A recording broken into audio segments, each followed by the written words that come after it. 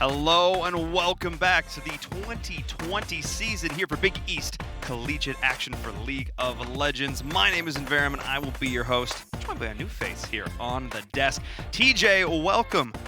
2020 ESL Collegiate. Glad to have you. It still sounds like a future year. I'm not going to lie. Every time someone says 2020, I'm a little bit sidetracked for a moment where I'm like, is it really? I almost said 2020 or 2019 both times in that intro. So We're I on the same definitely agree. But you know what? It's good to be back. A new season here for the Big East for CLOL 2020. We've got some returning faces. We've got some new players looking to step up, make a mark here in the world of League of Legends. We are changing things up a little bit this time around. If you're familiar with, I don't know, the Pro League formats like LCS and LEC, this will be super familiar with you. So let's take a look at how it's going to work. The ESL Collegiate 2020 spring season presents the opportunity for players to showcase their skills and strategies heading into this new CLOL season. Players will go head-to-head against rivals and see their games brought to life on the big screen. The Big East League of Legends regular season starts with a double round-robin stage. Each team will play all other teams twice during this stage, and all matches best of one. Each team's record during the round-robin stage will determine who qualifies for the playoffs. The top 4 teams in the conference will meet in a single elimination bracket in the playoffs. The top 2 teams will play a best-of-5 grand finals for the chance to compete in the CLOL 2020 postseason tournament.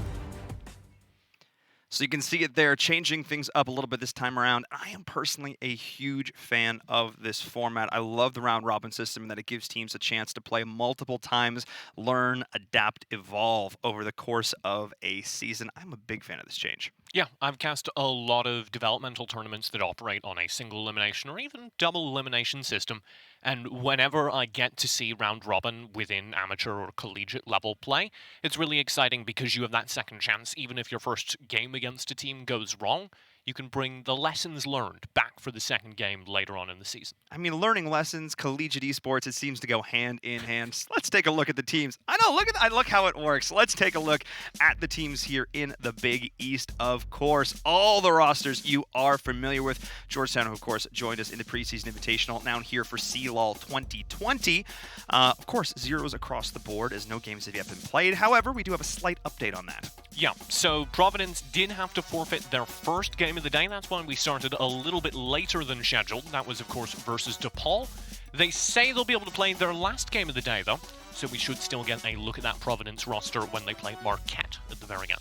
Definitely my hope to see them here. Of course, students super busy this time of year. And of course, we do put their education first. As much as we do love League of Legends, we appreciate the scholastic endeavors are certainly important. But that does mean, of course, we're changing up this first game. So let's get into that first match of the day. It is, of course, going to be Seton Hall taking on Georgetown. Georgetown, of course, as I mentioned before, joined us for the preseason invitational. Now here, going up against Seton Hall, who definitely feels like one of the teams to beat going into this. Yeah, they did, of course, make it to the finals of that preseason invitational, getting dropped 2-1 by DePaul there.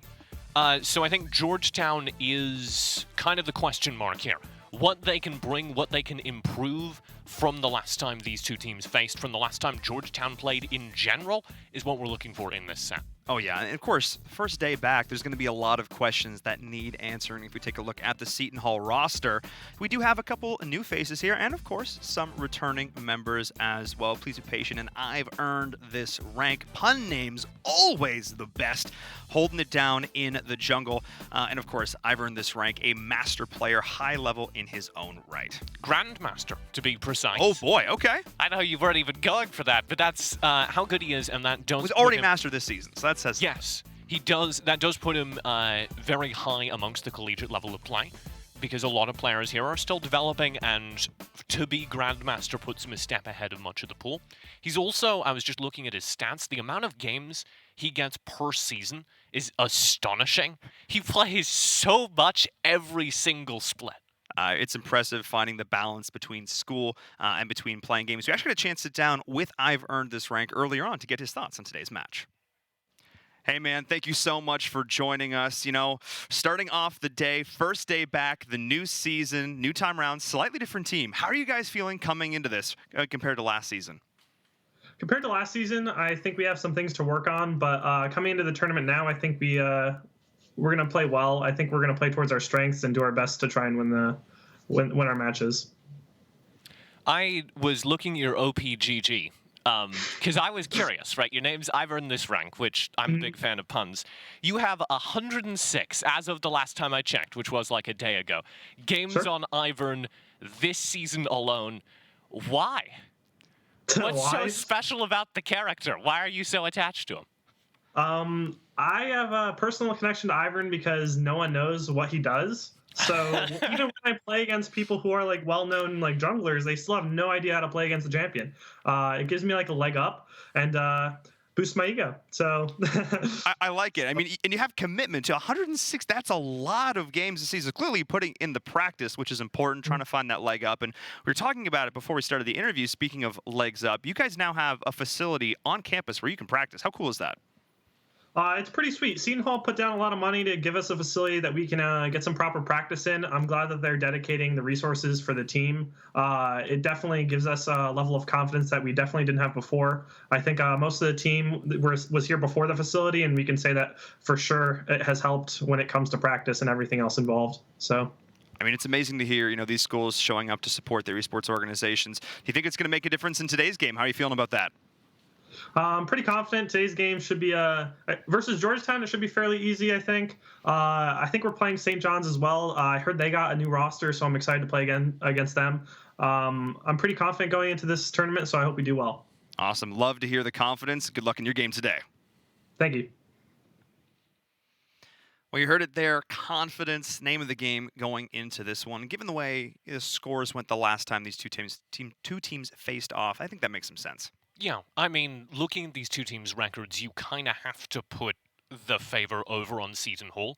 Georgetown, on the opposite side, have a lot to prove, but they have changed a lot in the off-season. They only have 2 returning members on their roster, so they've made changes, and now we kind of get to see if they pay off.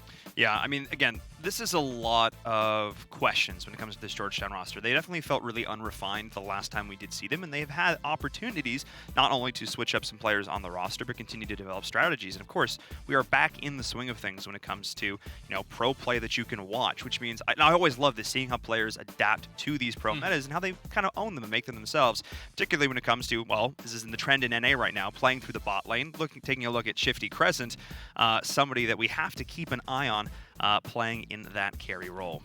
They were in the jungle, I believe, during the last preseason tournament, so a little bit of a shift around from them, a shifty Crescent from the jungle to that ADC role.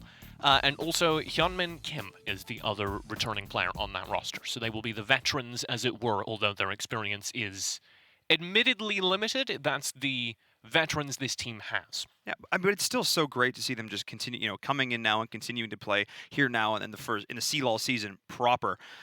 So I'm excited to see what this team can do to bring to the table because they're going up against some individually powerful members. And Diamond 3, not a shabby rank by any means, but when you're dealing with opponents, especially coming out of the jungle, who are GM, that's tough. Timing and rotation right now, especially in the early game, is so important, especially with the shifts we've seen, in the last few patches, or I guess in like the last 6 months or so, dealing with these early game objectives. And we'll talk about that a little bit more as we get into the draft, discussing how this early game is going to, well, really impact how this is going to go.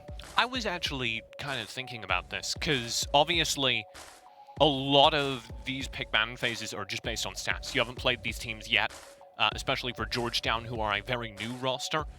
So I was wondering if Ivern has kind of messed up in naming his best character, his account after his best character. Because even if you don't do the research, you ban Ivern. No, but here's the thing, though, and this is what I love about this every time we see this. It's a bait ban.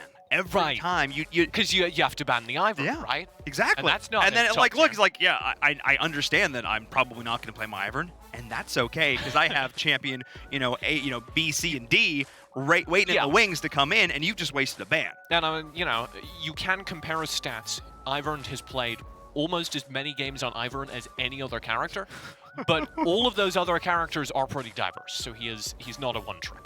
And we are seeing some interesting bans coming in all around. Definitely targeted at this point. I don't think there's a lot of situations where we see a first ban. No Ivern.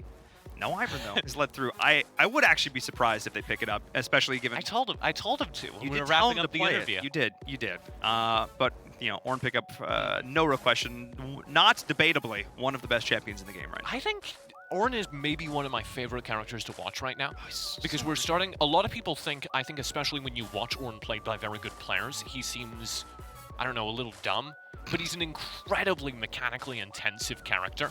Well, not only is it that, he's so tanky and he does so much damage. So every moment you're like, I might be safe. Maybe I can. No, okay, never mind. Did you What was I see- thinking? I think I was watching LEC and somebody got like the 4-stun Ornn combo off the other day. You can get some absurd things going with the full Ornn combos. And if make sure you're you have up your there items with the mechanics. in the right slots, so he upgrades the right items. Luden's Echo. Anyway, Aphelios coming in response. Interesting. I mean, some slight changes recently, so kind of falling down, I think, a little bit in priority. And then the Kindred as well, so double marksman off the bat here for Georgetown. This is Patab's main. When I was looking at their stats, Patab's, of course, the Georgetown jungler. He is not quite a one-trick, but definitely has a heavy preference towards playing Kindred in his solo queue. All right. So I'm not too surprised by that. They're a little bit out of meta, but they're seeing some play, so Kindred's not a bad thing to have as your main currently. Look, if your main is something that you can carry on, which Kindred is certainly that, Mm-hmm. that I have no issue with. If your main is something kind of obscure that's like kind of tough to carry on, then I go, Like okay. Ivern. Part like Ivern. But the response, I think, from Seton Hall is excellent. Picking up the Misfortune as well as the Leona. These are two top-tier picks. Soraka, I'm excited about the Soraka. You might not be. I mean, it's fine. Particularly into the Ornn, I think that's a very good choice. I really like the Soraka Ornn matchup. I do want to also touch on the Aphelios, though. Yep. Because that was a first draft of the Aphelios. Now they're facing into a Leona Misfortune lane. That's going to hard shove this Aphelios back as far as possible in their lane, behind turret, especially during the early game. It should be noted if we get to late that Aphelios will obviously outscale, as Aphelios is wont to do, but for the early mid game, I think Seton Hall are winning this draft quite confidently right now. Well, I also love the combo. The Call of the Forge God into the Eclipse, with everything that the MF is going to bring on top of that. Bullet time, that is a whole world of hurt in a very tight little area. I mean, if people walk in Yes. and you get Wombo comboed, maybe around a Drake pit. I don't know. Just saying. I know Leona is kind of falling a little bit back out of being S tier, which she briefly was, but her team fight potential, I think, is still unmatched. Oh, it's huge for sure. I mean, the other ones you're looking at, Nautilus, Braum is seeing some play as well in the ban right there. I'd like a Braum here, let's because just Misfortune take it out. Leona is the hard counter. It is the hard counter, which is why Seton Hall do ban out the Braum in that second phase. And then Elise J4 denied for Georgetown, taking away the jungle pool of Seton Hall, both two top-tier supports. And the Darius being picked up here as the top lane. So Potential. Soraka's support, then. Rock support is looking likely here. There were some changes made to her recently to make her more viable in the support role than up at top, sort of discouraging that. So I'm not really surprised to see that coming out there. And I mean, if you're gonna, you do it. You just had to at that point. I mean, I told him to do it. I'm happy about this. no, but here's the thing too: is it's just you ban the other top tier supports, you're gonna force him onto his main. He's just like, okay, I guess I'll do that. What? Oh, boo! Woe is me! What a hardship. Yeah, they banned out Jarvan and Elise, who are definitely better junglers, at least on paper right now, than the Ivern. But we now have the Ivern coming through with a Victor as well. This is a very solid draft. The only question mark, if you were looking at this as like a pro draft, the only question mark would be the Ivern. And with the knowledge that Ivern this rank is a incredible Ivern who has earned his rank as an Ivern, then you kind of, I think, paper over that and say Seton Hall have won this draft phase. I'm gonna call this the Viper equation, which is there comes a point where even if a champion is out of meta, you're just so good at it Yeah. that you should probably just not let them play it anyway. Because I mean, that Viper Riven game was. Well, we'll see. We will see We'll if see. it's worth it, because see. all of our data so far for Ivern is solo queue data. This is And true. it's very easy, as he was saying, to carry on Ivern in solo queue, as he said in that interview, against junglers who don't play against Ivern a whole lot. But once you get to people who are practicing together, that becomes a little bit more difficult, I think. So there's definitely the possibility that it falls flat. Yeah. But I'm going to say, just looking at some of those stats, looking at those performances, I really do want to see this Ivern, and I do think it's going to carry. Look, I love it. I mean, we start off, we're singing Seton Hall's praises going through this. They're one of the top teams. We profile a player on this rank, and he's known for a certain champion, and then he picks that shit. Like, as casters, we can't ask for anything more than that. That's an ideal situation. We set him up, and he's knocking him out of the park. It's like we're playing t-ball. And I also think, in terms of knocking it out of the park, I like this draft from Seton Hall. The Victor mid as well in the Rebel matchup is going to be solid, and then great late game scaling on that champion as well. So I think they've got a good well-rounded composition. I think, as you mentioned before, they're going to do well in the early game. I think this Soraka is going to help that lane a little bit. I'm not sure about that because I was talking about it into the Aphelios, and I feel like Aphelios Soraka has even fewer tools to deal with the hard engage. And the really powerful thing about Leona is once you get level 3, Leona can just go. Yeah, she can. Leona could just say, I'm engaging now, and there's not a whole lot you can do about that. And against the permanent instant engage that a Leona has, I think not having firm disengage is questionable. This is true. And I think it's going to come down to play, and I think it's come down to sustainability in the lane, because, of course, with that matchup, you do have a lot of sustainability with the affiliates as well, knife steal and everything. So we'll see how that goes. I'm still leaning towards this if we come to our prediction portion of the time. I'm going to go with Seton Hall. They are the favorite coming into this, and I do enjoy the draft quite a bit. So I'm going to say Seton Hall is going to walk away with this first game. They were confident coming into it, and I think Georgetown, we still have a lot of questions need to be answered, so I'm going for the safe bet. I'm going with Seton All, because I'm also going to be on the Seton Hall side of the predictions chart. I think their draft is better. I think their record is better. I think Georgetown have a lot to prove. But here's the thing. If they can walk away with this, what is likely, I think, a combination of comfort picks coming in from them as well as some decent meta stuff brought together, I think this is going to do a lot for their confidence, even if they don't necessarily walk away with the win here, but if they can show that they can being at least... solid here is enough. Yeah, exactly. And this is huge, because it is only day one. There's still a lot of opportunities to continue to prove themselves in this round-robin phase as we get into our very first game of the day. Let's jump right into it, TJ. Seton Hall taking on Georgetown for the Big East League of Legends 2020 regular season. Oh my god, what is this? Already Seton Hall group up, and they're going to be looking for an invade here, which I like to see on Ivern. It doesn't look like they follow through on it after they find out that Georgetown are quite aggressively holding. And we won't even get the vertical jungle trade, as Georgetown themselves go for the ward and then back away. All right, and that was not scouted, so a little bit of additional information. Jungler info at this point. I mean, you get to a certain level of play when you're a jungler, and you just have the sixth sense of where your counterpart is on the map, and oftentimes we call it, call it the handshake. So okay, you're gonna do this, then I'm gonna do this. You take my, you take my buff, I'll take yours, and a lot of that's done.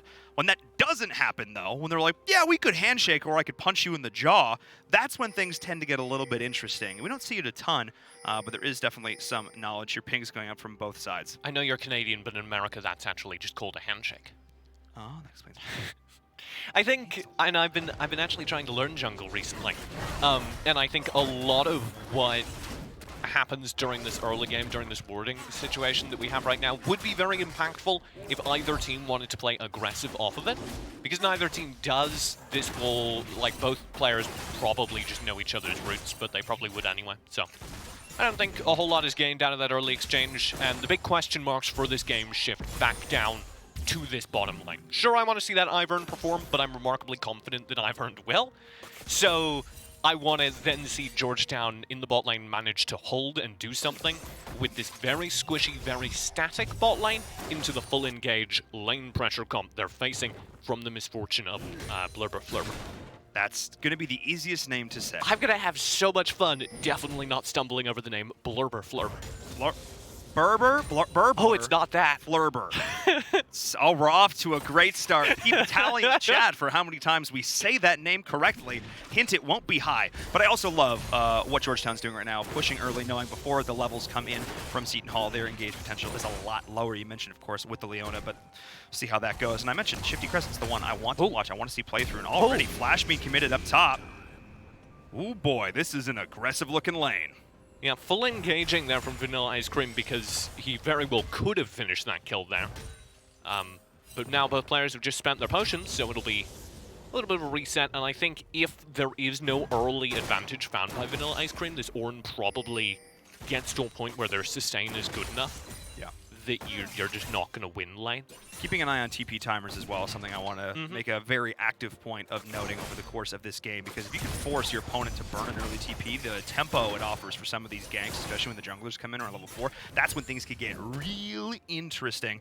But I expect we're often just going to see a bit of a slugfest up here, and these laners, I think they have enough to focus on with themselves right now, and here come the ganks that I'm talking about, right at level 4. Vanilla Ice Cream is going to be the target. Can they get the follow-up? There it is. But can they get the kill? Yes, they do. First blood blood, and please be patient. No patience here, just looking to get that first kill. First blood to Ivern's this rank, demonstrating how he earned his Grandmaster rank with the early engage, lands all the CC, and I think, critically, Vanilla Ice Cream did know what was going on. They were aware that there was a gank coming, but they just didn't expect the stuns to land. Just really not finding the sidesteps there for Vanilla Ice Cream and able to chain together the damage. And again, mentioned before, he did have to use that TP to get back in the lane. Now the question is Ornn going to do the same, or he's going to choose to walk back, which I think would be the right call. Building momentum. Let's take a look at that kill one more time. Catch the very end of it there. Pops some emotes, because why not? Did get a little scary. He landed the double pull on the Please Be Patient right underneath the turret. Could have managed to trade that. Please Be Patient really shouldn't have chased it. But it's all good. It's all good. No harm done. No harm, no foul. Oh, missing cannons always feels bad. As we're taking a look at that mid lane matchup as well, it's going to be quiet for a bit. I think Victor, of course, needs a little while to really get underway at this point. Top and bottom are really where I'm keeping my eyes out. And now, of course, for Patebs, the early game ganking from Kindred is not really. Yeah, I think Kindred's late game team fight potential outweighs that of an Ivern. Oh boy. Oh boy, walking back into it. It feels real bad. Going to be able to get right on out of there. Forced to burn the flash, though, from Hyungwon Kim. So that's ideal situation already. I've earned this rank is making his presence felt on the Rift. And a lot of what jungle is this season is early lane presence. And I've been noticing a lot of... Oh, I'll hold this thought as we have those early engages I was talking about. Going down towards the bottom, trying to get the kill onto the Aphelios. Not able to do so, but that's Numgums just setting the tone. So a lot of jungle right now this season is how much impact can you have on the lanes in the early game. Because with the new jungle scaling, you very rarely get to a point where your late game presence is going to be at pace with the laners who have just been power farming all game. And that's why I'm a little bit questionable of the Kindred. Because yes, Kindred's late game teamfight presence is better. The ultimate, of course, incredibly valuable. Yeah. But if that Kindred is underleveled, if that Kindred has been bullied all game by the aggression from an Ivern, who of course is going to be present in lanes, I don't know that it matters. We're already seeing the engage going up top there. Not finding the second ring of that call, the Forge God. Just chasing down Vanilla Ice Cream the old-fashioned way. Over text message, obviously, as that is the second kill, making its presence felt in the top. I've earned this rank, showing just up for a participation trophy and not a whole lot else. As we see, Please Be Patient just going off, and they want to push this lane. Give me some turret plates. The Daisy for the extra turret damage. They're going to absolutely nuke this first turret plate. A little bit unfortunate she aggroed the turret, so she'll go down a little bit quicker than you'd like. But the presence up on the top side of the map means that Georgetown know this Drake is uncontested and should be able to take it. Yeah, I think this is a smart response here from Georgetown, identifying, okay, look, this is gone. We need to get something else. And the macro plays oftentimes where we see these collegiate teams struggle. And I like this response. It was smart, chaining in with the backs, picking up some first items, and this is going to give the bottom lane a little bit more, I guess, reprieve at this point, because they don't have to quite worry about that objective if something should go wrong in their lane. You picked up Please Be Patient, didn't even attempt to land the second ticket, the Call of the Forge God. Yep. Instead choosing to get the stun from the rush up against the wall. That's actually definitely the right call in that situation. The Call of the Forge God is much harder to land. It has a smaller AoE on impact than that wall slam, and when you land the wall slam, you're right up close, and it's easy to land the follow-up damage. So I like the awareness to not be tied to, hey, I've casted this ultimate, and instead be going aggressive and landing the optimal place. Yeah, no, that was really heads-up play. It just shows that Please Be Patient has put in the games on this champion, knowing exactly how to flex the kit when needed. Because I feel like for a lot of people, your instinct is like, well, I used the first part of the I got to do all of it now, but... I got to hit the slam with the ram. It looks good. Yes, it looks good. It feels flashy. But in that Maybe case, my favorite sound effect in the game. It's pretty... Well, you just hear that coming, and you're just like, oh, no. Not great. But still, what is great right now is Seton Hall up 2 kills, up a 1.5k gold lead at this point and more, and it feels like they're starting to get into their stride in this game. Yeah, let's talk early game for Seton Hall. The amount of turret damage they've got in the top lane is already immense. Because they lost that Infernal Drake, there was a path back for Georgetown through bottom.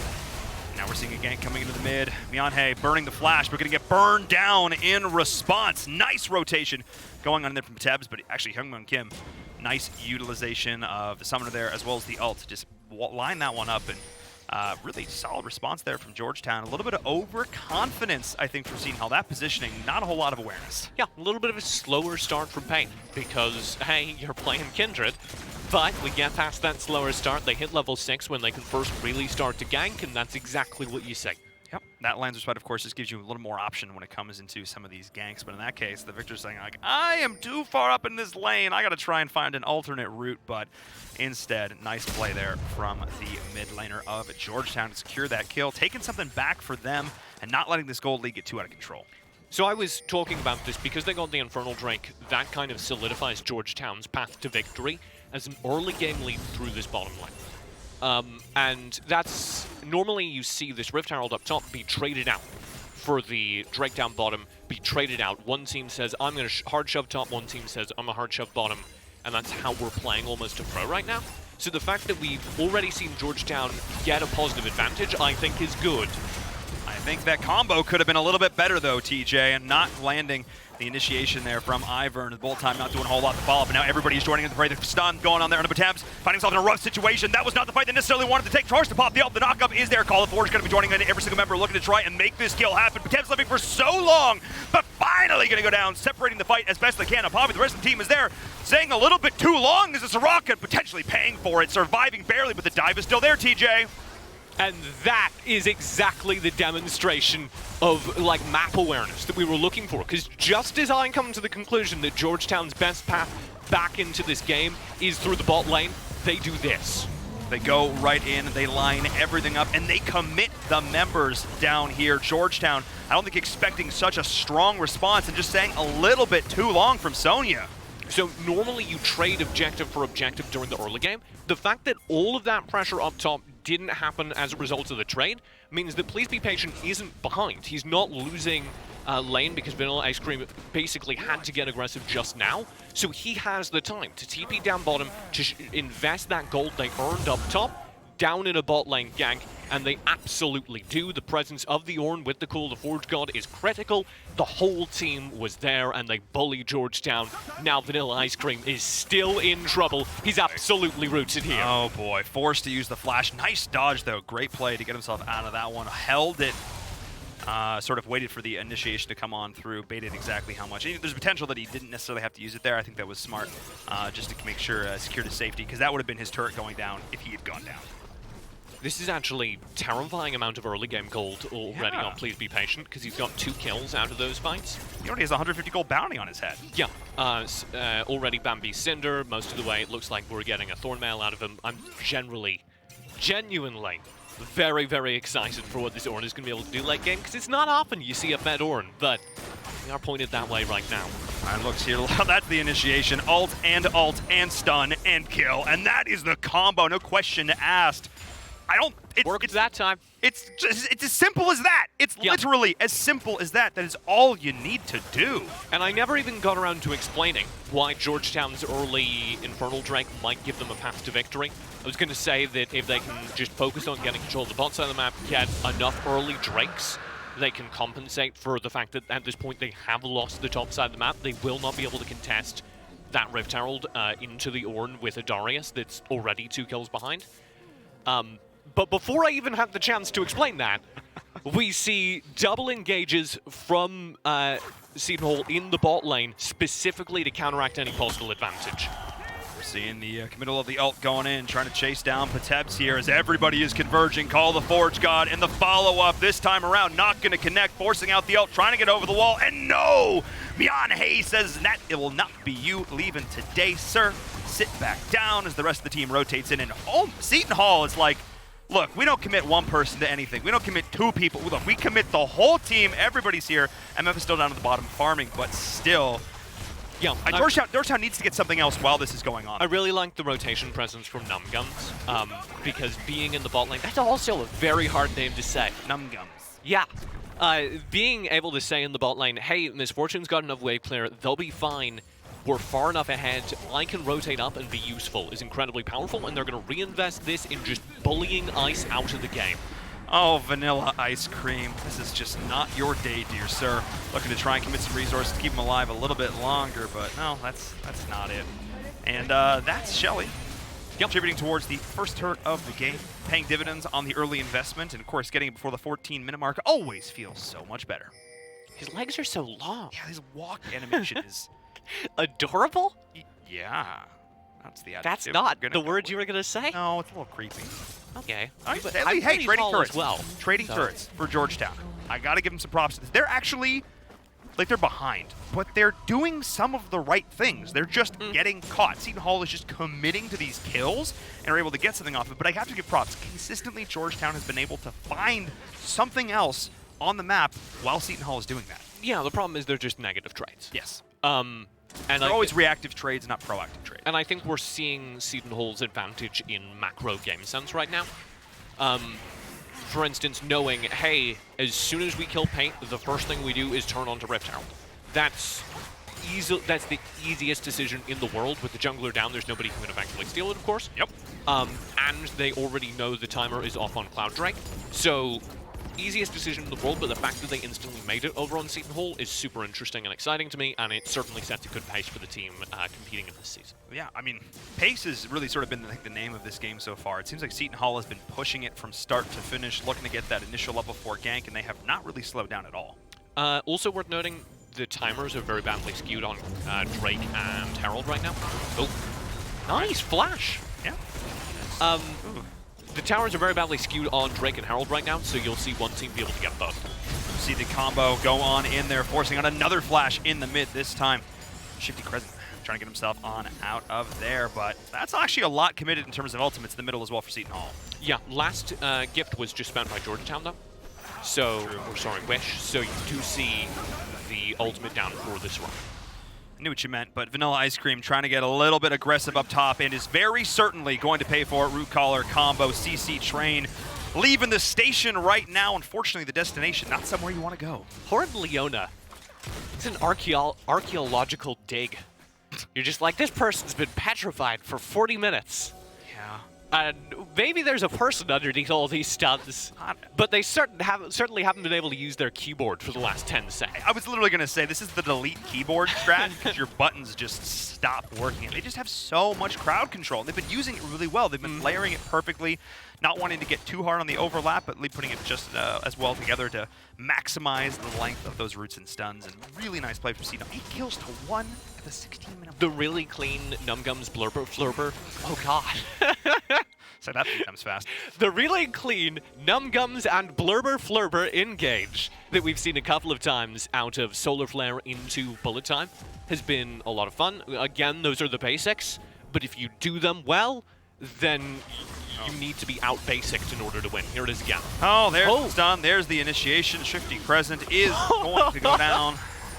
Mian Hay is just like, hi, you thought you could walk away, but no, there are 4 of us here again. They do not go half on these rotations. They fully commit, and Numgum is just constantly a threat. So you can punish 4-man gank attempts very easily if you shift your players away. If you're playing 1-3-1, if you're trying to say, okay, we're behind, we're going to lose these turrets, but we're going to have our other players press very aggressively in other lanes, you will gain an advantage out of it, but they're being too slow. And you see this here with Vanilla Ice Cream just now getting on the turret. He'll get that in trade, but this is a 2-for-1 trade because Seton Hall have had the time to get a turret down bottom and get this turret. Kill, turret, Drake versus just a turret. Not that ideal trade. You mentioned it before, and again, it always seems like Georgetown's like, okay, well, all right, there's 4 of them here now, and they're ganking us, and we're dead, so I guess we'll take something else. And I'll hold this until this fight's over, as you do see the equalizer committed. I don't think you can fight this Georgetown. Going on in, gonna try and make it happen. The bull time on the back of this. The sun, the chain CC is there. Knock him off, trying to stay alive for so long. The Lambs for Sway keeping him in there on the flank. Chris Shifty Crescent is actually doing a decent amount of return damage, but Numgums is still alive in the back. Youngmo is slowly ticking down, but they're trying to take down Ivor in this right through color there. Numgums be trying to Hank. I cannot believe nobody has died yet in this fight. They need to run. If you're Seton Hall, they couldn't get it together. That Kindred ult was sick. Yeah, that was all on the Lamb's respite from Pain. He drops it right as the Wombo combo we were talking about comes in. And I said it earlier, those are the basics. Solar Flare into Bullet Time. But if you can counter that, if you can stay on par with the raw basics of team fighting, then all of a sudden you're forcing Seton Hall to do more work, to not just be able to walk in and press the buttons in order, and you see the dividends then, as once you're in an even fight, it comes, you know, they have the moment of realization, hey, we're diving a turret. Yep. Hey, we're pressing very aggressively into a team that is not out of the game entirely. They're only 2k gold behind, and Georgetown can absolutely hold the turret fight under those circumstances. It is all on Pate, though. He saves that day. Oh, he absolutely does. And I think this is already starting to check off some boxes in my little questionnaire that I had for Georgetown. And that was a situation where they could have crumbled. Yeah. That was a situation where it all could have fallen apart, and that would have been the straw that broke the camel's back. But instead, they rallied. They said, no, this will not be where we end. Not quite yet. Yes, we are behind, we are down, but we are not out. And this is showing some maturity from the squad that I love, the team fight potential that I love. And I said before this, as we were getting out of draft, they don't necessarily need to win this game. They just need to show that they can contend and they can contest, and they are doing that right now. Still, though, you have a vision problem. This is what I was going to talk about before that last fight, and you can see it here, so great, they gave me another visual aid. But you need to already have vision at least around these major objectives, and this is why Seton Hall are always able to have a player advantage down towards the bot lane in these ganks, right? Because there is no aggressive vision from Georgetown to be able to know what Seton Hall are doing before 4 players show up in their lane. I don't think Georgetown has had a ward on the other side of the river for the last 7 minutes. That's not true. Pate, ran into the enemy jungle and died, but he did get a ward down. Right, I don't think I've seen a useful ward down in the last 7 minutes, but no, I think that's a great point, and I think that Seton Hall's been very proactive in playing the vision game. If we look towards the ward scores as well, even just coming from the support of Leona, pretty far above the counterpart down there. It's been obvious this has been more of a team effort going into this, and now the Misfortunes got the first major item completed as well, going for more of that early game build to lane out. And I'm sorry, I'm going to give you credit, because actually Pate didn't get that ward down. That must have been the ward from the early game that I was thinking of, that I saw then. Because he's got the Oracle Lens, and he has done for a while, so... Yeah, we've been seeing No, you're right. They haven't warded on the opposite side of the river the entire game, and that is definitely, I don't want to say the nexus, but the beginning of Georgetown's troubles, because the vision problem leads into, I think, a shot calling problem. So I think it's sort of a downward spiral. It's a problem that begets a problem, because you don't go in because you're afraid you're going to get ganked, and you're afraid you're going to get ganked because you don't have vision, and now the fight just starts it off, and they have absolutely no chill if you're Seton Hall. They just want to keep going, diving underneath the turret, committing absolutely everything, but the Lamb's Respite is there, denying a lot of damage, but please be patient, please be not quite so tanky, dude. It's only 21 minutes into this game. Did you see how much damage that Call to Forge God just did? It shreked It was them, doing dude. like half HP. That was... I told you this was going to be a fed Ornn. Yeah, you were right. And as I said before, Ornn does more damage for the amount of HP than he has any right to. 21-minute battle. Oh, Victor, please. This is actually still risky because Pate is up. He should lose his smite battle, especially against a player as good as Ivern, but it could go either way. We're looking towards a lot of damage being taken already on the Gums. They're potentially going to look to try and go over the wall, but the damage made already done. There's the snipe going on through! He found it! Back on up, but Vanilla Ice Cream is here on the flank. One man against an army. That's not where he wanted to be. Sir, your team is winning! Why are you there? He steals it, though. Pate walks in, and Ivern smites. I think I saw him smite too early. Hopefully we can watch that one back and take a look at it. Let's see exactly what happened. So over the wall, here comes Pate. You can see him watching this HP, and I think I see the drop here. Yeah, there it is. Oh, way too early! I think he was expecting the Teps to go. I don't think that was smite, though, because I can see that. So it wasn't Ivern. Wait. He was sitting on it. Someone else on his team landed burst. And it absolutely ruined his I mean, the Baron smite. goes down and you haven't burned smite, that might actually be worse. Yeah. That might actually be worse. I think that's comms, which, you know, to be fair, this isn't a pro team. These are collegiate teams. It's true. On a pro team, you want to stack your burst right at the end. So your comms are, I can do this much damage, and then you communicate on the team, once we get to this much damage, we're all going to burst it, because we know roughly how much we can do, and that clearly wasn't happening. That's how that goes wrong. We do see the initiation starting things off. The root is there, and I think that Soraka might just be gone. And yes, very smartly backing up, not wanting to commit additional resources, but the follow-up is there. Numgums is going to look to go in and try to make something happen, but pretty tanky. Trying to stay alive through this, but fighting into the choke, not an ideal situation. There comes the bullet time to shred him on down. We are going to see a little bit of return damage, and I can't believe the Seton Hall is continuing to chase Georgetown. No one to cut your losses. No tank for that fight. Vanilla Oh, Ice boy. Cream already Oh. gone. And what is this, Orn? He has no patience. None whatsoever. I've said this before. Seton Hall has absolutely zero chill. No. And right off the back of losing a Baron fight, they just say, okay, well, we got to make up for that, don't we? Look, you only have Baron buff if you're alive to use it. You're right. The best So- CC is death. The problem, I think, compositionally for Georgetown right now is the only functional tank they have during the early game is a Darius, and he's a Darius who's 6 kills down. So the entire team fights that happen in choke points like that, you're playing into Leona Orn, and they can just stand there in that fight and make sure it happens front to back, and the backline is this misfortune of Blurber Flurber having a great time. And there is nothing. I nailed it that time. Don't you crack up. Crushed it. I crushed that name. And on the opposite side, Georgetown, sure, do hypothetically have a decent front-to-back comp once we get to late game. You can use the Kindred ult to keep people up, kind of making pseudo-tanks. Soraka also operates like that, creating tanks out of characters that aren't ostensibly tanks. But right now, during the early game, you're just seeing people get run over in these choke point fights because Georgetown have nothing that can take a few hits. I also want to note, please be patient. Taking advantage of the other great thing that Orn does, which is when we look at gold leads, we also have to think about all the items that he's also upgrading. And when we're looking at it right now, buffing up himself and the Leona in terms of some tanky situations going on, this is just going to make the life of Georgetown even more difficult. Because if I look at this, while there looks like a 3,000 gold lead, it's more functionally a 7,000 gold lead at this point for Seton Hall, and those numbers are starting to show. Have you heard of the term ornaments? Yes. Big fan of that. I like that one. I heard that for the first time, I think this weekend, actually. And I'm a big fan. We are seeing the initiation go in. Once again, Soraka getting caught out, and this time Georgetown very smartly just letting it lie. That is, unless this rotation can collapse onto the top. The damage has already been done. The turrets are down. Another pick up there on Vanilla Ice Cream, falling apart for the side of Georgetown, trying to get a return kill. Will be able to do it. I'm going down and I'm taking you with me, but that was not the situation to be in. It just feels like the lack of vision and the lack of map awareness for Georgetown has been their undoing this game. Youngman can just diving. I'm gonna kill this Ivern. I want him dead!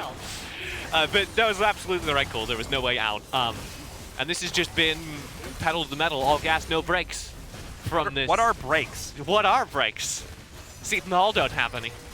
What are brakes? How do they Unsafe work? ride, that's what they are. That's yeah. Going downhill 90 miles an hour. Not the Uber driver I want to have. No. Just saying. But still, finding the inhib there up in the top. Seton Hall very smartly going to reset, going to back this up, going to clear up the vision, establish some of their own, continuing to put the lights out. Why are there 3 wards, 2 of which are Look, it's a controlled? very special bush, No, all I'm right? with you. That's a very important bush It's a to very ward. important bush. It's a super... Why would you... Georgetown are having a bit of a rough time. Look, at this point, I think that they've still shown me enough, despite the fact that Yes. it's kind of falling apart a little bit here in well- the late game. They've shown me enough. I can see the potential of this roster. The team fighting is the best part of them so far. It seems like when they have been able to come together and they've been able to make Seton Hall overextend in these fights, they're looking great, but they need to know when to collapse. If they're going to try and utilize some bait, whether intentionally or not, they need to have to follow up on it. And I like this decision now to go and establish some vision. A little bit better vision. A little bit better, but just don't get caught. Please Just be patient don't to get catch caught. this. Call the Forge God. Well, okay. There's no play-by-play for that. There's no, you don't need to call that. That's Just happen. totally fine. We all saw Look it. at how little that Moonlit Vigil did. Granted, it was Gravitum, Still, but like, they're real slowed. yeah, I mean, got him out. Yeah. Shout out to that Moonlit Vigil, I guess. Yeah. You did your best. Papino coming in once again. I've earned this rank, helping to lead the charge. They have another tanky body Yeah. to mention in these. Daisy. If they didn't have enough tanky bodies as a front line, there's just too much HP to chunk through. I think at this point, it's just too far behind. 18 kills to 3. This looks like it's going to be the beginning of the end. Diving underneath the inhib turret. That's the bullet time. That's all the Victor damage. Lining everything up. That's the first kill. Lamb's Strike going to keep him alive a little bit longer with the Redemption trying to keep the HP up, but that is going to be it. Also, looking towards it. Oh boy, that was the everything. All the ultimates pretty much being blown. Last Wish blown also by the Soraka in order to keep them up. So they have nothing now. Everything gone. Oh boy. We're seeing the damage just rain on through. These Nexus turrets are getting real low. This is the last stand for Georgetown, and they are so far behind. I don't think they can get it done. Go in, try and find the damage. Numgum, not a whole lot of mana, no problem. still setting this up for the team, and the kills are starting to come on through, and that is going to be it. Seton Hall, like you said before, pedal to the metal. They do not stop. They started this game off with a kill at level 4, and they did not look back. A decent attempt from Georgetown to try and stay in it, but couldn't quite get it done. GG's to Seton Hall. More like Seton Brawl. Yes. Yeah, I've got that's a sample of my new Netflix special. Seton Brawl. Yeah, because they were fighting the whole game. I understood it. That was the joke. I got it. Thank you, though. No problem. It was excellent. No, it was also some excellent play. They were, although, yeah, they were just pedal to the metal all game, and I liked that, especially when things looked like they might begin to go wrong. When you're like, oh, actually, that's a Baron stolen away. Especially during the early game, you had that Drake trade. That's legitimately a win condition created by Georgetown. And Seton Hall's just pure raw aggression led to Georgetown not being able to get out from behind their turrets. And that meant that from moment one, they were behind in vision. Yep. And that adds up, because you don't just have, oh, I'm behind in vision from moment one. You have, and they're exploiting it because they're playing aggressive. So you don't know where that 4-man gang squad is coming, and they come to slam dunk in every lane. It was literally 4 members every time. Yeah. At least 4, sometimes 5. They committed for those kills, but it paid off because it was never just a kill.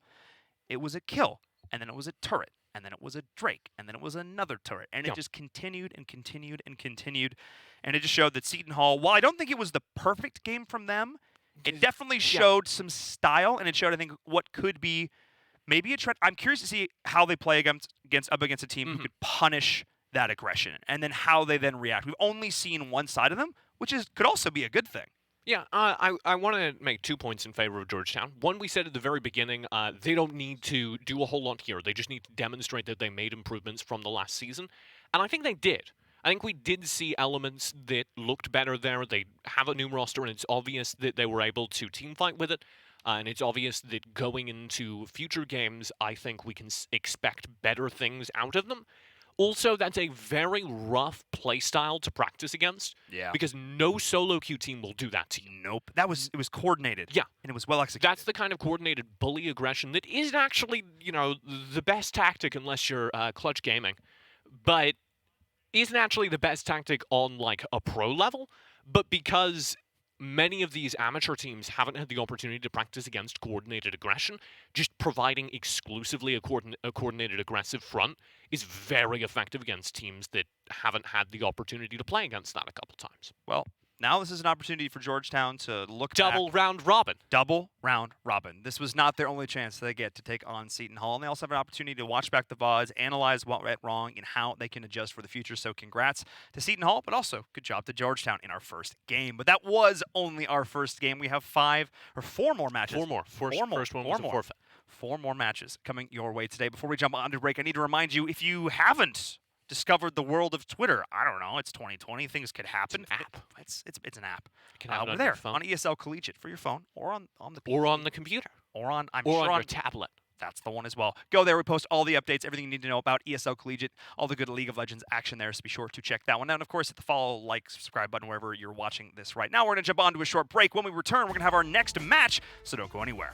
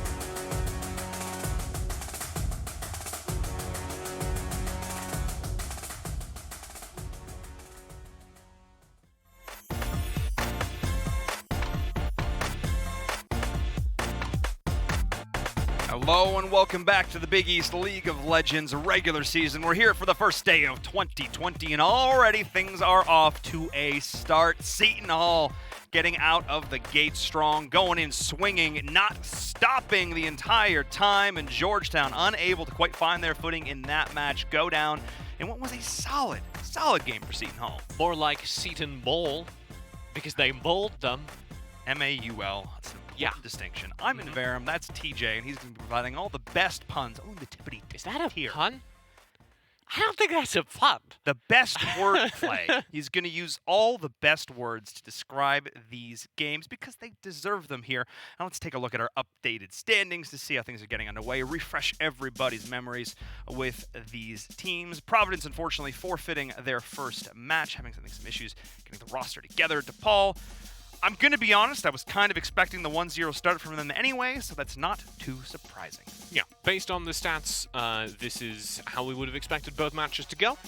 But we will get a chance for Providence to surprise us later on in the day in our final game of the day.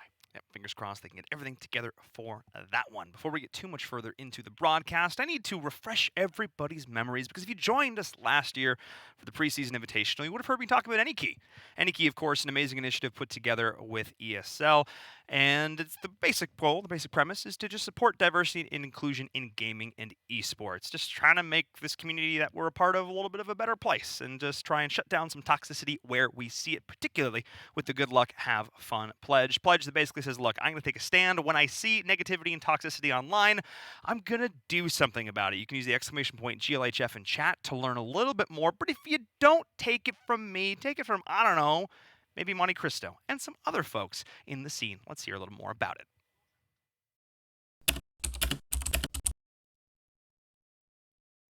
Hi, my name is D1 Ala Mengret. Hi, my name is Sue Lee. My handle is Smix. My name is Jordan Gilbert, aka Nothing. My name is Bill Carter. My handle is Jump. My name is Christopher Michaels, better known as Monte Cristo. Hey guys, I'm Michelle Morrow, and I'm on-camera talent for both esports and the world of entertainment. I think it's important that people are made aware that their behavior is not acceptable if you're going to throw out bigoted terms or target somebody for that kind of harassment. So dealing with toxicity, even just on a normal day-to-day basis, when I game, I just like to be sort of an anonymous gamer, and to this day, I am scared to use my mic. I think that anytime you can sit someone down that has a negative mindset or has a sense of toxicity, think about who you're affecting. If I had the ability to confront a troll face-to-face, they would not be the keyboard warrior that they are inside of the game. The GLHF pledge is super important. Anything that's encouraging people to promote positivity, to promote understanding, to promote sympathy. It's cool to see that people are going above and beyond to be a voice for those from a community that may not be as well represented in gaming. You do matter. GLHF. GLHF. GLHF. GLHF. GLHF. Good luck. Have fun. So you hear it there. Good luck, have fun. That is the name of the game. And of course, you get an exclusive Twitch badge for signing up. Our goal is to have over 1 million signatures by the end of 2020, and we already have over 400,000 of them. It's like a few people. Yeah, GLHF. Does that count? Do I have a Twitch badge now?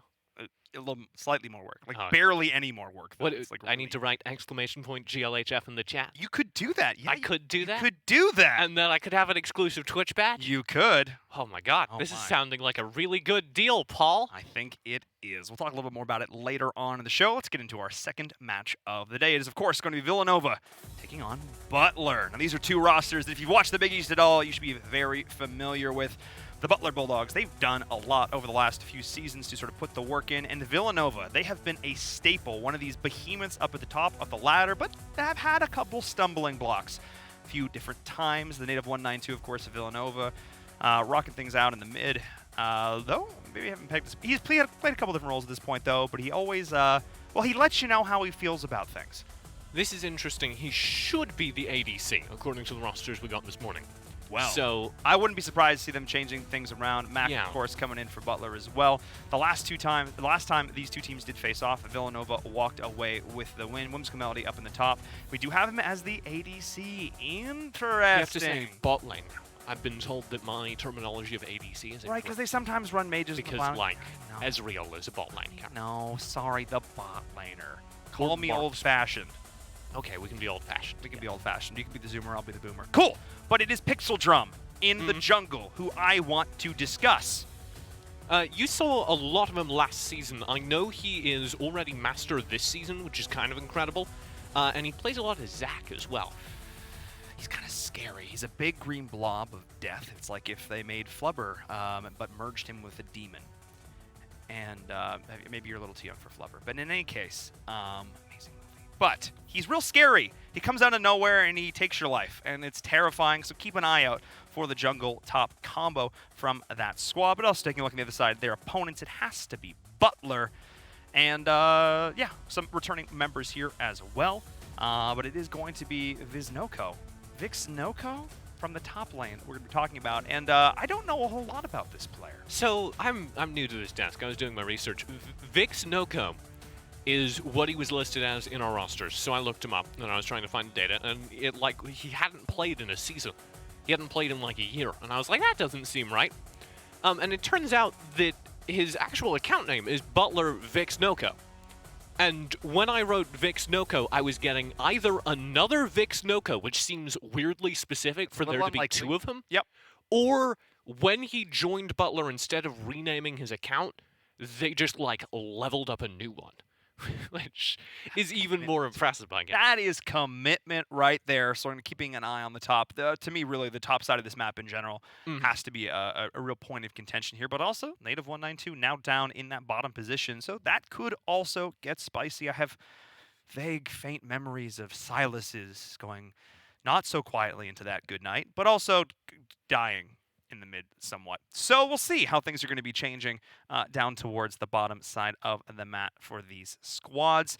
This should be interesting. Technically on paper, I think Villanova have to be the favorites going into this, but it's a new season. It's a new year.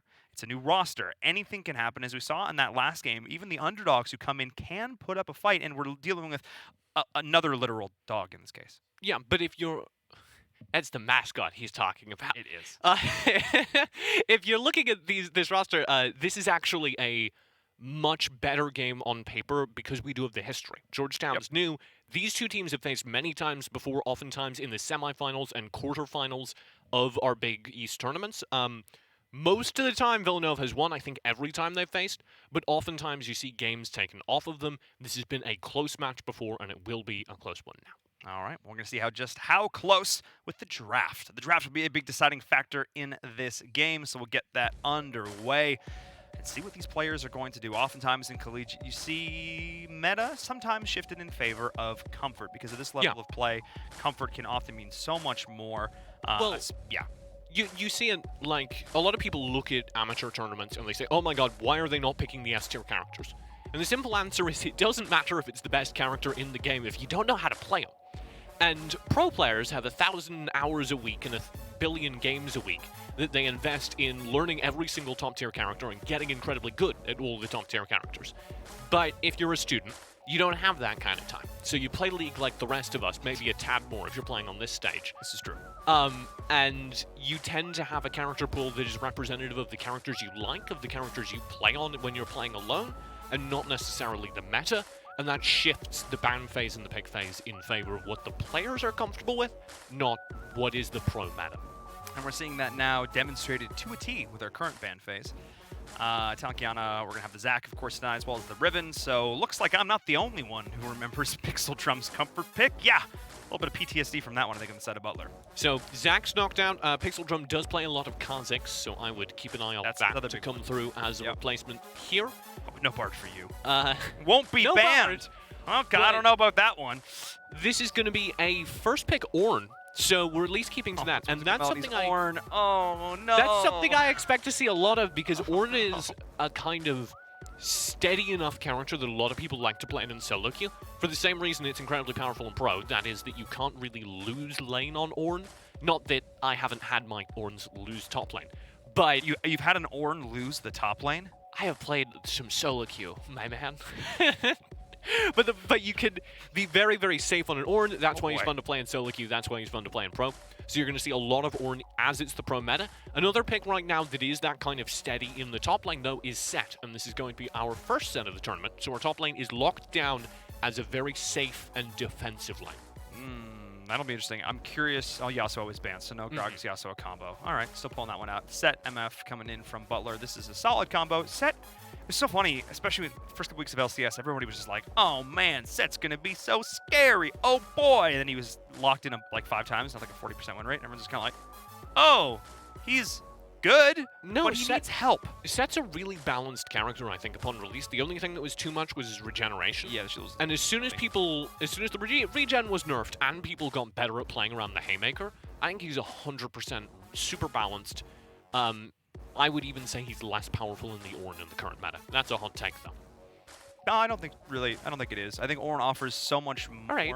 Otherwise, Well, I'm trying to start a Twitter account of controversial takes, and you're over here cooling down my takes, and that's you're upsetting. over here saying that Ornn's really good. I don't know, man. I feel like you need to dive a little deeper here. Sejuani, though, going to be the jungle pickup from Butler. Despite what EU would want, Sejuani finding her way back into the metal and into the meta. We've talked about pedal to the metal so much in that last game. It's got stuck in my brain. But yeah, Glacial Prison, never going to be bad. So, like this, Thresh also locked in for the side of Villanova for that support role. Misfortune again. We'll probably see a lot of the Misfortune because she was so powerful at the start of the season, and she's, again, a very safe thing to play in solo queue. So a lot of these players can very reliably be practiced on her, and she's decent right now. What I want to see is what gets paired with her in that support role, because I think if you have aggression with a Misfortune, you can really shove down the lane. Into a Thresh, though, you need protection, and you need a little bit more chase down, so I would say Leona would be perfect. You could also put a Nautilus there. Get Nautilus. And the Nautilus comes I through. was going to try and say it before they picked it and look all big brain, but no. I think I said it as they picked it, and You I did. wasn't looking at the screen, so I got partial credit. You get full points for that. You get full points. And hooks into hooks into hooks in the bottom lane. You'll be looking to land those up. Cast time is going to be something to keep a note of there. Villanova going to be denied a couple of bottom picks with those last 2 bans from Butler, looking towards Lucian and the Aphelios. Looks like Tristana. Oh, another one. She's just been in the game for so long. Everybody has played a ton of Tristana games. Also for the native 192, something that you have seen laned in mid, so probably has a few more options. This is mid-Mordekaiser, I suspect. I think you'd be correct. Is that old art? Is that old Mordekaiser Oh, it art? really is. We have some really old splash art here, folks. I like to go retro. That's exciting. I'm a fan of it. So the Mordekaiser will be thrown mid. Wait, is that a dig at the native? He played a lot of Silas. That's why. Yeah. I think that might actually just be it. They're just taking away his favorite place. Yeah, I mean, he'd already had his pick, so He's not going playing the to same play it role in mid anyway, so you're probably good. Probably. So this Mordekaiser will be thrown mid. Into his Silas, I think that matchup goes pretty even right now where Silas is, but we also don't really know where Silas is. Because he got tuned down and then back up, so I don't know. This will be a fun learning experience on that front. But I think Mordekaiser is another one of those picks that's going to be fairly safe. It's very hard to gank Mordekaiser, for instance, and for that reason, it's very hard to put him behind in lane. You also have that double matchup happening in the top lane. So my question marks are more around the Butler side, are more around the play with that Silas in the mid lane, and what's going on down bottom. It is indeed, and we get to this portion of the show now where we have to do predictions. And the way this graphic is built is I have to go first, which I always think is unfair as the host. I kind of like that. That I have to go first before my analyst does. But Because we did another show, and you would always wait until I made the prediction, and then you'd come through and you'd be like, and I have a stellar prediction that happens to be exactly what you said. So I like this new format more. I'll also note that I actually had a better prediction when right at the end of that season than he did. That might be true. 100% That's true. definitely 94% actually pick true. rate, 100% true. But I'm going to go with Villanova. I like the Ornn pick a lot up there in the top. I think putting that comfort pick up in the hands of Whimsical Melody is stellar. We've seen the potential of that champion. Mordekaiser, I think, to me, is really the big question mark for this because Death Realm is great, but if you don't use it right, you could actually hinder more than you help. And that, I think, is not a pick that I think a lot of teams are going to take lightly. So the fact that they're willing to do this in a competitive game suggests to me they've put in the work with it. So I'm going to lean towards Villanova. Well, this will be exciting then, because this is my opportunity to ruin my pick win rate. I'm gonna get risky. I'm gonna say Butler here. I don't think it's that risky. And it's off of the bot lane. Because Thresh Tristana is good, don't get me wrong, but I think the misfortune can put them behind early in the game. And I think with the Nautilus, that's a lot of counter to a Thresh during the early game. So if we see Nautilus misfortune get started early, start shoving, I don't like Thresh Tristana as something that can hold on. And then I do like Set into Ornn. I know I've been talking up Ornn. I know I've been talking up how good he is. I even said that I thought Ornn was stronger than Set as a character. But in that specific matchup, I think Set has the edge for me. Yeah, Set's also one of these newer champions, though. I guess he's been out a little bit now. Yeah, and we have Set and Silas, so that team composition That's a lot of... does have some question marks, because you have the retuned Silas and you have the brand new Set. So I'm not entirely sure how that's going to work out. That's a lot of punchy boys. You're right. It's a lot of punchy boys. So Full get MMA. really...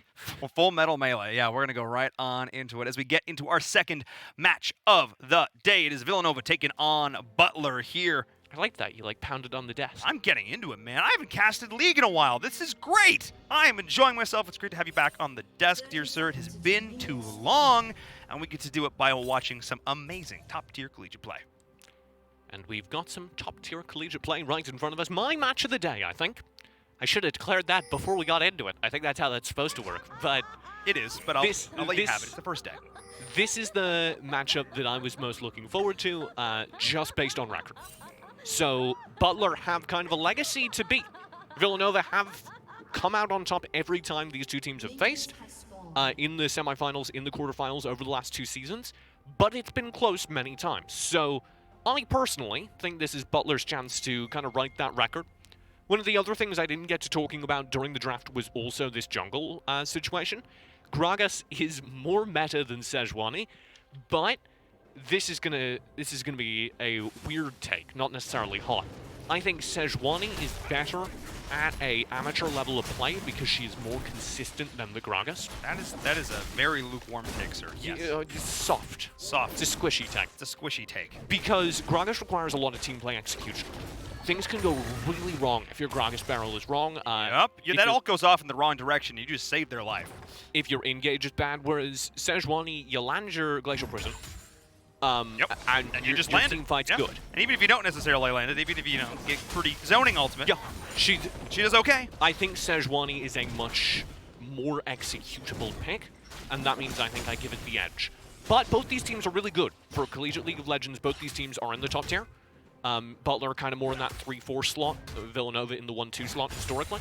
So this could go very definitely either way on that execution question. If there is going to be a team that's going to consistently pull off the Gragas executes, it would be Villanova. I also want to make a note that I only am catching right now in this exact moment as I'm taking notes at the start of this game. We're actually seeing Musical Melody in the mid lane here. Yeah. Still on the Ornn. But we're actually seeing that swap that ended up coming on through, I guess. I mean, traditionally, we have actually the Mordekaiser go into the set a little bit. No, this makes sense. This is just to bring the Mordekaiser against this set.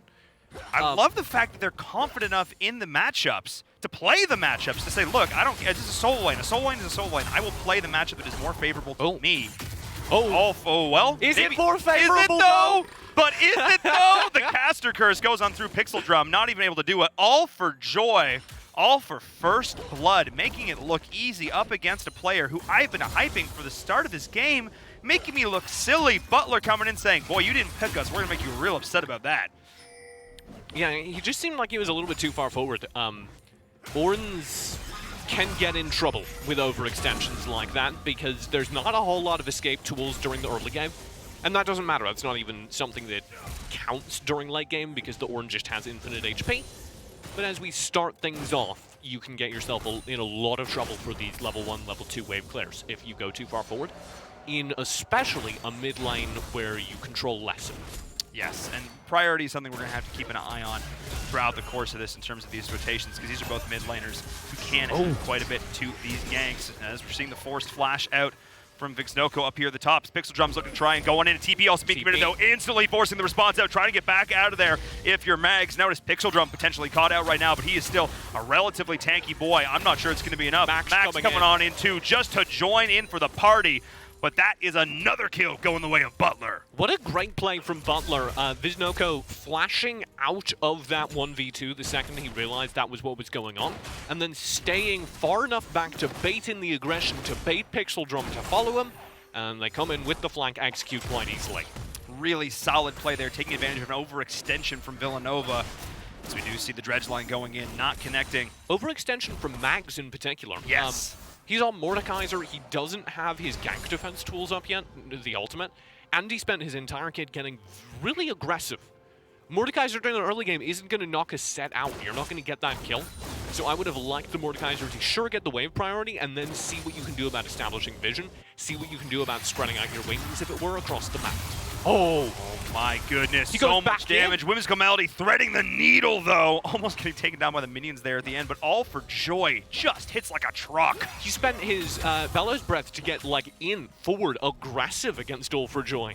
I mean, it worked out. He's alive, but very risky for me. If being alive is the only requirement, I think that's a pretty low bar, TJ. For Ornn, kind of is. Fair enough. That's what Norn's trying to do. You're not going to get last game's Ornn every time. That's the kind of thing that only happens when you can build out a miracle lead. Oh, nice sidestep there from Mag. Yeah, missed a head split. Return damage. Good job. Just looking to chip away and chip on down. The damage on the HP on that set right there. Look to set up a potential additional gank from the Gragas if you want to return up here, because keep in mind, both flashes are still available. No, actually, Flash is burnt. They're swapped on the left side of my screen, so it's throwing me off here taking a look at that. But the jungler still has his, and that's what kind of matters here. Yeah. Very mean of Whimsical Melody to go to mid lane after picking him as a top laner. Just threw me right off right now. Think of the casters, man. Come on, guys. We're people too. We did caster curse him right off the bat. Right off the start. That is absolutely a correct statement. As we've seen the first at Drake, I think this is no problem going to go over to the side of Butler. Oh. I don't know why you do that. That's a recipe for disaster. Just asking to be Please hooked crit. back into. They had no vision, so he was 100% blind on the Drake steal, if that's what he was trying to do. That would have been really optimistic. Very exciting Drake steal, death sentence blind over the wall.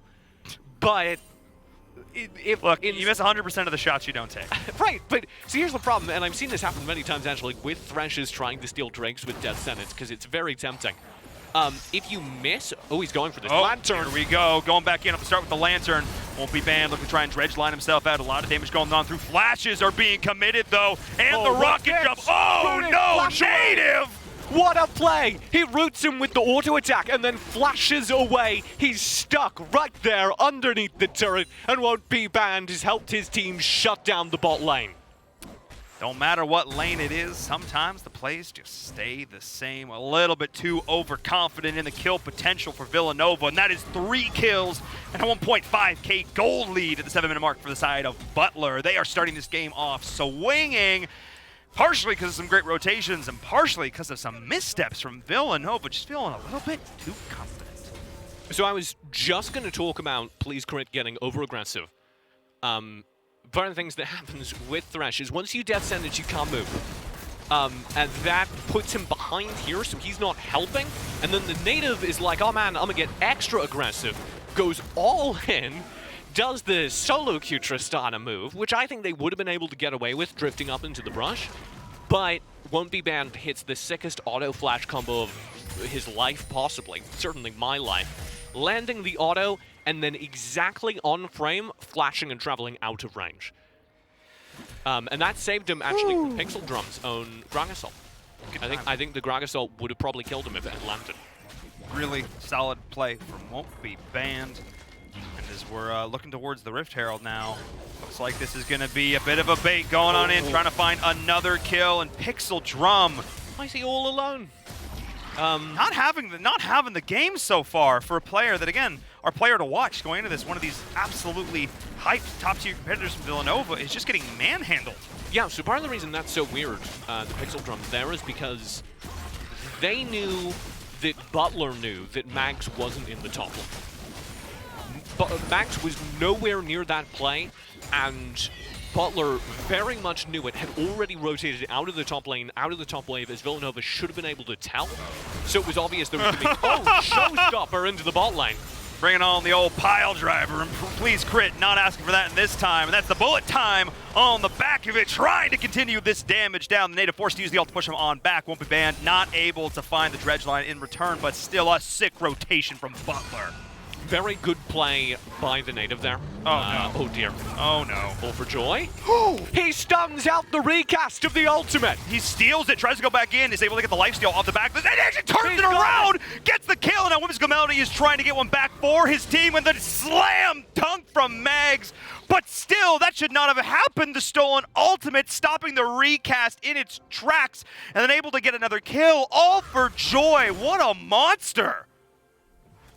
Multiple back-to-back outplays, and Butler have managed to trade incredibly positive into this game so far.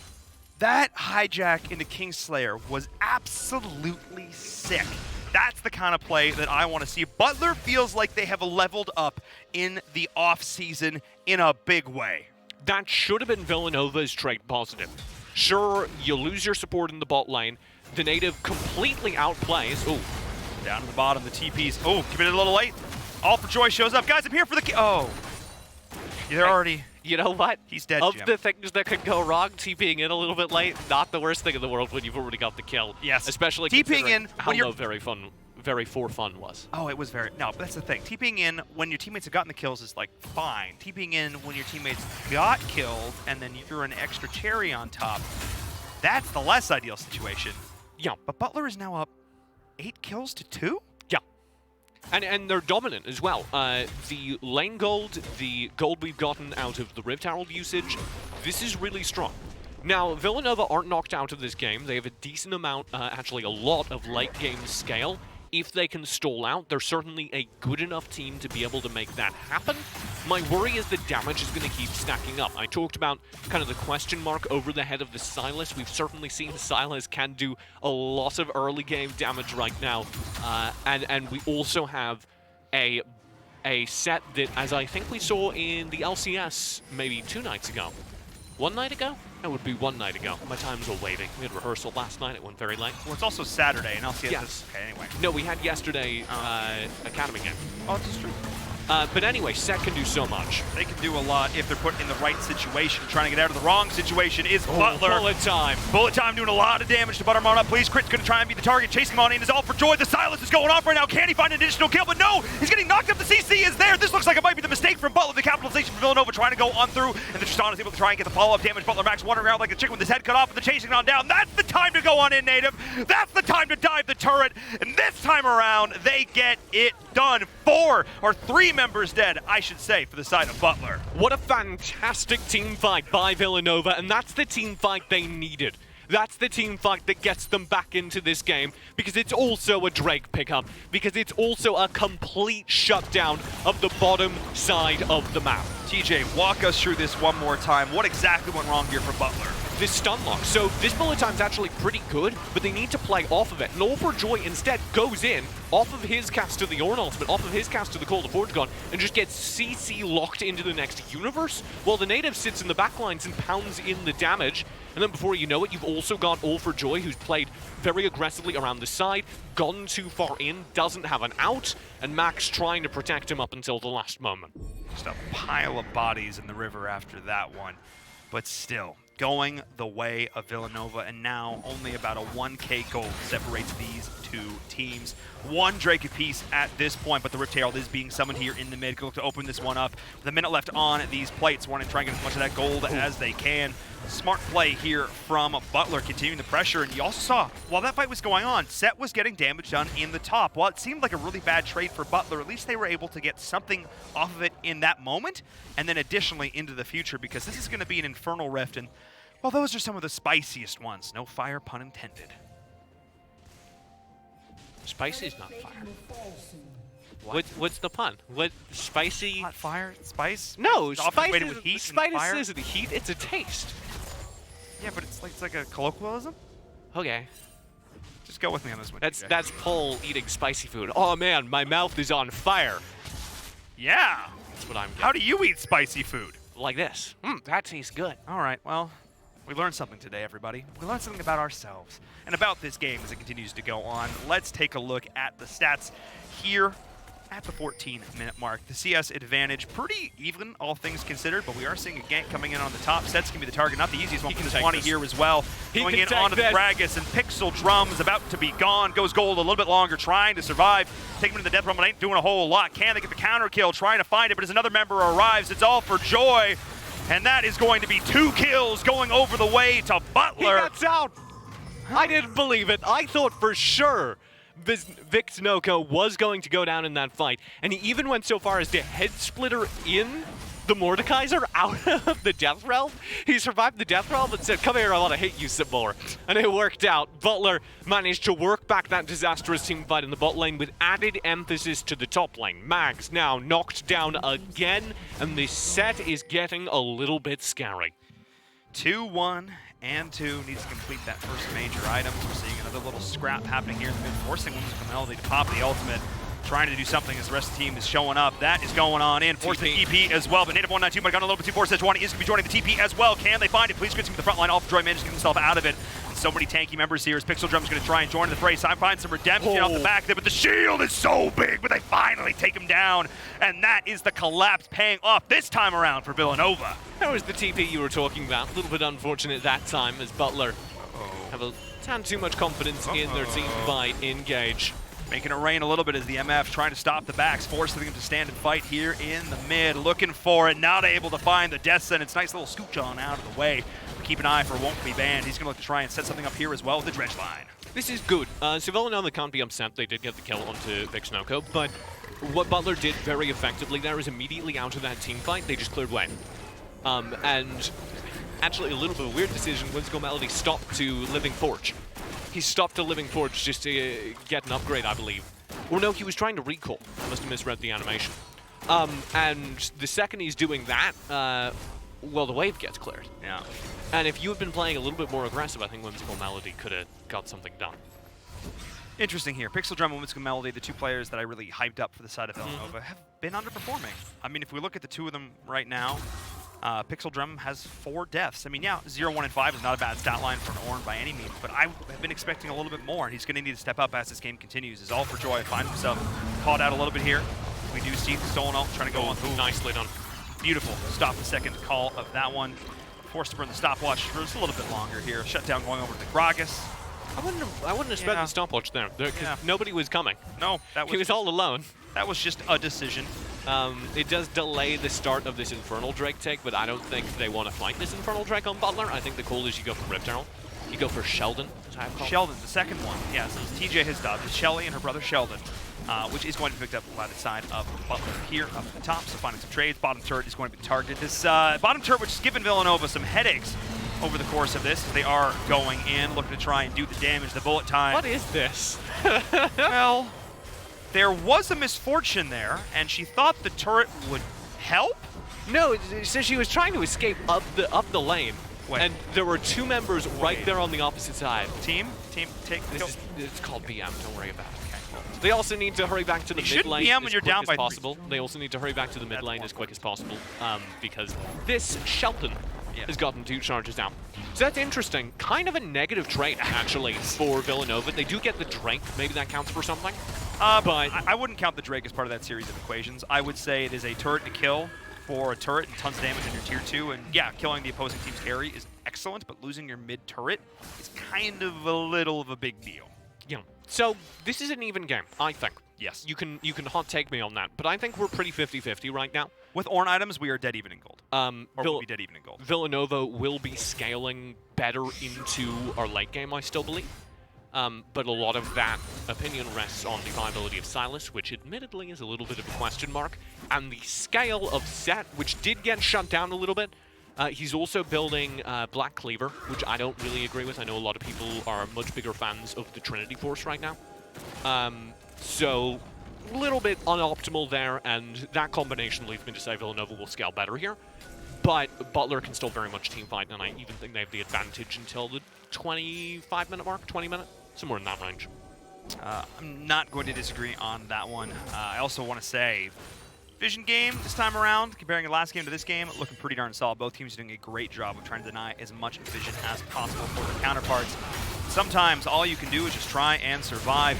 trying to get on out of there is all for Joy, committing everything, including the explosive cast, to get that one done, wanting to make sure they seal the deal, able to find that one little element where they can't scout that out exactly, but able to get a turret in mid, but may have gone a little bit too far to find it. Call the Forge God and Mags jumping right on in to get this one done. The additional lock-up onto the Nautilus, trying to chase down this kill, and with 2 other members rotating in from the jungle from the side of Villanova. That is going to be 2 kills. I understand trying to find these cool trades. I get it. You can't die for it at the same time, losing 2 deaths onto the Misfortune. Okay. Run! He's on a roller coaster, but at some point the ride has to stop. Little bit of a weird calculation that we saw there from Butler. They send Very for Fun and won't be banned in to trade that turret for the kill down bottom, which is smart. With you there, and then they try and just exit right back up the mid lane. They had a jungle they could have passed through and potentially lost Chasen, and I would have much rather seen them do that. I don't know if they would have gotten away, but it would have been more interesting than them running right back. I think that was just instinctual, the kind of thing that you need to practice on. Get in, get out. And again, the vision denial for both teams was definitely a factor in that. They just weren't. They knew they were being collapsed on from somewhere, but not sure exactly from where. And it was from top, mid, and from their the bottom jungle as well. So not a whole lot of great options there. And again, I understand wanting to find these trades, but the trades are only good if you don't. The reason I say they could have packed through jungle is because top tower was there. Yep. So the entire top side of the map is ostensibly Butler's, but you know, minor mistakes that happen. I think just because Very for Fun was going in his head, we're being chased, we got to get out of here as quick as possible. So he does the 180 and tries to leave as quick as possible, and of course runs right into the rotate. So the question now is, did the damage that just got dealt by Villanova equalize the score? I think it most likely did. I would say Villanova are starting to have a lead in these team fights, and I would say Butler need to control major objectives from here on out. They need to be the ones getting the Drakes and this Baron fight. If it comes up, will be probably forced by Villanova. Butler, you don't want to start anything like that until you have an advantage. Villanova has a lot of tools to start these fights. I am looking towards the ults of Pixel Drum and Whimsical Melody to get that one done. And then, of course, they have the utility of the Death Realm as well. I mean, you do have the Sejuani and the Nautilus who can start things off as well for Butler. And yeah, Set can do so too, but I think Villanova are really going to be the ones to try and push the pace. Pixel Drum to try and set something up here in the opposing team's jungle. Watch the flank, Pixel Drum. Ready to go. I had a lot of questions at the start of this game about Pixel Drum. I very much actually doubted his execution. But as I said, if there's one team in this Collegiate League that's going to make the tricky Gragas executions work, it will be Villanova. And he's doing quite well right now. He has a higher number of deaths than I'm sure he wants, but 5 kills, nothing to snare at. Oh boy, this is going to be the fight. Butler Mac looking to go on in. There's the knock-up. Call the Forge God as well. Not going to find the second execution. The Set's going in, doing a ton of damage. The stun is there. Now he's going to the backline, trying to take down this Chistana, but not going to be able to get it done. His team was not able to be there to follow up. Where was the rest of his squad, TJ? Right on call, there is Pixel Drum. Double ult from him, knocks the front line forward into his team where they are slaughtered. Watch that setup. It is beautiful. And why? How can you engage a fight like that? Misfortune so far back. Not even getting the bullet time off in that fight, just wandering back and forth. It's not very for fun if you can't do anything. 0 damage dealt in that fight. Good heads-up play by Butler. They do take that Infernal Drake down bottom, but they will lose Baron for that fight. I think at this point, with the damage that needs to be done on the map, Villanova taking the Baron is definitely the correct decision. They have a lot of turrets that they need to push through, and that pushing power, of course, is very much augmented. But now it is 2 Drakes to 2 Drakes, a very even game in that count. Butler's done a great job of finding those moments when they can. So making something happen off the back of that last fight, but it all came down to that opening explosive cast from Pixel Drum. That was the play, getting some key players right into the midst of the team, and they just got shredded. You know what an LPL team would have done? Taken the Drake. Because if you take the Baron, the other team won't come out and fight you. That's true, and then you could have... It's the LPL play. You would be on soul point, too, at that point. Mm-hmm. Actually, was it better to take the... No. So, okay. In this game, if you're not an LPL team who's very confident in your team fighting, you don't want to... Even though it's technically an advantage to fight, even without the Baron, it would have been an advantage fight to Villanova if they had forced a second fight around the Baron pen. If you're not an LPL team who's like, we're going to win 100% of our team fights, then you want to take the Baron because it's going to get you more on the map. They will trade that directly into at least 1 turret during this push. I believe it will be 2. and that's going to just give them such a tangible advantage.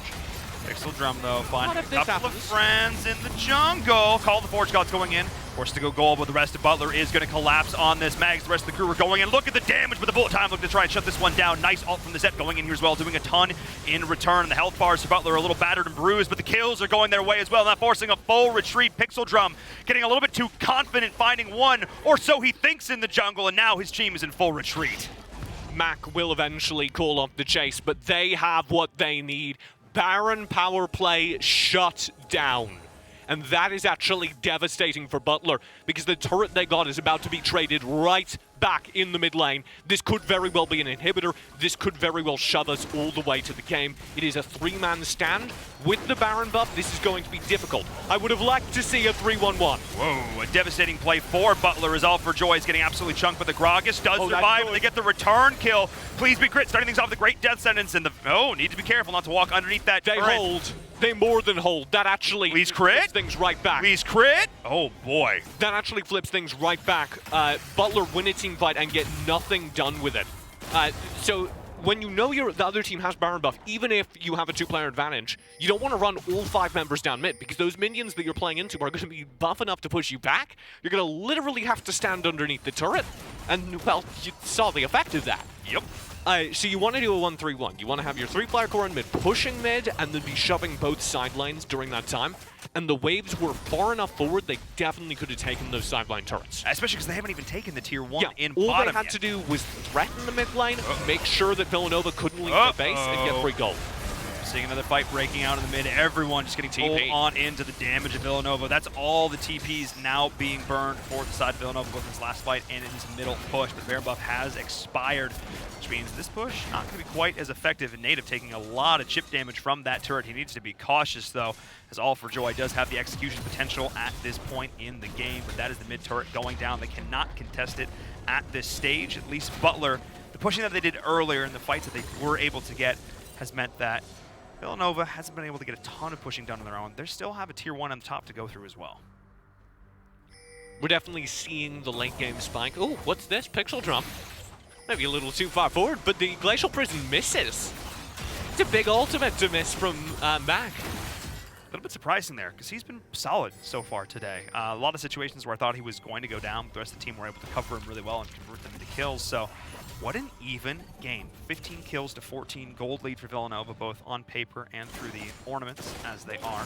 But dead even in terms of souls and even in terms of turrets overall. So solid showing from Butler here. I think a lot of the preconceptions that we had about this season going into it may need to be thrown out the window, TJ. Obviously, you're seeing a lot of these teams live for the first time, and it's going to be interesting for you to sort of build these opinions fresh. Hey, I called Butler. You did? You did? And, you know, maybe I don't get credit for that if they lose here. But I will say that I thought this was going to be a very close matchup, and so far it's definitely lived up to my expectations. I think Villanova right now do have an advantage, but if they bungle team fights like they did in mid, or maybe like this. Zet is going to be the target, but not the most ideal one. Forced to flash himself out, but please, crits, bring him on in with the lantern, trying to follow up. There we go. But the ult goes in there, trying to take down the Zet, but he's so tanky, finally able to do so, but the Mordekaiser is splitting the fight, and now the Nautilus is here as well. Barry for Fun is going to be the follow-up target, forced to flash himself out. Will be able to sidestep, follow up there. Can they get him underneath the turret, committing all the flashes to get it done? Nautilus is trying to back down there in the bottom, but Silas is still here, trying to split this as best they can. Please Crit dominates that fight. It was a beautiful escape attempt from Vix Noko. He was going to showstopper past the blast cone and then blast cone away, and he got all the way through that process. It's a crazy plan, but it 100% worked. And then he got death sentenced right as he hit the blast cone, gets chained right back into the fight, does not escape, and then Very for Fun is all of a sudden overextended because he doesn't have a set to defend him, and they lose everything. And this is Villanova now solidly in control of the game. That was the pick they needed. I mean, they had to allocate every resource to get it done, but Butler wasn't able to capitalize on the space that Vixnoka was creating. They flew everything to kill him, TJ, and they took no damage in return. The big thing is that was a fight for Baron control. Because Baron's about to come up, and look at who's been able to establish control, able to establish vision right now. Butler have no way in. They have no vision. We are now also on this Infernal Soul Point for Villanova. They are looking in a great spot right now. The We're down. additional damage amp would be massive, but as you mentioned before, vying for control of vision around this Baron Pit, this will be, well, let's say we scheduled a dance, and if we were to have scheduled a dance, this would be the venue. You scheduled dances before? This is the middle school gymnasium of the Rift right now. Have you ever scheduled a dance? Have I ever scheduled a dance? Yeah. No? Just thought maybe you were speaking from experience. No, because I call it the Baron dance. It's when you do a little shimmy around the Baron. So it was just an analogy. It is, in fact, an analogy. What is not, however, an analogy is the very real impending doom. Oh my god!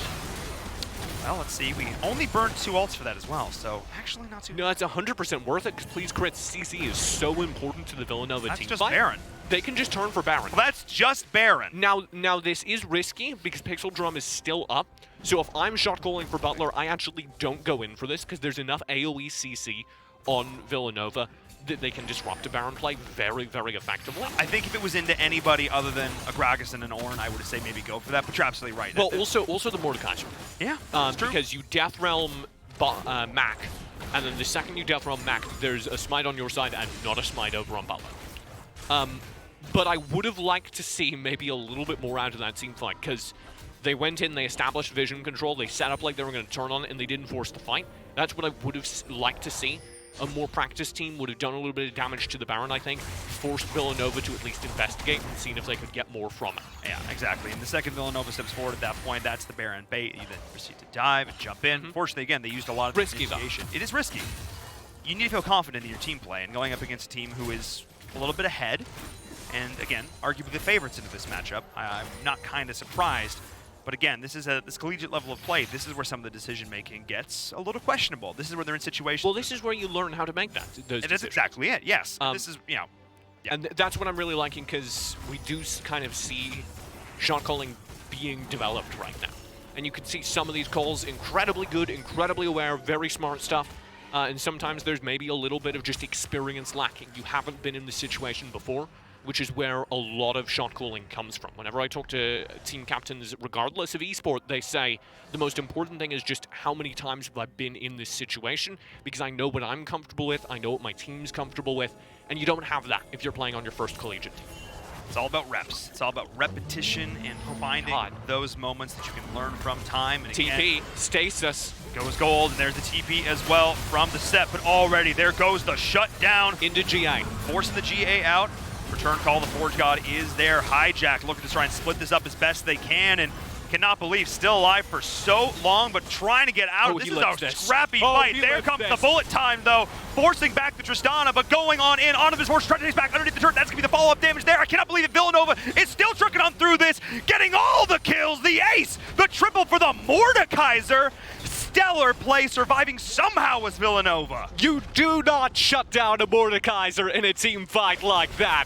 Into the Death Realm, kills all for joy underneath the turret, and then you see the reward for all their investment in the early game. Very for fun, doesn't do enough damage to save the fight, even with a 4-man ultimate.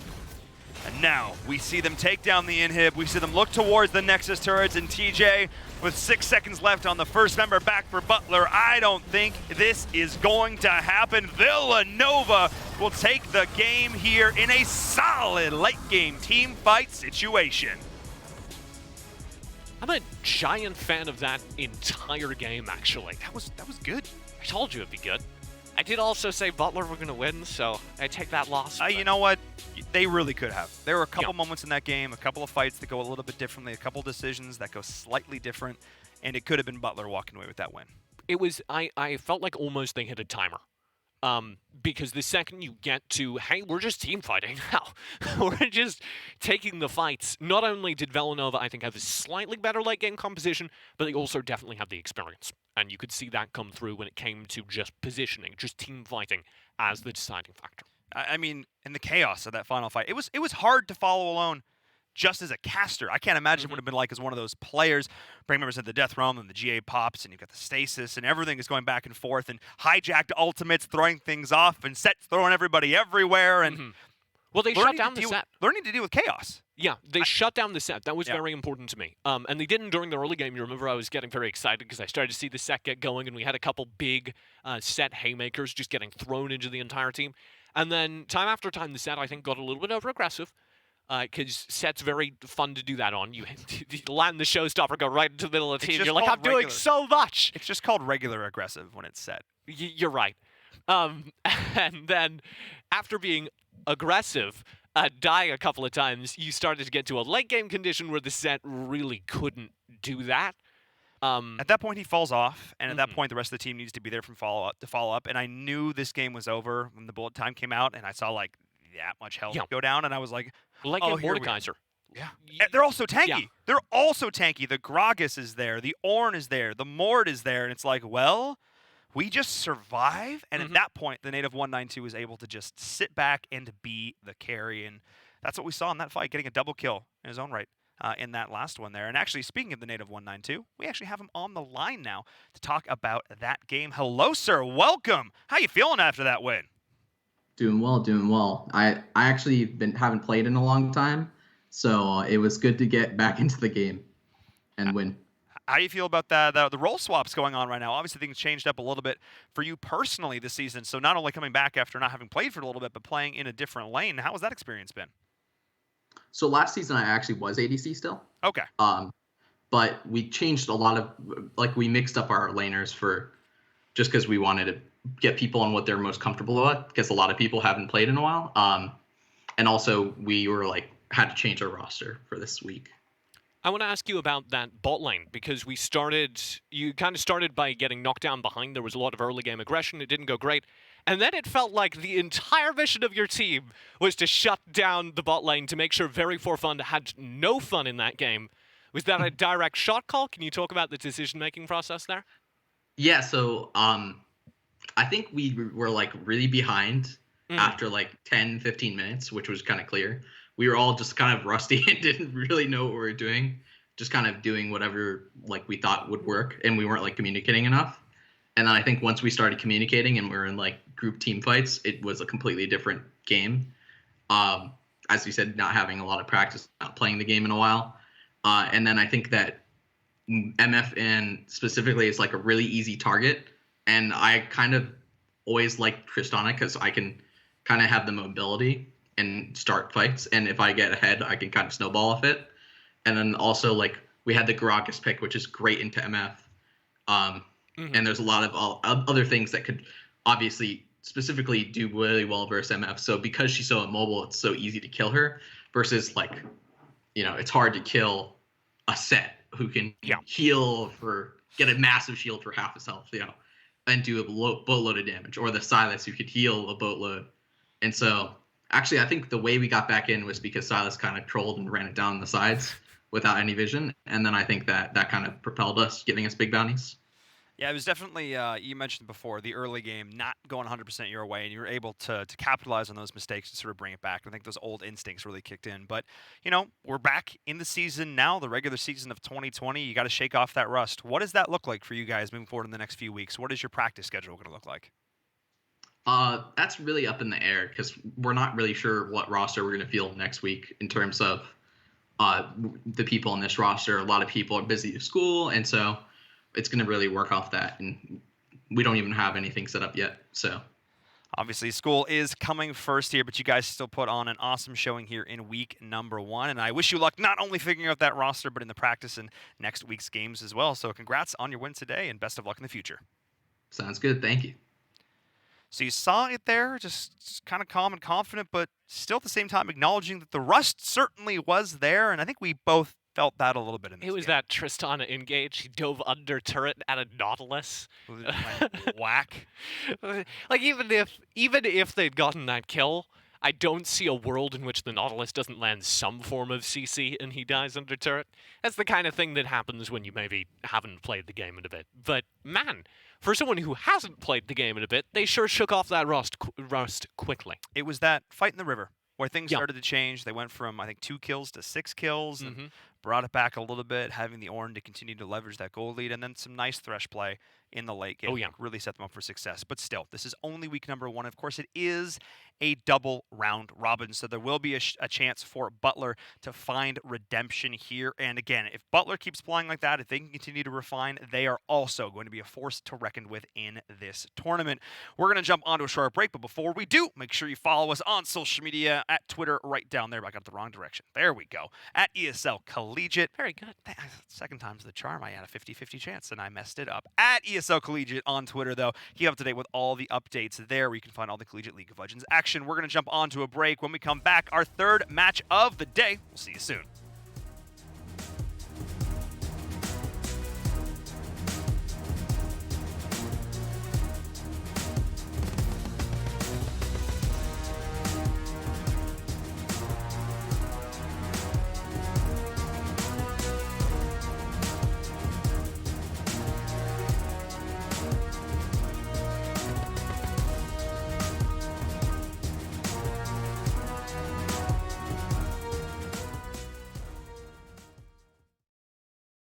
My name is Jordan Gilbert, aka Nothing. Hi, my name is Sue Lee. My handle is Smix. I think it's important for these initiatives to happen. Empathy really, really goes a long way, and it always means so much to us, and I think that's where initiatives like this really help.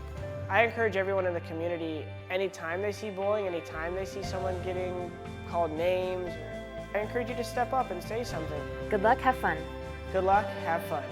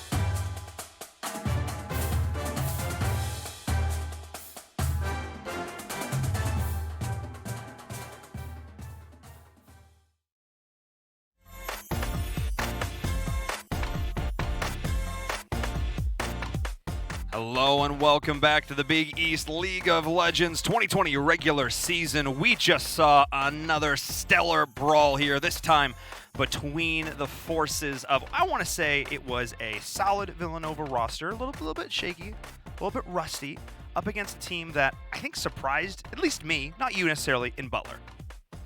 You kind of came in really hard, and I thought you were going to say, between the forces of good and evil. And then we hit a wall. We were just talking about good and evil. University. Villanova and Butler and Villanova. No, they're both good, solid rosters. I think a team that's finding their footing again after maybe taking a little bit of a break, and then a squad really looking to prove themselves. I'm excited to see how these teams progress. I think if Villanova can't get their practice schedule all sorted, this could get a little interesting. Yeah, the things they're talking about in the post-game interview may be a little bit scary to weigh in. But we've got another good matchup to focus in on, and I'm excited for St. John's versus Marquette. Yeah, there are a lot of X factors that need to be defined in this matchup in particular. St. John's, of course, coming into this with a totally new roster. And Marquette, a team that has struggled traditionally in the Big East, looking to really make a name for themselves this season. Yeah, this match is going to be interesting, I think, overall today.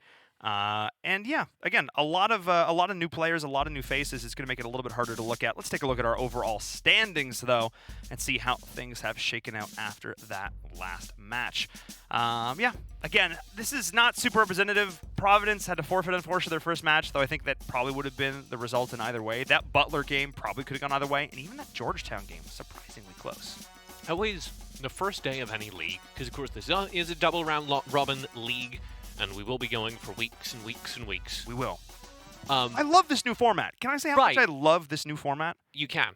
Repeatedly. I love this new format. Thank you. Great. It gives teams an opportunity to grow over the course of the seasons. These best of threes can feel very definitive, and sometimes not necessarily when they should be. Teams can have an off day. You know, the drafts might not have been quite going their way. They might have had to use a sub that day, for instance. We've seen that in the past. Because, of course, again, these are college students. They are weaving this into their college schedule. And while I love how much these teams are supporting these schools, creating these awesome esports facilities on campuses, scholarships, etc., they still are students need to focus on that, and finding that balance is super important. So spreading it out over these weeks, giving this round-robin format, I think is awesome. And I've been really excited to see that in the matches so far. We see even the teams that are winning demonstrate clear places for improvement, and I think that's actually really positive. That's really exciting because they will have the time to improve. It is only week number 1, but let's talk about match number 3. Of course, it is going to be St. John's taking on Marquette. St. John's, a school that's kind of been all over the place a little bit. They've had their ups and downs. Marquette, though, a school that, again, has struggled a little bit. I believe not even finding an actual win fully in the last season. They have been able to take games, as we can see here in this instance. They did take a game off of St. John's, but again, these are two of the schools on the lower end of the rankings here. And St. John's, if I recall that match, the third game was pretty darn convincing. Hey, if you're worried about last season, though, if you're saying, oh my god, Marquette didn't even win a game last season, I have great news. There's only one returning player, according to my notes. So one returning player versus a whole new squad.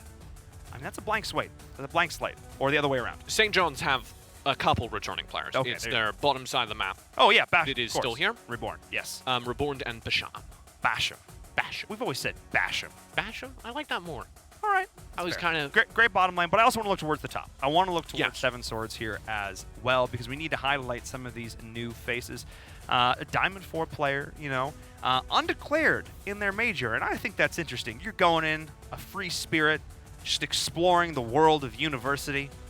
That takes some guts in its own right. I'm excited to see what he can do. You want to know what I was excited about? He's undeclared in his champion pool as well. Oh, I wonder. Because he's got kind of all the meta set up. He does a little bit of Set, a little bit of Aura, a little bit of Aatrox. He's got it all kind of woven in there. We haven't seen a whole lot of Aatrox. And when I mean, you're right. We haven't seen none Aatrox. 0 Aatroxes. Given how prevalent he's been in the meta. So, yeah. That is not a lot of Aatrox. That is a very binary amount of Aatroxes. It's 1 or a 0 in this case, and it was the latter. Well, you just like most of our standings, so checks out. You don't see a lot of, or you see a lot more Aatrox in pro play because of the bounce, right? Yes. Our tier 1 top laners are still getting through here, so there's no reason to play an Aatrox. What I'm more excited by, because of course he plays those two top tier, he has the Aura and he has the Set. He's also got a little bit of Aurelia in his match history, so I want to see a couple of Aurelias out here, because It feels like we only get big tanky boys in their top lane these days. That's true. Kind of over the head. Kind of over it. I kind of agree. But you know what? I'm not overseeing what this competition is all about. Let's take a look at the opposing squad's roster as well. Of course, it is Marquette bringing in some new faces to bear. And really just a lot of, again, kind of like Georgetown for me, this was a few question marks. I'm excited to see what this squad can do, showing up and really just sort of, I think, trying to wipe the slate clean from sort of some of these past performances. And really, just as a collective squad, I want to see what they can do to move forward into the future, how they refine how they practice, and how they refine how they play. So it's like Mike, 42, to be precise, that is back from last season.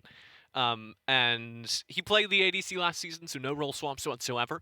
Everyone else, at least according to my notes, there could have been some name changes, or I could have just missed something, is new to Collegiate. So this will be fun. This is going to be a lot of question marks on their side, but we've already seen that work well in a couple of games because, hey, a lot of people play League of Legends, especially at universities, and you can have some very talented players that aren't necessarily part of the first Collegiate roster that come in later on. For sure, and what's cool about this too is that these teams have the option to have up to 10 players on their roster. Which is too many, by the way. Well, I'm trying to make notes over here. It is, yeah, okay. That does make it makes our jobs more difficult, but it gives these teams not only an opportunity to set up scrims against themselves, which is great because you can refine and practice your play style there, but it also gives you the option to flex in some different player picks over the course of weeks. Obviously, I'm in favor of probably by about week 3 of sort of identifying, if you do have 10 players, identifying who the first 5 and the second 5 are, just so they can really work together as a squad. I am a big proponent of giving that a little bit of time, but then solidifying. We should have an academy league. We should have a collegiate academy league. We already have a regular academy league. Work with the ESL. I think we could make something happen here. Okay, well, let's get through this one first. Okay, get set up a league after the draft. Right. Let's get into the draft, though. We still have to deal with that here as we are getting into our third match of the day. St. John's taking on Marquette, and this is going to be interesting. I'm at this point when my knowledge is low on the individual the players. I go to meta. You're just looking at what's standard? Yep. I look at the LEC. I look at the LCS. I watch more LEC realistically because I think it's just slightly a better league right now. Because waking up early in the mornings to see their spaceship LCD room. It's really cool. I mean, I was actually at the LCS last weekend, though, which is kind of all right. Big flex. Regular sized flex. It's in Santa Monica. It's not that far. That's a nice drive, actually. It's not too bad as long as the 405 is not too annoying. There you are. But no, it's good to go down there, sort of feel the vibe in person. It's always awesome. The crowd is always super into it, which is nice. And they have the best $5.75 nachos that you can get in the greater Los Angeles area. They're really tasty. I feel ripped off because I was there. I was casting Academy. Yeah. And the nachos were closed. Yeah. There were no people there. The only vibe was the vibe I make, which is not great. All right. Thanks for the compliment. I wouldn't say that. Speaking of vibes, I want to talk about this St. John's ban list so far. Ooh, I like the Yumi. Yeah, so kind of that's what I wanted to dig at. It's Yumi said, which sure maybe, especially the but sure maybe. With. And then you have a Darius ban first. To me, that says they're specifically worried about Slick Mick, and that's exciting to me because I have no notes on him. I couldn't find anything on him, so they know something I don't. Opposing them, you might be like, hey, why is there a Graves ban? It's because Pikey is a Graves main. Good. Get rid of it. Only plays Graves, so I'm a giant fan of them banning it out. All right. That's fair. And the Aphelios Mordekaiser pick up to start things off. Super solid opening here for Marquette, the Aatrox. I know you're looking at that champion skin and going, wait a second, who is that? That's a very old Aatrox splash art, and enjoy. That's who that champion is. Old Mordekaiser art as well. It is. We old school here, guys. We're loving it. But no, Yumi is interesting because actually this past weekend on Sunday when I was there at the LCS, Yumi sort of made the appearance, and the casters were like, what's going on? And then she had 100% win rate on the day. Yeah. That was pretty neat. So no, Yumi's solid right now. Yep. I don't know if I fully believe in it yet. I do. I fundamentally there are champions, heroes, whatever in other games who have similar functionalities who can. It's hard to tune them, but when they're in a good spot, they're in a good spot. The idea that you can just flit around in these fights and be this amazing support force, get the heals off. 40,000 healing in a single game, the most healing done in a game. We've had Sorakas, guys. We've had Sorakas. It was the single most healing done in the course of that per minute in that game, and it was nutty to watch live. Just saying. I had to move your papers there. Yeah, that's covering the cannon that just got crafted. We haven't seen a cannon in I was a young man. No, this makes sense. Cannon into Aatrox is fun because it's ranged into melee functionally. Yep. And the Cannon has enough wave clear, and especially late game, their team fight impacts are equivalent, although I think Cannon falls off a little bit more these days. Yes. So you're going to see a lot of, hey, maybe a little bit of a handshake early, then when we get late, you're going to have that TP come down into the team fights. This is kind of the LPL special right now, especially as we have the Rumble and J5 pulled out as well for St. John's.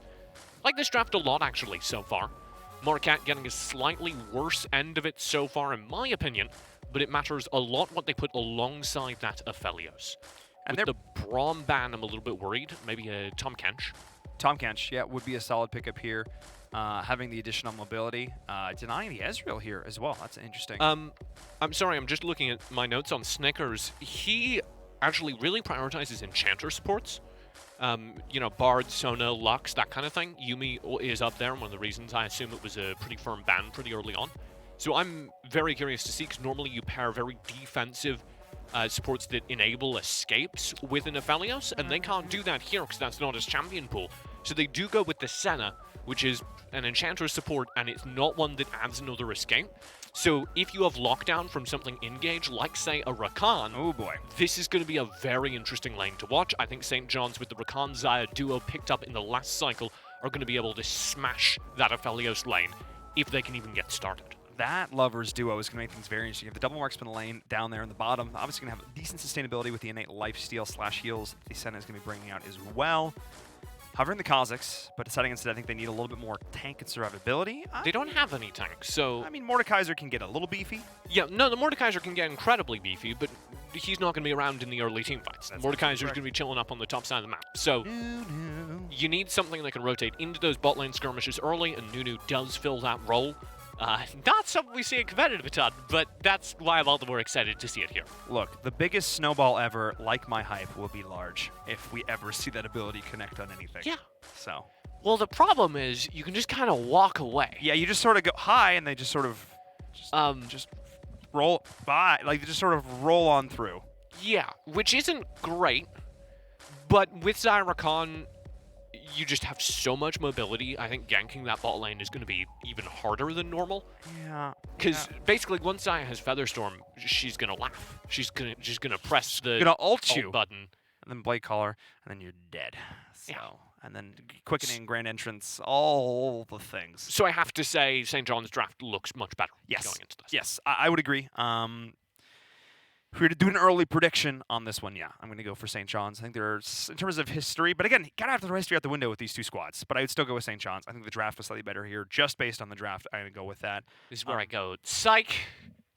Don't freak you out. Say psych, but don't really, though. Okay. No, St. John's, I think, win the draft dominantly. My question marks for them, the things that could go the opposite way, is if Marquette are able to get something going in that bot lane, or if they're able to last firmly to the late game. If we do get late game, Mordekaiser comes online, Senna infinitely scales, even if she's not getting items, although the souls have been tuned down, she will still infinitely scale. Her and Aphelios will do so much in the late game. I just don't see a way Marquette gets to it, especially with the mid-game spike of that Zyrakan. So you're going with St. John's? Going with St. John's. All right. So we are agreed upon on the desk here. St. John's, I think, just putting a little bit together, getting that Lovers duo in the 4th, 5th slot with the J4, consistent jungle pressure. This is just a good draft. It's not really lacking in any particular areas. It's going to be able to get early ganks. It's got decent CC. It's got good damage. Aatrox can get real scary if played well, and Rumbles, I mean, they just have options. They have tools. It's the everything pizza of drafts.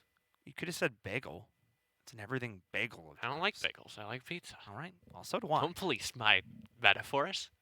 Yeah, but you don't even eat everything. You're a vegetarian. You don't even eat everything pizza. Well, this is where it gets exciting. Okay. Because let me tell you about everything pizzas. They don't actually have to put everything on them. Oh. You can make an everything pizza with all kinds of fake meat substitutes, with fake sausages, that kind of thing. And this is a really good analogy, bear with me, for League of Legends. Because when you make an everything pizza in a League of Legends draft, you're adding a little bit of everything. Yep. You want to have an all-round comp, but you can have a lot of substitutes to mix and match in there in order to get your flavor profile, to match your dietary preferences. And I think this composition is more the LPL flavor, more the Chinese dietary preference. Chinese spice on there? Yeah. You know, in the UK, there's a lot of spicy pizza. They don't do that so much in the Shawarma United pizza. We States. do that in Canada, and it's real good. Really? Yeah. Oh, yeah. Big thing. I have to try that. Anyway. Good. But they have a little bit of that Chinese teamfight style, and I think that's going to be really powerful in the mid-game, which does open up the opportunity for an early game pressure against St. John's to maybe knock them out of the game. Maybe you can get something spectacular, but there's nothing drafted to win during the early game. So that was going to be my question next, is we've been hyping up St. John's draft this whole time. We've been saying how nice it is, but there are some elements on the Marquette draft that I could see coming together. How do they win this game? What is their win condition? Is it try and find an early lead and never give it up? But no, because Aphelios isn't going to do that. That's what exactly, yes. Yeah, so Aphelios Senna in particular isn't going to do that. Double marksman bot lane is going to just exist for a bit. Well, you can definitely get a little bit of early poke out, but into a Zyricon lane, your wave clear is just so much less. The Aphelios will get a little bit better at it, but too bad. You need to get to the mid-game for that, and by the time you reach mid-game, Zyrocon's having such a great time that I don't think that can be a path into the game. I think you're just sitting on, hey, don't fight early. They're playing the LPL style, won a lot of team fights, want to win out in mid-game. Don't take those fights. Maybe see the objectives, trade them out where you can, play defense, don't lose major leads, get into a late-game state from playing defensively, and that's how Marquette win. And if Marquette can get to the late game without taking a whole lot of fights, then I think they actually look really good. Because they have the tanks that come in. I think the X factor is the Nunu. Yeah. Because I don't know what a Nunu does. If that was Sejuani, I think I'd even feel so much more comfortable, because then at least I'd want a Lee Sin or an Elise. Something with a all right, ton you just of want to early commit game to pressure. okay. But the Lee Sin is just, see, I find that. So the Sejuani is going to be relevant at all points in the game. The Lee Sin is going to fall off. So if you are going to play this defensive style and you're going to commit to the late game, then the Lee Sin to me feels counterintuitive, because he's an ultimate and not a whole lot else. Well, you want a bridge. You want something that can have the early game teamfight presence to make up for the fact that their team doesn't have it. And if you have something like an Elise, like a Lee Sin part, the reason they're so powerful in the meta right now is they arrive in those late game lanes during the early game and give you lane advantages. All right. Well, we got a lot of questions here, and we're going to see how it plays out. The players are ready. They've loaded into the Rift. Let's get into our match. This is, of course, St. John's University taking on the University of Marquette here in our third matchup. Both of these teams are 0-0 on the first day. Both want to start the day off and the season off on the right foot. And so the question is, does this Nunu fill that early game bridge role that I was talking up? Does this Nunu manage to find early game presence in such a way that they come out on top? And our observer camera is squarely centered upon a mid lane Nunu. He does have Smite, so he will be playing in the jungle. But it is a little curious that he's hanging I like around the skin. here. It's cute. Yeah, a little bit of robot Nunu. Yeah, I like it a lot. This bottom lane, though, Senna support is, you and I both play a decent amount of support. And not a fan of Senna support. Yeah, I think I like the champion, but I agree. She just doesn't feel correct currently in the support role. But we'll see how Snickers MVP does pull this one out. You mentioned before that he does like these mage enchanters. support, the enchanters. Yeah. Yep. So my problem with Senna support is she basically just feels like bad Morgana.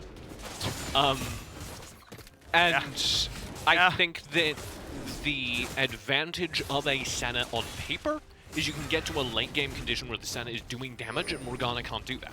I mean, she can, but it's not comparable in late game. So, if you get to the late game, this lane's really powerful, and I would argue, even against most comps, I'd say during the early game you have a moment where the double damage of a double marksman just is a little bit too much to handle. You're level 1, you're level 2, but Senna's not really good level 1, level 2. Neither is Aphelios, so you will maybe see a little bit of pressure here, literally during the first 2 minutes. And then as your level 3s come up, they can St. poke. John's will be able to push back. Yeah, they can poke. That's about all they can do. Well, this early game point. Not into a Rakan, because you start pushing forward into the Rakan, you get Grand Entrance, Charmed, and there's your lost lane. You want to hit that range minion real bad if you're bashing right now. Come on. Here's the level 1s, though. This is what I was talking about. Yep. You're level 1, you are going to have that double marksman shove advantage, and they'll get a decent CS lead out of it, I suspect. Well, now we're seeing rotation up towards the top here. Pikey gonna look to go in, find the flag and drag. Force flash already. Oh my. Well, hey, you didn't get the kill, but you got a summoner right off the bat, and that's still a well worth rotation from the J4. Yep. Yeah, it's gonna be a little bit of a sad Mordekaiser. Tears rusting the edge of his helmet. Yeah, he doesn't have tear ducts. What are you saying? What? Definitely. This gives an opportunity for Seven Swords to make something happen, because Aatrox is do a deceptive amount of damage. That Darkened Blade comes on through, and you're like, wait a minute, I'm dead. Definitely never been in that situation That's not before in what my life. I say when I get hit by Darkened Blade, but I appreciate it. You're so much more chill than I am. Wait a second, I don't win this. Sort of the Aatrox motto up there at the top. We'll also keep an eye on the rotation from the opposing side. Junglers, Vizix, of course, from Marquette. Coming down to the bottom, looking to pick up that first Sculler and just work on through. But already, a 400 gold lead coming in from the side of Marquette, CSing just a little bit better than the respective counterparts, particularly in the mid block. One of the other things I want to keep an eye on is this jungle matchup. Like I said, I don't really know how to rate Nunu. Ooh, early pressure. Oh boy, Basham is already so low. Okay! The Lovers duo starting things off hot in the bottom lane and giving the kill over to the ADC as well. Oh, it feels so good if you're reborn. And here's your level 3s. So that bot lane's going to shove. 7 Zords up top, very low. But again, not dying, do what Aatroxes do. The J4s continue going in through and committing the flash to get it done. The dividends paid off in the top. I said it before, he went in, he burned the summoner, and then he just comes right back, TJ. What a start for St. John's. I said I didn't know how to rate the Nunu. And then it died. Yeah. So my default rating is, hey, I don't think this Nunu's working out. They were trying to get very aggressive Vizix on the character, trying to press in, steal away Krugs and stuff. And I think that's valuable, but it's also very confident into something like a Jarvan that has that much early game gank potential. And we see that early game gank potential right up in the top lane as Slick Mick thinks he's being real slick, and instead he's being taken for a mech. Nice. Nice. All right, appreciate that. Good wordplay to start this game off. It already feels good. This everything pizza has got a perfect crust at this point. As Deep dish or pardon? Deep dish or thin crust? Deep dish is great. It's You know what I hot to tried? eat. You're gonna give me the weirdest look in about 10 seconds. I tried a cauliflower crust recently. Oh, they're really good. Yeah, they're a lot They're healthier. really good. Yeah, no, they're really super. Oprah has one that she's put out. It's like a half cauliflower crust. I did not see you citing Oprah during this podcast. That was not. Oprah's pretty great, guys. You know, she is Collegiate League of Legends and Oprah, two things that are pretty stellar in 2020. Just want to say. She has a podcast where she adds like little bird sounds to the background, and I think we could do that on this show, and it would be a lot better. Early laning phases made so much better by the sounds of the wild and hope. Well, that's a Nunu. Oh, good and it double still root. is a Nunu. Okay, Good nice double root. root. That was actually massive coming in from Stickers, trying to chase this down in towards the bottom and actually able to get him out with the E from the Senna. Go Ghost. Danny Phantom escaped down there in the bottom and opening up the potential Drake, and Pikey's going to look to at least control the vision on it for now. Imagine if there had been bird sounds. I just think it would have really improved the call. All right. I don't necessarily... You could hear some crickets chirping in the bot lane, however, as they really did think that was going to be a gank. They called Vizix out, and immediately afterwards, Snickers is able to land a double root and a full disengage. And now Vizix. Very well played. Oh, man. Vizix, I can see the ideas forming. I want to go in. I want to be relevant, but this engage tool is so linear in the biggest snowball ever. You just gotta walk at somebody. The J4 is so much more dynamic. There's a reason this is one of the most hotly contested jungle pickups, and it's also just such a staple of this role. Is that really what it's called? What? The biggest snowball ever? Is that the ability name? Yes. Wow.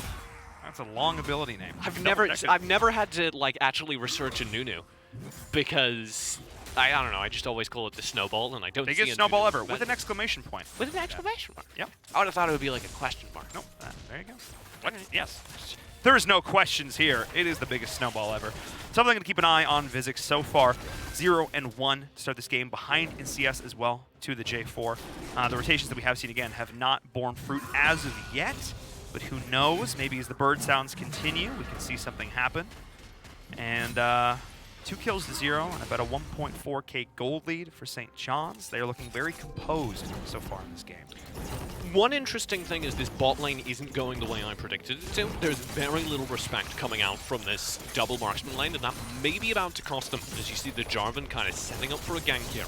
Yeah, first plate is going to go down, though, which is solid. Snickers is doing a great job on the flank. Does have the root, of course. Going to throw it out and connect with it. So well done. Here we go. Dodging the grand entrance as well, which now means Reborn is out. Needs to go all the way back in. Beautiful reaction from Marquette in the bottom lane. They're not playing with arrogance. They're playing with correct confidence, TJ. Little bit of a misplay, I think, from the engage from Pikey. Because they didn't have any control, they didn't know if the bush was warded, so he wanted to kind of come at it from a flat angle. That meant that the wave was still very much there, interfering with the engage from Basham and Reborn. We are seeing the gank coming in on the top. There's the big snowball to bring everybody in. The TP is going to be committed as well. It's going to be a 3-on-1 situation. Seven Swords is going to drop. Nice. Not necessarily sure they needed the TP from the mid laner, which is now leaving that turret exposed, but kill secured. Very well done. This is early game presence from Vizix. That kind of undoes what was dealt earlier. In fact, it directly undoes where that kill was dealt earlier. So you're happy to see it happen if you're a big fan of Marquette. This will also be a Drake to them, so they've got to be pretty happy about that. Drake is going over to St. John's after that, so making up, as you mentioned before, for the play in the top lane. So finding a little bit of respite after the pressure that Marquette was able to bring. Unfortunately, though, for the Kennen, Centric, who's been quiet mid lane so far, burning the TP, so not going to have that. Only one TP available for the side of Marquette. As we were seeing, Snickers taking a little bit of this poke damage, and this is where the Lovers duo is going to start to go off, TJ. Like Mike. Sitting back behind the turret, though. A great 90s movie. Really? I feel like I have fond memories of it as a child. A kid finds a pair of sneakers and gets the skills of Michael Jordan in basketball. So here's the thing. I wasn't alive. Yeah. So I don't know what movie you're talking about right now, but the plot synopsis you just gave me sounds fantastic, so I'm in.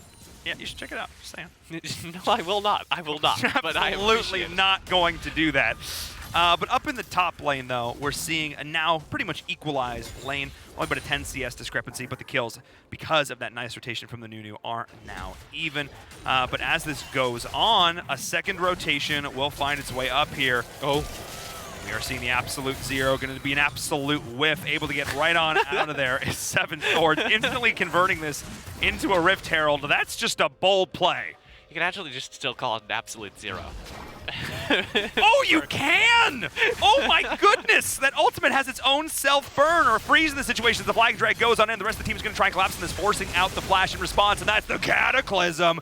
Locking them on in and finding the kill. St. John's looking solid, trying to find a return one onto the carry in the bottom, and they're able to get it done. So part of the reason this comp is so popular in those Chinese team fighting leagues is because of what you just saw. Cataclysm Equalizer is the wombo combo of all wombo combos, and you can lay out the Infernal Chains as well and pull people back in to the Cataclysm Equalizer combo. So you have a lot of directed CC lockdown, and the damage you can lay down on top with the Equalizer is one of the most effective team fight ults in the game from the Rumble. Don't stand in the fire. MMO 101 now applied to the Rift. Yeah, it is a scary ult. It really, really hurts. And again, when you can combine it with these amazing CC or faux CC ultimates, it's powerful. So, end of that, I think I give positive marks to St. John's. They're winning the top side, they get the Rift Herald. That's what I'm prioritizing right now. But also, Maryville are currently, Marquette are currently hitting their win condition. Because they do have the bot lane really holding strong right now, managing to get steady damage, managing to scale up into the late game with that kill they just got that will help their accounts, and they're holding really steady. They're not over-aggressing, they're playing with confidence certainly, but within their bounds, and that's good to see. That is the win condition. That is the win condition, and every time Seven Swords, he doesn't need 7, he just needs 1. That Darkened Blade, when it appears up in the top, just forces back Slick Mick. He is not tanky enough yet to really contest and go toe-to-toe in that lane. Reborn and Basham are scattered by this ward down here at the bottom, but... That's an Aurelia name. That's what the Seven Swords is for. Oh. Got it. There you go. Worked it out. Kind of like knives. They're swords, they're big. How big do you think a knife is? Have you seen the... And okay, we'll talk about this in a second. Oh, ults are being whiffed, but that root was not going on in. Here comes Nunu. And being a great support, Rakan is going in, tanking the damage, goes back in with the Grand Entrance, will give his life, but keeps the carry alive. The rotation is here, but only 1 kill going the way of Marquette, and Basham lives. They're not done, though. This is 2 waves and the clear with all the members here. Pikey needs to leave. I don't think he can hold this. He's going to try to, though. The Equalizer goes down. He's going to rip through this wave. There's the Cataclysm blocking him in underneath the turret. The Absolute Zero was there. Going gold! Taking him down. Pikey, the confident play, paying off. What a good turn from SJ. They will hold on. St. John's don't drop anything. They've got to be pleased with that. Sure, you lose your support for this trade, but Basham survives on like 1 HP, and Pikey's able to just kite back the waves, stall out for the Rumble to be able to come in. And this is the second part of this engage, just staying a little bit too long, and then the Cataclysm arrives, locks him down, and then going gold, denying all the retaliation. I think, we skip a kill up here on the top lane as Slick Mick just loses out to a ulting 7 Swords. I was going to say, I think Vizix actually made a pretty big mistake there in that play. There was no reason for him to push under the turret against a Jarvan. The reason he pushes forward is because he's thinking, oh, I got to do something on this plane, and he's only a melee range character. But the other 2 people in that lane are doing massive range damage. Massive range damage. So there's absolutely no reason for him to do anything more than guard the Senna and the Aphelios as they burn down that turret. Something a little bit too far forward was the keynote there, and as the 14-minute mark arrives and the turret plates fall, the damage is still being done. We'll take a look at that kill in the top lane as well when we get a chance, but man, the damage to the turret in the mid with the Rift Herald as well as the Aatrox in the top, amazing setup by this pickup right here. And this is kind of the matchup at its best. He's able to use the terrain here to force the longest possible escape from his Infernal Chains. He forces Slickmick to run the entire length of his Infernal Chains vertically, and because of that, there's no way for him to get out in time. He gets yanked back into the middle of the fight. Otherwise, you normally just walk out the Infernal Chains, come back in as Mordekaiser with full HP and have a great time. So, just really clever play by 7 Swords on his Aatrox. And even just watching little interactions like that, this 7 Swords has good movement. Good movement mechanics from start to finish. We've really been seeing that. It's hard to do damage when you can't hit your skills, and so far, it seems like St. John's is hitting all the right notes in this game, while Marquette has been able to pick up 3 kills of their own, picking up 2 Drakes back-to-back, a Rift Herald, and a couple of kills. Trying to turn that around, though, is Marquette. It's the biggest snowball ever, comes on through, but able to instantly shut it down with the first proc of the Dark and play. Really nice. No thanks. No. I will not take any, sir. Thank you. You and your Yeti may go elsewhere. I like that. It's a good voice. There you go. It's not what he sounds. Aatrox sounds. Yeah, no, Aatrox, very different vibe. Somewhere down there, he's real angry. He's a demon thing. I mean, he might be happy. It's just how he communicates. Well, he was possessed by his sword. I feel like that's not a great life to live, to be honest. You do have points. So, 7 Swords in the top lane is holding steady. I will say, for Marquette, this is still them living to their win condition. As long as we keep going at this pace. Trading Cataclysm for a flash. Yes, please, sir. Get another kill while we're at it. Yes, please, sir. Why is he there? That was high-pitched, but that's how much anxiety I felt. I'll join you. Why was he there? Oh my goodness, that was not the place to be. Of solidarity, TJ, solidarity. But he knew the rest of St. John's were pressing very far forward there. And Slick Mick just decides to path very aggressively, very forward through his jungle. If I were him, I would have been falling back in lane because you have a very low HP turret up top and you know there are 3-4 members probably on their way up to gank you. So either miscommunication or just not a whole lot of map awareness. I feel like it was probably a little bit more of the second one there.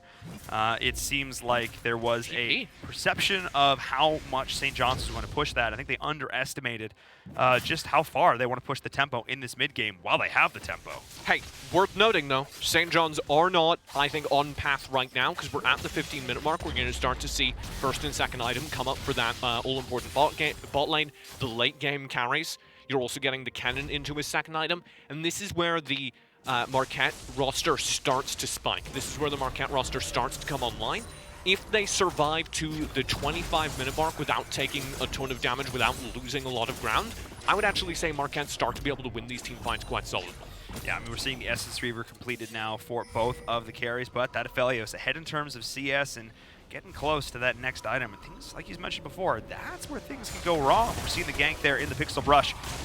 Pulling up Shadow from the Senna, trying to keep him alive a little bit longer, but look at the damage from that Equalizer. Absolute zero, maybe cold, but that ult in return from Rumble is way too hot.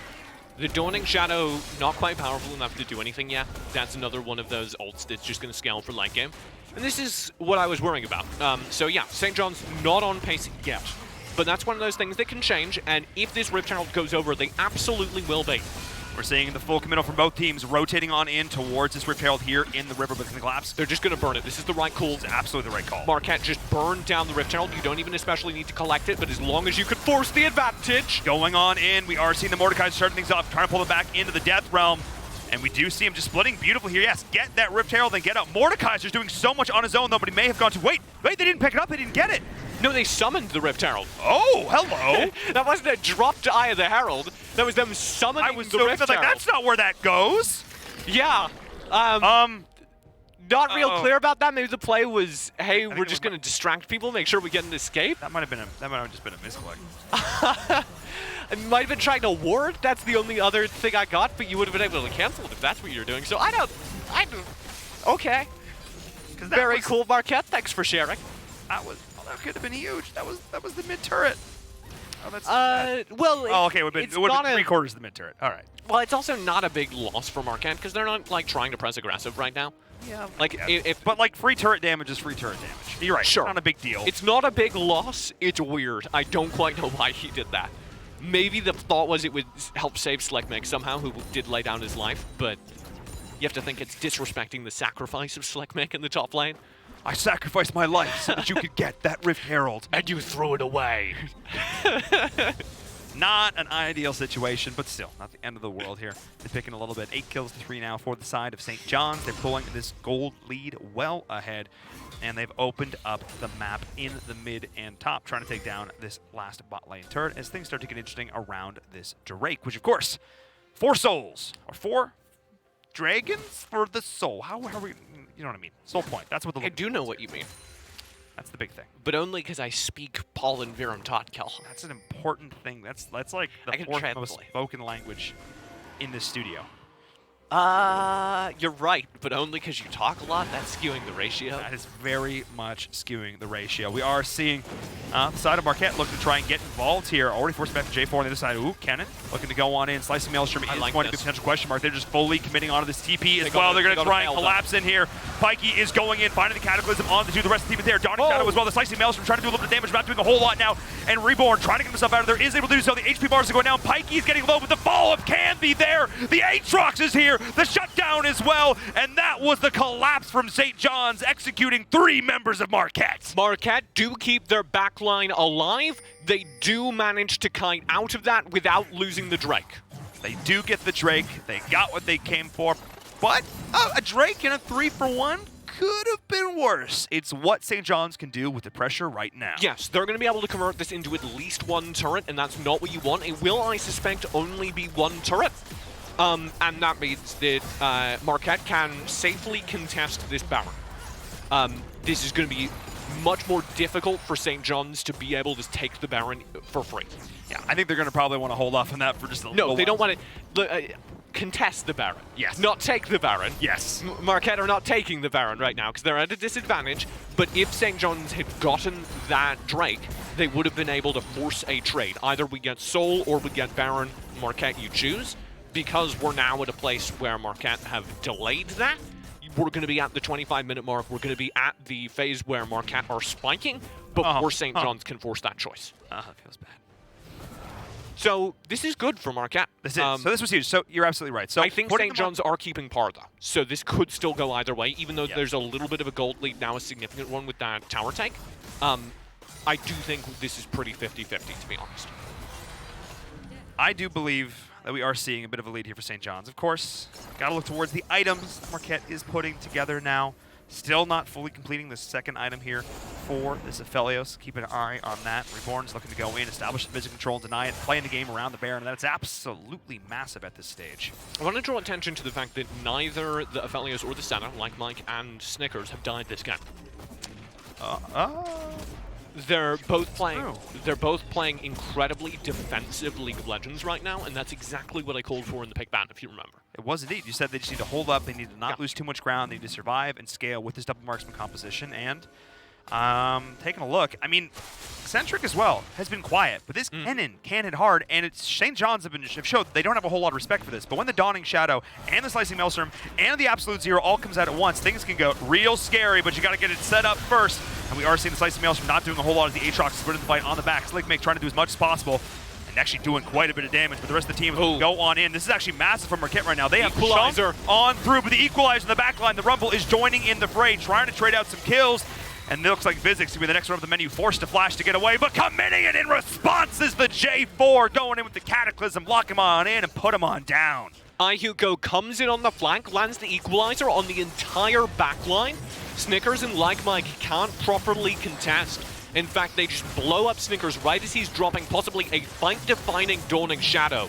And that means Baron's going to go over to St. John's, and that means they might very well have avoided that 25-minute win condition right at the 23-minute mark. So I'll grant you it's an artificial win condition designated by me, but they come real close. Watch this flank. Watch Snickers fall here. He gets that ult off, that entire team fight goes different. It does. Not only do the teammates have the shields, the damage it's going to do at this stage in the game is starting to become relevant. But really, what started that fight was Reborn. The Rakan play this game has been absolutely stellar. I feel like really good. I feel like the supports don't often get enough credit, especially when the big Aatrox plays are pretty flashy. The Mordekaiser plays can get flashy. But in this fight, starting things off, looking for the grand entrance, not being afraid to go for it, really has put St. John's in an advantage. I do want to call Slick Mick has now gone a couple fights in the row tanking the entirety of the team as kind of a sacrifice play. Yep. That's starting to add up.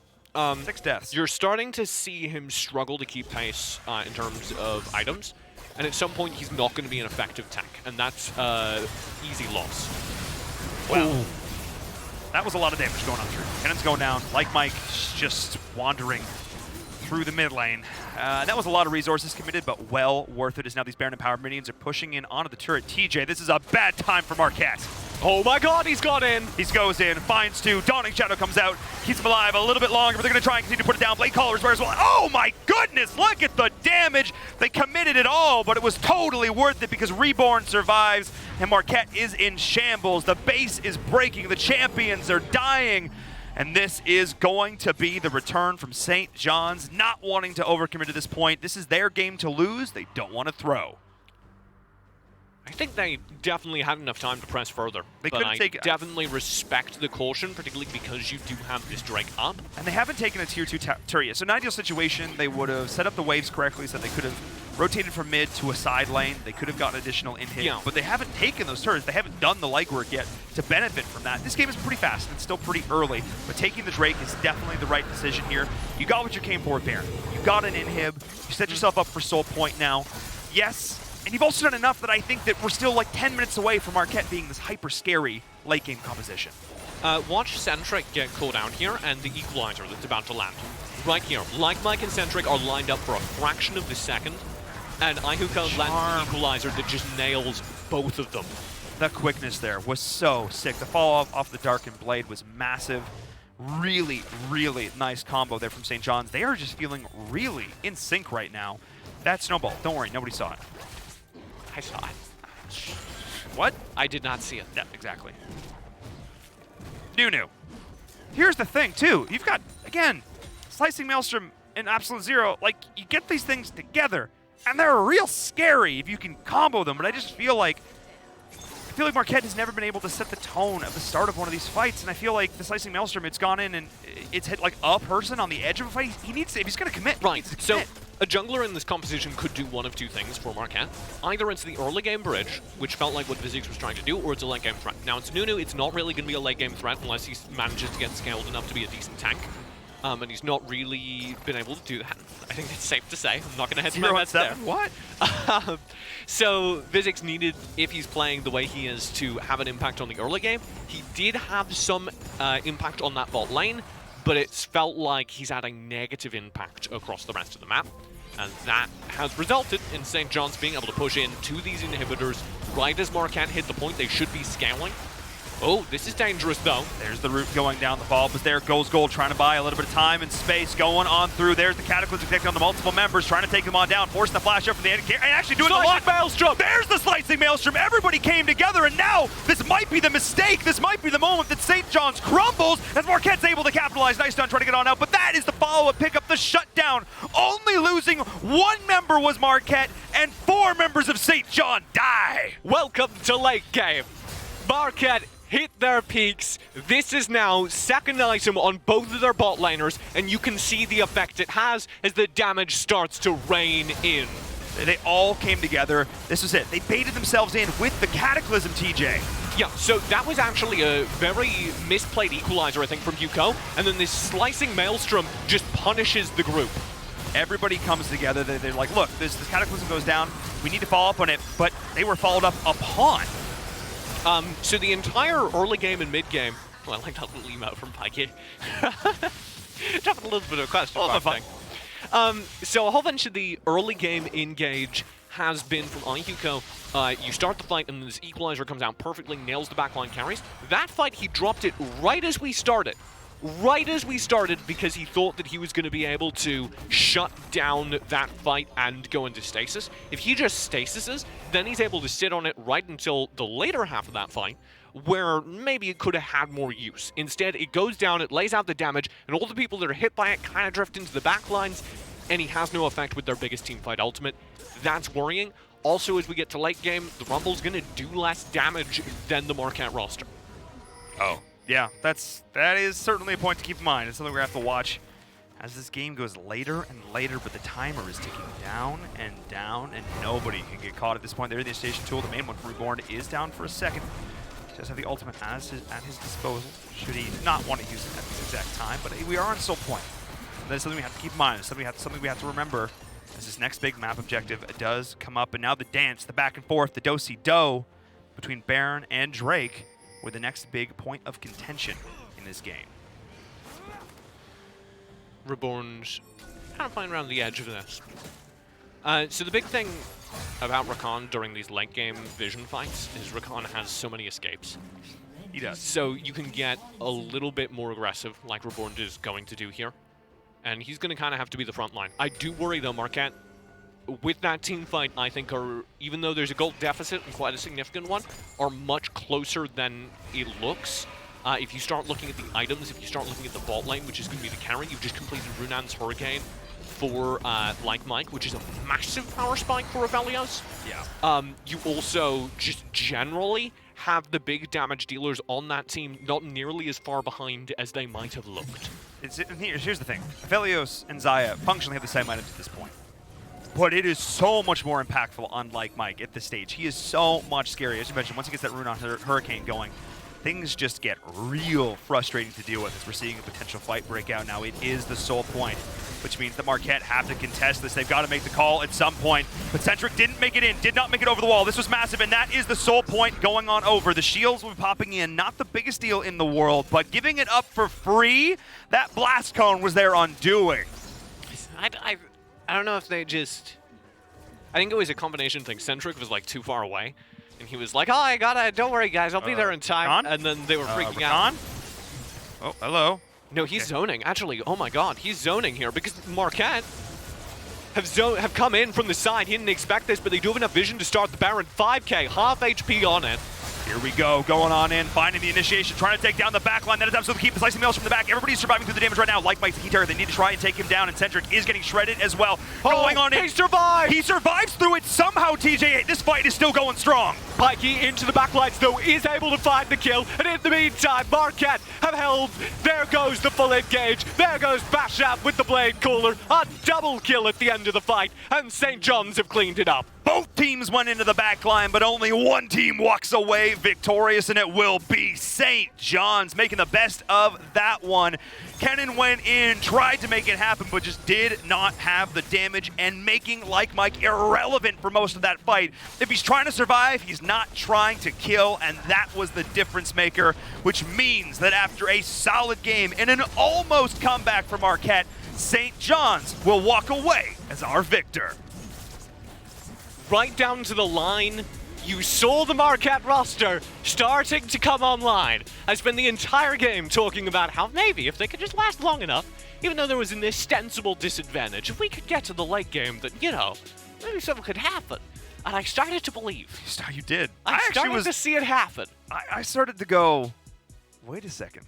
Hang on here. You heard a little ding, the microwave finished. Yeah, and you're like, Things I just saw how much that dotting shadow did, and I'm a little bit worried. Yeah. And And then we just get a really solid defensive team fight around that Baron. They're just able to kite it back, play beautifully, keep Basham safe in the backlines, and also a good ult from Ahuko. He was the carry of the early game, that Rumble. The entire early game, we saw a ton of presence from Ahuko landing sick equalizers. Yeah. And there were a couple fights right towards the end game, right, where I was starting to say that Marquette are coming online where he didn't actually have a whole lot of impact. And I think that also combined to make Marquette look pretty good in those fights. So finally, St. John's get a solid defensive fight, and they turn it back around. Yeah, that last fight was definitely a textbook in finding your target in the midst of chaos. The Protecting Rakan, Zaya, double engage, yeah. Yeah, and that was huge because we saw the Rakan go in with the quickness, get the multiple charms up, and then the Kennen went in, but his team wasn't necessarily right behind him, and then the Aatrox went in response and was trying to shut down Like Mike, and then it was just basically a battle between the Aatrox and the Kennen trying to take down their respective ADCs, but then they go gold in the back, and the Kennen's like, wait a second, what do I do here? He gets picked up, the Aatrox survive, World Ender, creating so many opportunities to endure through it, and then that was the domino effect, and things just started to roll down after that. The Cataclysm locks them through, and the follow-up was there. J4, fancy flash at the end to pick up some kills, and that was just a solid game from St. John's, but I'm so impressed so far. Like in previous seasons we've seen in the Big East, there have been some games that were truthfully just really one-sided. Yeah. We've seen some stomps. This was not that. No. This was a game where you were 24 minutes in and neither of bot lane had died. I have to say, though, I feel like it was skewed by the fact that there was that late game win condition. Yeah. And I would be curious what a more traditional draft would do for Marquette. Both the fact that we did have that Nunu that I have to say I am not a believer in. Yeah. And we did have this really weird double support. Not really weird. This out of meta, double marksman bot lane had the power to come into that late game. So that was always kind of hanging over the heads as a sword of Damocles. They played it very well, but we didn't get there. And that changed the narrative of the game. Whereas I think if it's a more traditional bot lane and that's the game that's happening, it doesn't really matter that the bot lane is doing all right because there's no way you come back and do that much of a top and jungle deficit.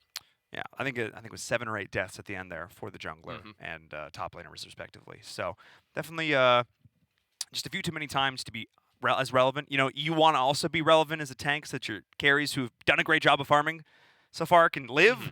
And I can't do that if you've gone down 7 times into an Aatrox, who I think was like 5, 2, and 6 or something. And it's the inverse of the heavy team fight compositions we saw earlier, where you had the Ornn, where you had the Ornn Leona, and you have like double engage, double tanks, and that's really powerful. And I think the opposite is running a Felios Senna and not having enough to keep these team fights centered around your carries. Yeah, definitely some learning lessons, I think, from both teams here, but certainly opportunities to grow for both squads. That was a really good game. That was a good game. All of our matches so far, actually, today have shown these really cool glimmers of hope, and I think these really cool learning moments. So definitely, if I'm on these teams, I'll watch these games back. I'll talk to my coaches, and I'll see the points where we can push forward. But of course, our day is not done yet. We still have a couple more amazing matches coming your way. Before we jump on to the break, I mentioned it earlier. You saw a cute little video about it. Aniki, good luck, have fun, pledge. Something we're really pushing once again this season. We've had over 400,000 signatures for the GLHF pledge, and our goal is 1 million by the end of 2020. Basically just saying, I'm going to take a stand against toxicity. We like to play League of Legends, and sometimes these games can be just not ideal in terms of the interaction between some of the teammates. And I don't know what you're talking about. There's an opportunity for you to take a stand against some of that, especially if, you've got that exclusive Twitch badge as well. You've kind of that reminder. I've never had anyone ask me what it's like to have a lower CS than my IQ. I've never had anyone ask me that. Never once? Nope, never once. Anyway, good luck, have fun. ! GLHF in the chat if you want to get more information about that. And also as well, ESL Collegiate on Twitter. That is the place where you can find all the social media stuffs for us, catch up on all the great clips, as well as learn more about Collegiate League of Legends here, especially in the Big East. We're going to jump on to a break. When we come back, we'll have our next match. So we'll see you then.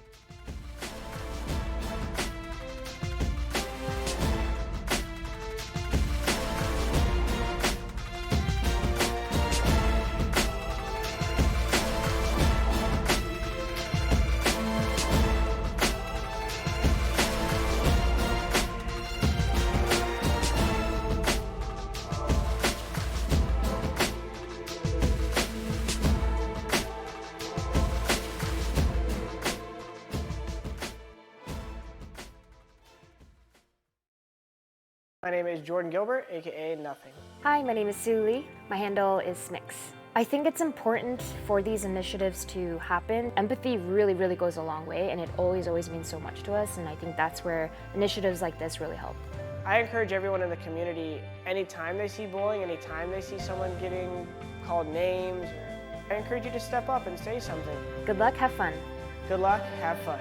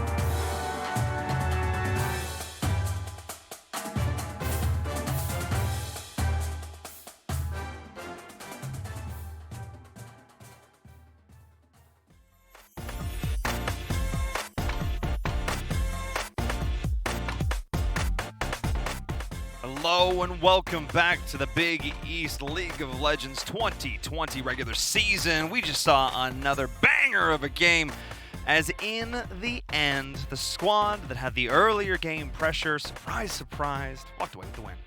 Yeah, it was a little bit dicey though. We had a little bit of late game kind of scaling up, rising from below the ice. The absolute zero. Yeah, that was good because the ice is what buried them. That was not a great Nunu pick. That was, yeah, it was not ideal. I mean, it could have been a different icy pick. Sejuani? You're right. There's a theme. I'm looking at you. I liked whatever you did with your eyebrows there, Paul. It was my Dwayne The Rock Johnson impression, just with the eyebrows, though. I'm Inverum. That's TJ. We're back once more with some awesome League of Legends action. Let's take a look at our standings to recap how the day has gone so far. DePaul, Seton Hall, Villanova, St. John's all walking away with W's. Providence, though, not actually played for the first match. So DePaul's win is still a win, but just bear that with a grain of salt. Georgetown, Butler in particular, I think there was some potentials for greatness there. I think Marquette, I played fine. Just some drafty thingies could have gone a little bit differently for them. But that means everybody's played so far, which means we're going to get some repeat gameplay coming in for some of these teams. That's good. That's exciting for me because we've seen one example, and that's it, of many of these teams. So our second cycle round, we're going to start to get an inkling for what these teams consistently do, what they can fix, and what maybe was just a fluke of one weird draft. Yeah, and both of these teams going to have one team has a win, one team has a loss, so some chances to turn things around as we're seeing Butler taking on St. John's. St. John's, of course, playing the back-to-back match, so they should be all nice and warmed up for this one. Which is that a positive or a negative? Because you always used to see it at like old lands where people would have to play 3 games back to back, and sometimes they'd feel really warmed up and they just bang out 3 wins. Yeah, and sometimes it starts to add up against you. I think it's a pretty strong advantage just playing one game. So again, in this Butler St. John's matchup, I think it is definitely coming down to the fact that again St. John's just literally just played. They had a nice 7-minute break, and now it's a chance to just really get back into it and just say, okay, we're learning some lessons here, and keep going, keep improving. Yeah, I think it's a good opportunity to reset. I want to talk about Butler though, because we did get a peek at them earlier, and they didn't pick up the win. No, this is true. Those are facts. True. But it was a good game though. Yes. So my worry for Butler, my question for Butler rather, is what do you take from that game? What do you take from that loss? Because when Butler looked really good, when Butler looked in control of the game, it felt like that was their game to lose, and they kind of did. Yeah, and that's the thing, too. And even just looking at the last time these two teams faced, St. John's got the better of them.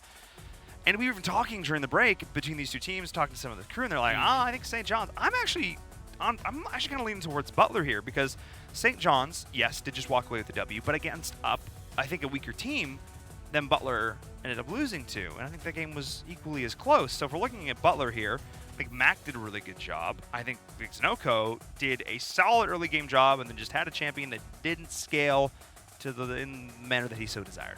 Well, Set scales in the manner that you so desire. I think his play of Set didn't scale in the manner that you so desired, because it kept being full engage. This is true. And he was building Black Cleaver. When you full engage with only a Black Cleaver at the 15 to 20 mark, you're going to start to just get burned down. You are. But somebody who was doing a lot of burning on their own was all for Joy coming in the mid lane. He looked impressive. He was on fire. He was on fire, yes. That Silas play was really good. Hijacking ults, getting killer Kingslayers, just maximizing that kit for sure. And playing, a solid champion there as well. So I believe he came in playing the... or am I on the wrong game? No, you're right. Okay, that's what I thought. Master rank, though, in Season 9, so super solid on that one. Able to almost upset. There's a question there, Butler Villanova. You actually picked Butler. I did. In that game. Way to rub it in. You could have... I'm actually commenting because, again, on paper, Villanova were very much the favorites. You went for Butler. And they almost could have pulled off that win there. It was truly pretty close. It did feel like they kind of lost the thread in the mid-game, though. Yeah. It did feel like we got to the middle point of that game, and all of a sudden, All for Joy went a little bit too aggressive. There were like 1 or 2 fights where he overextended. They realized that they definitely needed to bully the Misfortune. And the second they are repeatedly shutting down the bot lane, and as they get the advantage in mid, and they're shutting down the set in the overaggression and team fights, Well, all your carries are dying. You know, that's the entire field. Yeah, that's not the ideal situation there. But again, things can change the second time around. They did have some opportunities to learn. They got up against St. John's, who are going to be looking to immediately change their fortunes. 7 Swords up in the top lane did stellar on that Aatrox. That was really, really good. And Pikey as well in the jungle. Mm-hmm. That J4 play. You were a little bit soft on it, but me and Ikuko's Rumble. Yeah, he was having a great time. Yeah, no, he was really, really good in the early mid game. I think when he went in and went gold, and then his whole team died trying to save him. Okay. That I think was sort of the beginning right, of. but that was one play. Yeah, but I don't feel like I don't Paul. feel like he had quite the impact. Are you telling me you've never made a mistake in your entire life? I'm saying that I have. And You've I know never exactly made a what it feels one-off like, mistake? and I know exactly what it feels like to tilth. Okay. I'm saying well, in there. But let's talk about Pikey, though. Let's talk about this yeah. juggler. The J4 was solid, finding that early rotation up top, burn flash. Came back a minute later, got the kill. That's the kind of proactive play that you need to do, and that's exactly how J4 is supposed to operate. That's what J6 does. You keep increasing the number. Yes. Because you have early game presence, and very few other characters can do that. And then you build them a little bit tanky these days. You pull out the stone plate really early on, and then he just becomes a late game CC bot. What a surprise, an early stone plate. Oh gosh, I never would have seen that coming. So you pop the stone plate in the team fights after the Cataclysm, it triggers, you get the proc from having more than 3 people around you, and you basically don't die, and you're a secondary tank. Yep.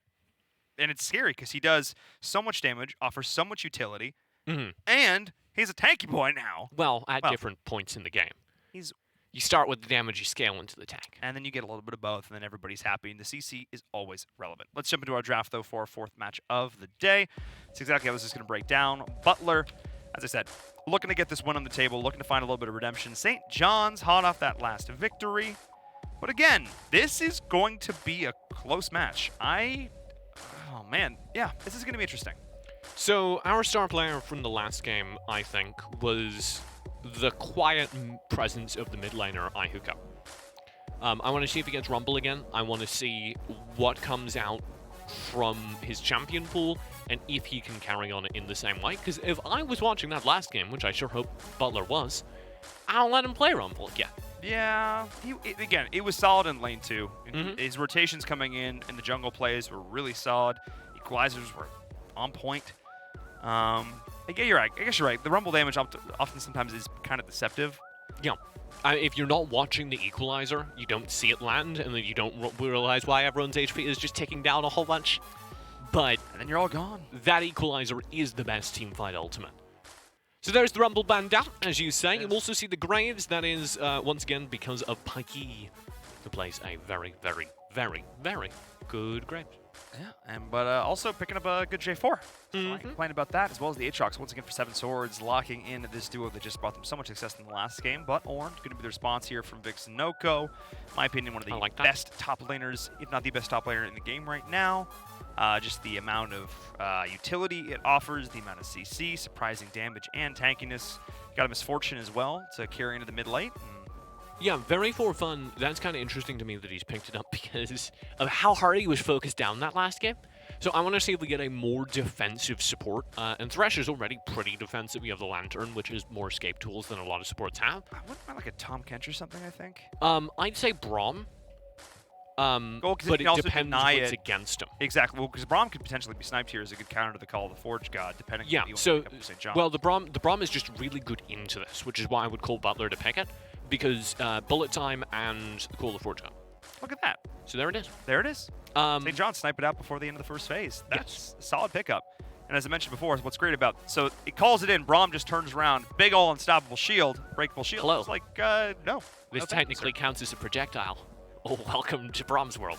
Also, Misfortune late game is literally an ult button. Yep. Press the R button and that's your impact on a team fight. Ooh, that was a good pickup then. Man, so, this is St. John's. I like this draft coming out from them so far. My worry so far, if I'm nitpicking, is I think that the CC in the mid-game team fights, the mid-game team fight in particular, is really good for Butler.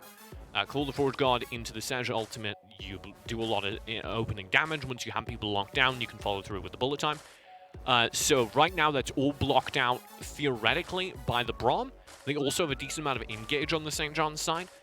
So I don't know. The mid-game team fights are the spike. After that, I think St. John's win if they can pick up a little bit more late-game damage scaling in their mid and bot lane.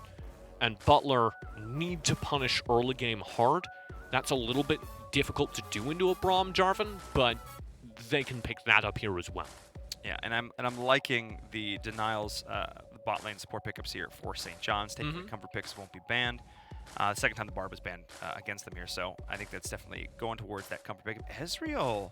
Second time the Yumi's taken away as well. He's a little bit of a Yumi main over on the won't be banned. But I also want to note, you talked about the amount of CC that Butler has going for them here, and I also want to point out, you have the Flagon Track, you have the Darkened Blade, you got the Glacial Fissure, you got the Cataclysm. Yeah, like St. John's, very engage heavy. They have tools as well. Whoever starts these fights first and can get the combos off, I feel like is going to be the team that walks away with the W. Ezreal, though, you're going to need some time to get involved in this one. A lot of poke to start. And it's so interesting because this is a poke champion with a full engaged team. And I'm not sure how much I love No, so I like the Ezreal. Okay, talk about it. The Ezreal is really good because he combos with the Braum. You can get the Braum marks very well just in the normal course of doing Ezreal things. You also have him scaling into late game, which is very important. As I said, maybe the mid game is Butler's best moment. Once you get past that, St. John's need to have some late game damage because you need to compensate for the Jarvan who kind of falls off. And they have that now, and they will double down on that win condition with the Cassiopeia if this hover is locked in, which I very much agree with. Oh, I like this a lot. And this Miasma's means going to be... Yeah, this means Butler needs to win right in the mid game. And if they don't have a dominant advantage by the 25-minute mark, I think they just hard lose. And this is a Butler composition that isn't especially dedicated to getting an early game win. It's definitely a composition that can do that. They have the Wave Shove of the Misfortune. They have a lot of control options in the mid game. But you would be remiss to say that Butler have won this draft. Oh, man. I don't know. I think this is probably the most even draft we've seen so far today. I disagree. I think St. John's are doing great. Okay. I don't know. I think the Yasuo is a little bit of a swing pick. Yasuo is good. Yasuo is a very good pick. Yeah, and I like it because the windmill. I like it because you have set up for the ult. I do like St. John's. So here's my issue as we go into predictions. I'll set up my thought process going on into this one. Right. So I think the Butler went more even against a better team, and yes, they lost, but I think what they displayed was a little bit better. But I like their draft a little bit less. It's still a good draft. It's still functional. It still gives them tools. Still gives them options. But I think it's a little bit worse. Whereas St. John's won their game, but up against, I think, a worse team and showed some potential issues as well. But they have a better draft. So the scales are kind of all over the place. But I think I'm actually gonna. I was saying Butler before we went into this, but I think I might actually lean for St. John's on this one. I think I'm gonna go with St. John's. I think they have the momentum. They were warmed up from that last game. I really like their draft. I think the cast was a stellar pickup. I think I'm never a huge fan of Ezreal. There's too many games I've seen where it just doesn't do enough. I need him to do something here and defend my pick because I'm currently 3-0 today, 4-0 today, 3-0 today. All right. Okay. He had the smuggest look on his face when he said that. St. John's all in. It's no good cutting to him after he's done being smug. Come on. St. John's all in. I think. Looking at that camera, gosh. I think the power of their draft is slightly more in the late game, and that's what they're building towards. And I also don't think that Butler have drafted enough to knock them out of the early game. And if you want to beat this St. John's roster, I want to see Butler hit them hard in the early game. And I don't think Butler can do that. If they do, it'll be off the back of a roaming Sejuani. And I'm not a giant fan of Sejuani right now. She's fine. She's good. But gone are the days when she would be insta-picked in the LPL and have so much lane presence that she hard won all of the bot lane engagements before they even began. And into a Jarvan, I would even say she's a little bit disadvantaged. So... All right. Well, you got to hear from both of us. The game is ready to rock and roll. So let's get right into it after this. Butler, St. John's, both these teams have played games today, and who is going to either walk away? Well, they're going to see 1-1s or a 2-0 and a 0-2, and nobody wants to start the season 0-2. Oh, boy.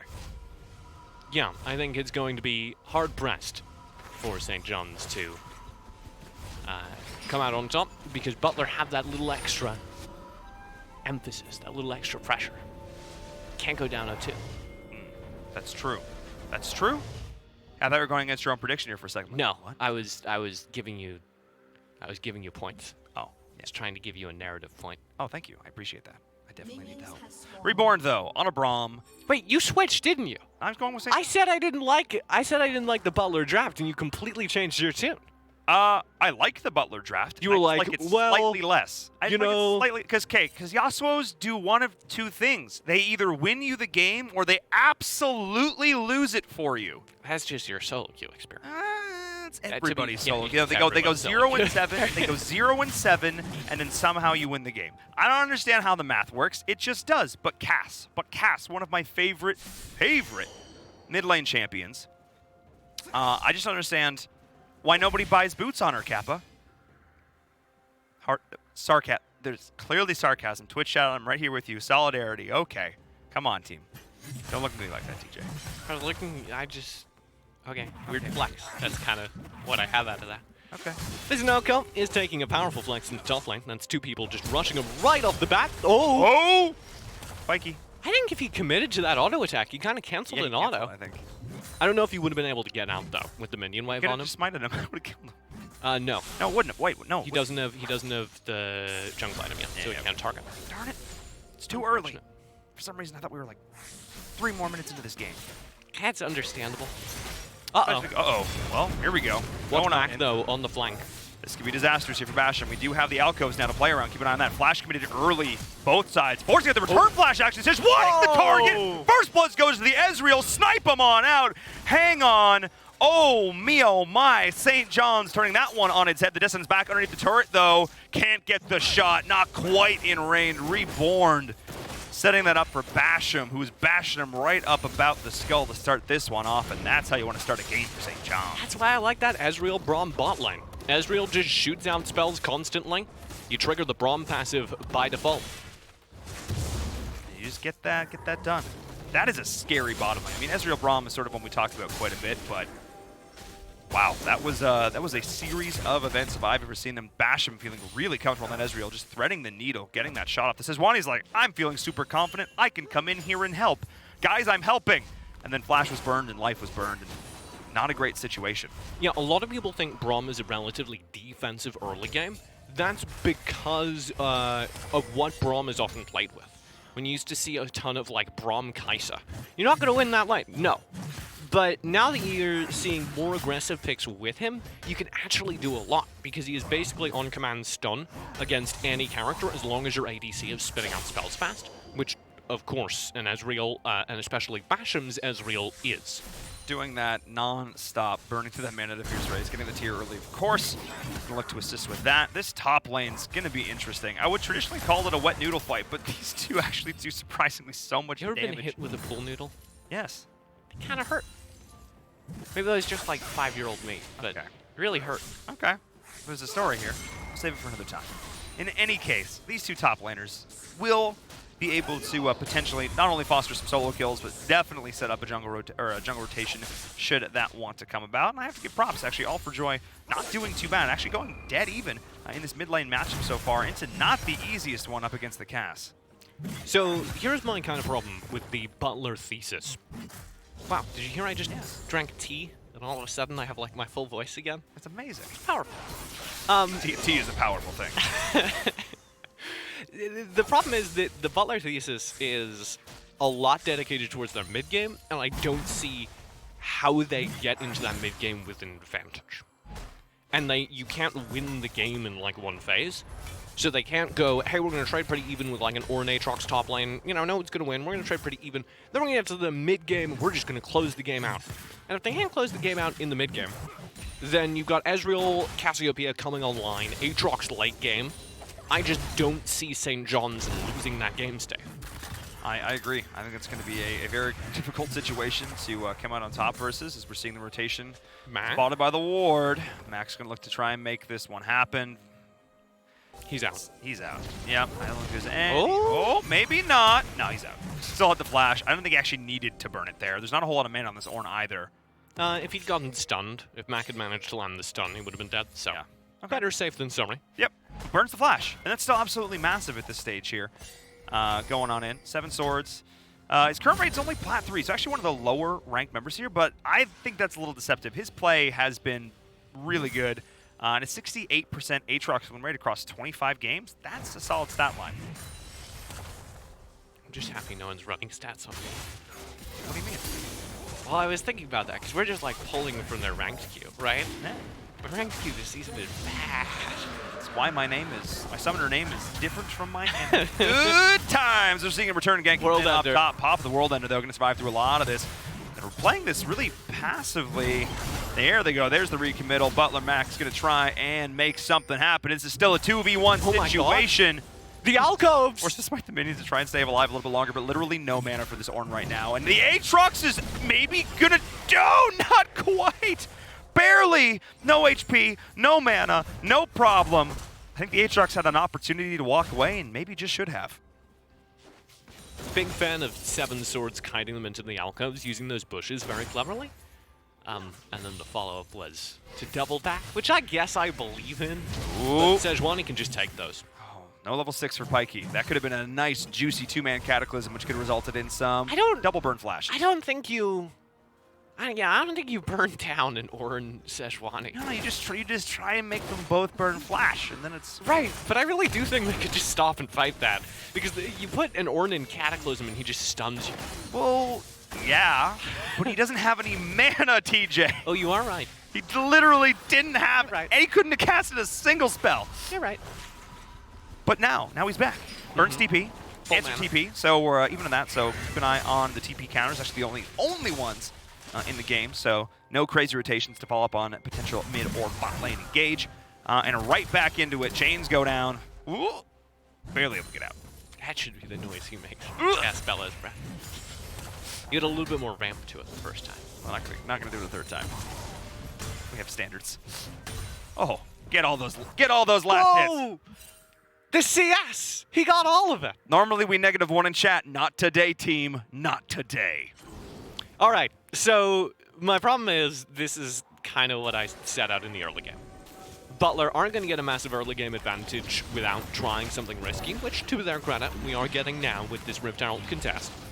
It has been red, though. Here comes the chase. Uh-oh, that's an early flash forward for Reborn. Call the Forge God is going to go in. Oh, that's good. Oh, right back around. Bring him on in as well. The Death Sentence forcing out the flash. Oh, and the prediction of the Sejuani of the Glacial Prison. What a disaster for St. John's now being chased. No, holding off for the flag and drag with the flay. You absolute monster. This Thresh is going off. Won't Be Banned steps up, and there is the early game control I said Butler wouldn't get. And we're seeing it turning on its head, finding the ult, and watch this. Flashes back, boom, instantly reconnects. Everybody commits forward. Summoners that should not have been burned, but will let him have it in the situation. Watch this. Watch this. He goes for it. Nope. And he was responsible for the Lantern that saved, the opening Yasuo engagement there as well. He saved all for joy, and I do think he had a big impact on that fight, so huge props to Won't Be Banned there. Frostbite not quite connecting in the bottom, but that was the fight that Butler absolutely needed. St. John's feeling a little bit too overconfident, a little too optimistic about their chances on that one. Tunnel visioning somewhat. And again, this is the part of the problem with going off of a game where you're ahead, you're feeling good, you think you're more powerful than you are going directly back into another one of these matchups. I think in that situation, they were feeling just a little bit too good after that last match, and Butler punished them. Well, they had a chase on Ultrajoy, who was running out of the mid lane. He starts running up the river. That's really good intel right away that there's something happening around the Rift Tower. Because there's no other reason for a Yasuo to run up away from wave. So what I think you immediately should do if you're St. John's is slow down. Instead, we saw a flash forward from Reborn in order to re-up the stun. And from there, they were overcommitted. Yes. There was just nothing that could be brought to back. Yeah, I was really surprised when I saw. I mean, I understand. Well, he didn't know. Like, Yeah. his thought process was kill Yasuo, and that was kind of it. And it turns out there was a reason the Yasuo was running up the river. Which, to be fair, they might have just thought he was trying to escape through the bush, but I think it was pretty obvious he was making beeline straight up the river, so. Here we go. Another chance to grab him. Nope. Well, that was a time. It was a moment that occurred in this League of Legends game. A little poison, just to go. Uh-huh. Call the Forge God was utilized. 7 sword trying to get out a little bit longer. Oh, the flash. Okay. Flash keeps him barely ahead of the Glacial Prison. He'd already spent the World Ender just for the move speed, which isn't really what you want to be spending ult on. That'll mean that turret probably goes down, actually, with the Rift Herald summoned. Ooh, we're seeing the damage already. This MF is starting to hit a little bit harder. Everybody's coming on down. There's Cloud getting 2. Bullet time, though, in response. Pikey is getting absolutely chunked. There's the heal. Nice job, Ezreal coming on in, flashing forward, committing on it. One more! Oh! Stasis from Won't Be Bad keeps him alive, and Basham's already spent the True Shot barrage. He can't complete that fight. They get the carry, but they don't get both. The Nile in the last possible frame. That man should start speed running. That was absolutely perfect. Right, perfect. Yes. League of Legends bot lane 100%. That's it. Unfortunately, it's not 100%. No. They already lost to fight down there, and that gives St. John's a little bit more they need back into this game. It's a very similar setup to what St. John's beat in the last game, where I'm kind of taking down the moments till we get to late game and that Ezreal Cassiopeia becomes terrifying. I will say, right now, St. John's are much more in this game than the previous opponents were against them.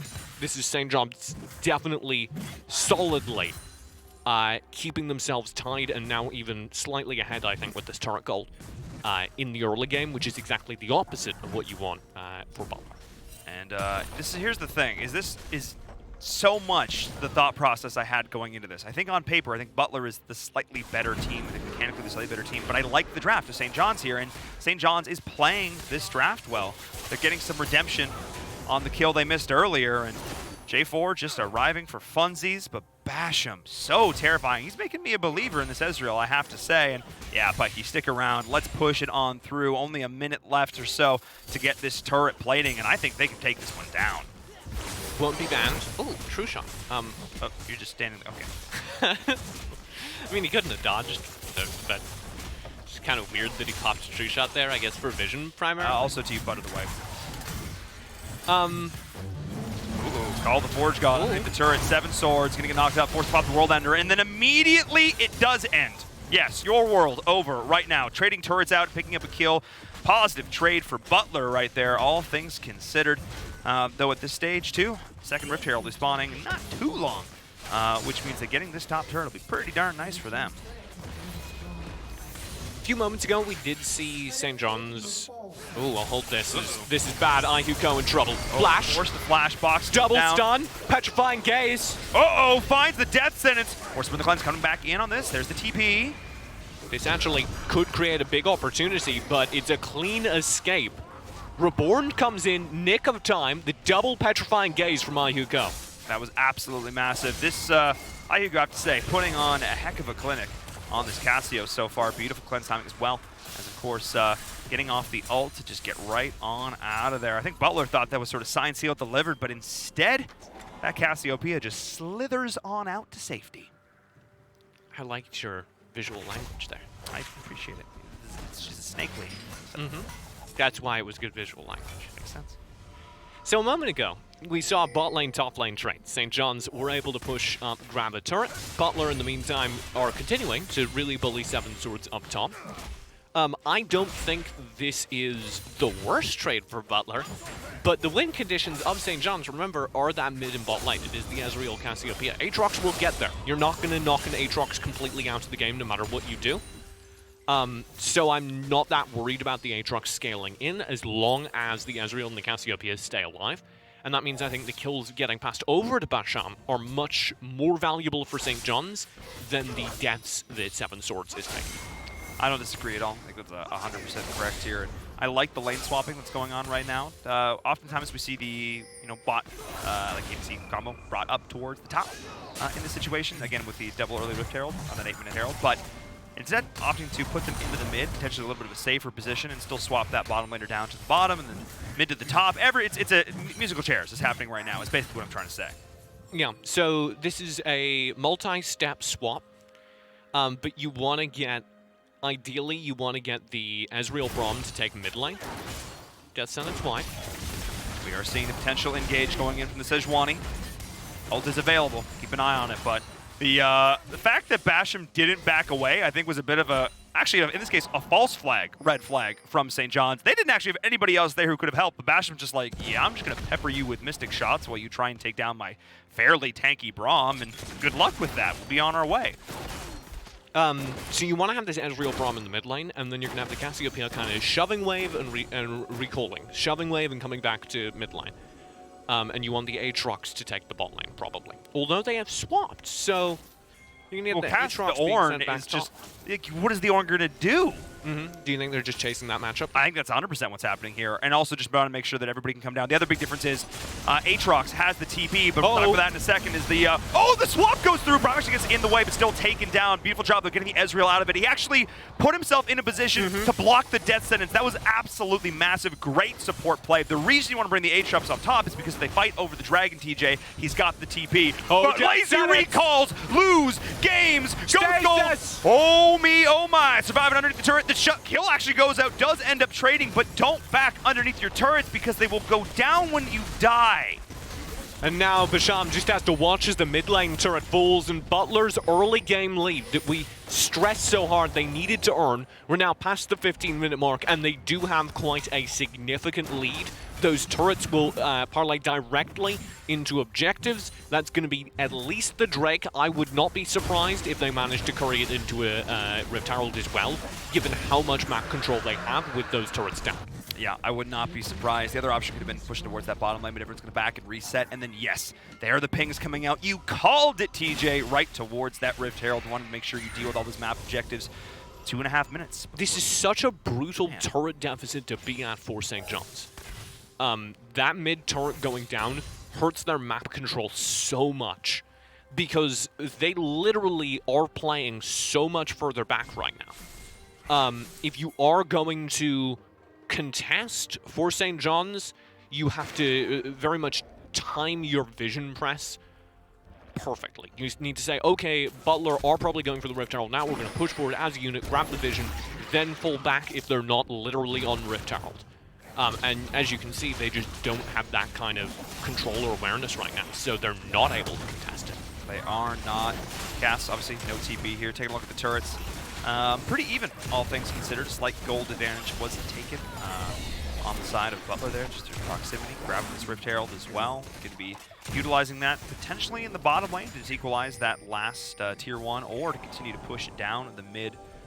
Keep up that pressure there, but overall, nice macro play from Butler going into this mid-game, capitalizing on that lead that we mentioned before, but question is it enough yet? Because scaling. St. John's, they haven't lost a whole lot. They're only down by 1.4k gold, a little more with the ornaments.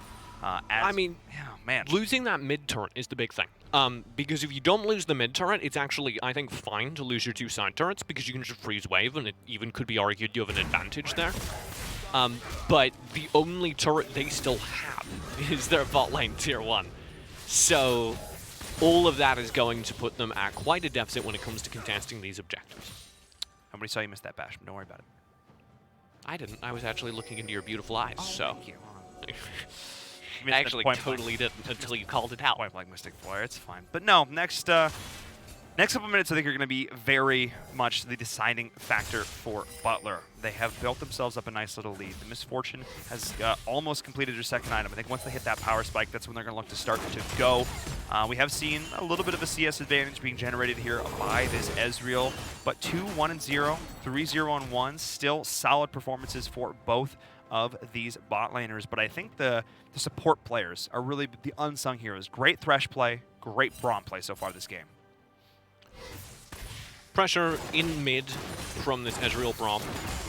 I actually would have sent this Ezreal Braum back down to the bot lane, to be honest, just because I think that's the safest place to put them if they're your win condition.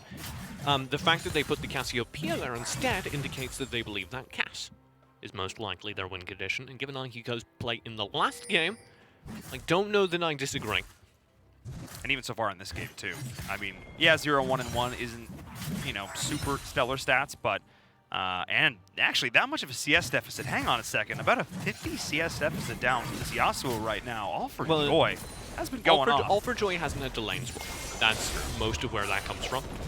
All for Joy's just been able to catch all the waves, even a little bit more, as we keep an eye on him. So it's been a very efficient game for All for Joy, whereas Cassiopeia has been running slithering all across the map. He's finally rotated down towards the bottom, though, but you're right. He's all over the place. He's just so mobile, able to get around. And I want to see now Butler start to establish some vision control, partially around Baron, and then continually around the, kind of see a little bit here, but continue to push it into this bottom lane around the Drake pit and any of the opposing team's jungle. This is going to be sort of the next point of contention. And I mentioned where this Rift Herald was going to be utilized, and it is going to be to clean up this Tier 1 turret in the bottom. That is the last Tier 1 standing. And that's just so that this Drake is real easy to pick up. There's no base of operations for St. John's to launch their attacks from. Butler have complete and total map control, and the thing about that is even if it's only, 2,000 gold lead, it snowballs. The second you have map control like this, it's really hard to get back in the game from St. John's, even though they ostensibly have the late game. I don't know how they keep up. They have to win a team fight. Well, they have to win. Take mid turret and then try and take Baron. The hard part is they have to win predictive team fights. They do. They have to say, okay, we know where Butler are, and we're going to push in at exactly the right time, because they don't have the vision and they don't have the means of setting up the vision to actually know where Butler are. And they're doing a very good job of controlling this river vision. Is Butler looking solid right now? The MF is so close to this second item. Gonna be, Whoop. I liked that noise. But could have been, I mean, not scary, just kind of annoying. Is that the canceled recall noise? That could have been. That was the I barely got out of there, oh boy. So we're gonna be tied in terms of Drakes right now. Ocean Drake, once again, going over to Butler here. Actually solid for this composition. That Soul, yeah, man, it just, the dynamism it adds to some of these late game fights. Dynamism? So much fun. Dynamism? Yeah, because you just get to do more things. Okay. I like dynamism. It's a good word. Oh! Dodge him. So it's all about the idea that St. John's can win late game. And I said that in the draft. I said, St. John's late game, woo! But as we're starting to get ramped up, we've seen a couple of things I think go very wrong. One of them is, as you say, the dynamic Ocean Drake is currently in the hands of Butler. Also, you have an Ornn who's having a good game. And that means the Ornn's leveling quickly, and that means the ornaments, the upgraded Ornn items, are coming out quick and furious. And that also scales into Butler's late game, which isn't too far behind St. John's already. I think the only thing that will hard shove them out of the late game, hard give an advantage to St. John's, is if you can see Ihugo start to get going on this Cassiopean. Ooh. Able to get out of there was the misfortune there. Forced from the flash. I also think one other thing to note is the fact that Basham, you saw the stats pop up on your screen, only a 40% win rate on that misfortune, but a 62% win rate for St. John's coming in. So obviously there's just being taken solo queues, keep that with a bit of a great assault, but a little bit more comfortable perhaps on this Ezreal. This isn't your son's solo queue. No, I mean, but also just competitive games are just so much more fun. Everybody's on voice comms, everybody's active, everybody's involved. That's honestly, when I played collegiate esports back in the day, that was some of the things that I enjoyed so much. That just go so far above and beyond the regular solo queue experience. But Butler is ahead in this game. And the solidly. Solidly. I mean, between the Ornn items, between the gold differential, but these last 5 minutes, not a whole lot's happened from the 19-minute mark to now, literally 5 minutes. Right. Nothing has happened. So they have kind of stalled out, but they also kind of have the lead. They can just play for Drakes, I think, at this point. Because as long as Butler don't make a mistake, this will scale within the boundaries of their advantage, right? And like, again, Sejuani's going to continue to get really tanky. Ornn is always going to be relevant. Misfortune will kind of drop off at some point, depending on how St. John's build. And Thresh is always going to be... Like, don't get me wrong, Butler has a good late game. But Basham's just going to get scary if they can pepper the fights correctly to start things off. If they can get the initiation, we've seen Cass just... Well, yeah. The G4 will drop off, though. My big question mark is Ihugo. He actually built Rod of Ages first item. That's already hit level 10. Or stack 10, is that how we phrase that? You nodded. Stack 10 on the Rod of Ages. So there's a couple spikes around their mages in the Ezreal and the Cassiopeia. If they manage to get into late game ahead, then we have a much better look for St. John's. Yeah, and this game definitely feels like the most mature one we've seen so far. I think two of the best teams. It's all calm and collected. It is. It's all chill. It is. Well, lo-fi League of Legends to relax and study to. Yeah, I can take that. Do you get that reference? Of course. I have been on YouTube. You're such a boomer. I don't know if you do. Are you a boomer? You're giving me a very offended look. He's giving me a very offended look. I'm not even. Okay, Gen A. Oh boy. All right. Whoa! That damage. That all bounce. Fashion was just right back up though. That's fine. It's a mindset, not an age. That's my. Anyway. But yes, this is. I don't know. This is just really interesting. This is honestly the first team to make a mistake loses. This is the stare down at this point. I'm not even really sure how to properly describe this game state. This is the ring around the rosy. This is the somebody call somebody. You know when bluff. you're walking down the hallway, and the other guy like locks eyes with you, and you like both go the same way, and you both go right, and then they go right, and then you have to like stop and go left again. And you have to make the decision who's going to stop and go left and who's going to like own the path. Yeah, that's not a bad analogy. I feel like that's a really good analogy. Because Butler, as long as they don't make a mistake, are good. They found a cutoff though. Oh, that's probably a kill. Nope. There's the flash. There's the pullback. There's the stun. The follow-up. And that is very certainly the kill. Beautiful timing on that CC, but a little scuffle in the jungle is potentially breaking out right here. Can they catch them? There's the call of the Forge God going on through. The knock of multiple members. The bullet time well in the back of this. Trying to get through this, and there's the second kill, the pickup. Oh, total whiff on the ultimate as well. Not finding a single person with the petrifying gaze, and that was the initiation. That was the step forward we need. He walked up to the guy in the hallway, and he just knocked him over. They shoved him over, Paul. They knocked him off his feet. Onto his behind. Yeah, I was going to say that, but I St. John's might get in trouble. No, you're fine. Okay. It's okay. There's the Baron picked up by Butler. It'll be Drake and trade, but needless to say, that's not a fair trade for St. John's. Very good shot calling from Butler to say, hey, there's Aatrox. We're pretty fast, and we have a lot of CC. I think we can kill him. And you didn't think they could kill him. Too far forward. I didn't think they could kill him when he world entered, zoomed out of that lane, and flashed over. You can take a look at this second fight here. Watch as Reborned. Oh no. Watch Reborned as we get here. He's going to try and shield the bullet time. And 1BBand is already casting his death sentence the second the call comes through. Hey, I'm going to spend bullet time, presumably. And that means they're able to grab Reborn, because they know Reborn's going to push forward to eat that bullet time. It's too tempting as a Braum. So they're already prepped for it, and I love that. What a game. Again, I mentioned this going into it. I feel like Butler, a slightly stronger team, but I thought the draft from St. John's was going to be able to offer just a little bit more, but they just haven't gotten there yet. QSS forced to be picked up here for this Ezreal just for a little more survivability in these fights, and that survivability comes at a cost, and the cost is more damage. More like St. John's.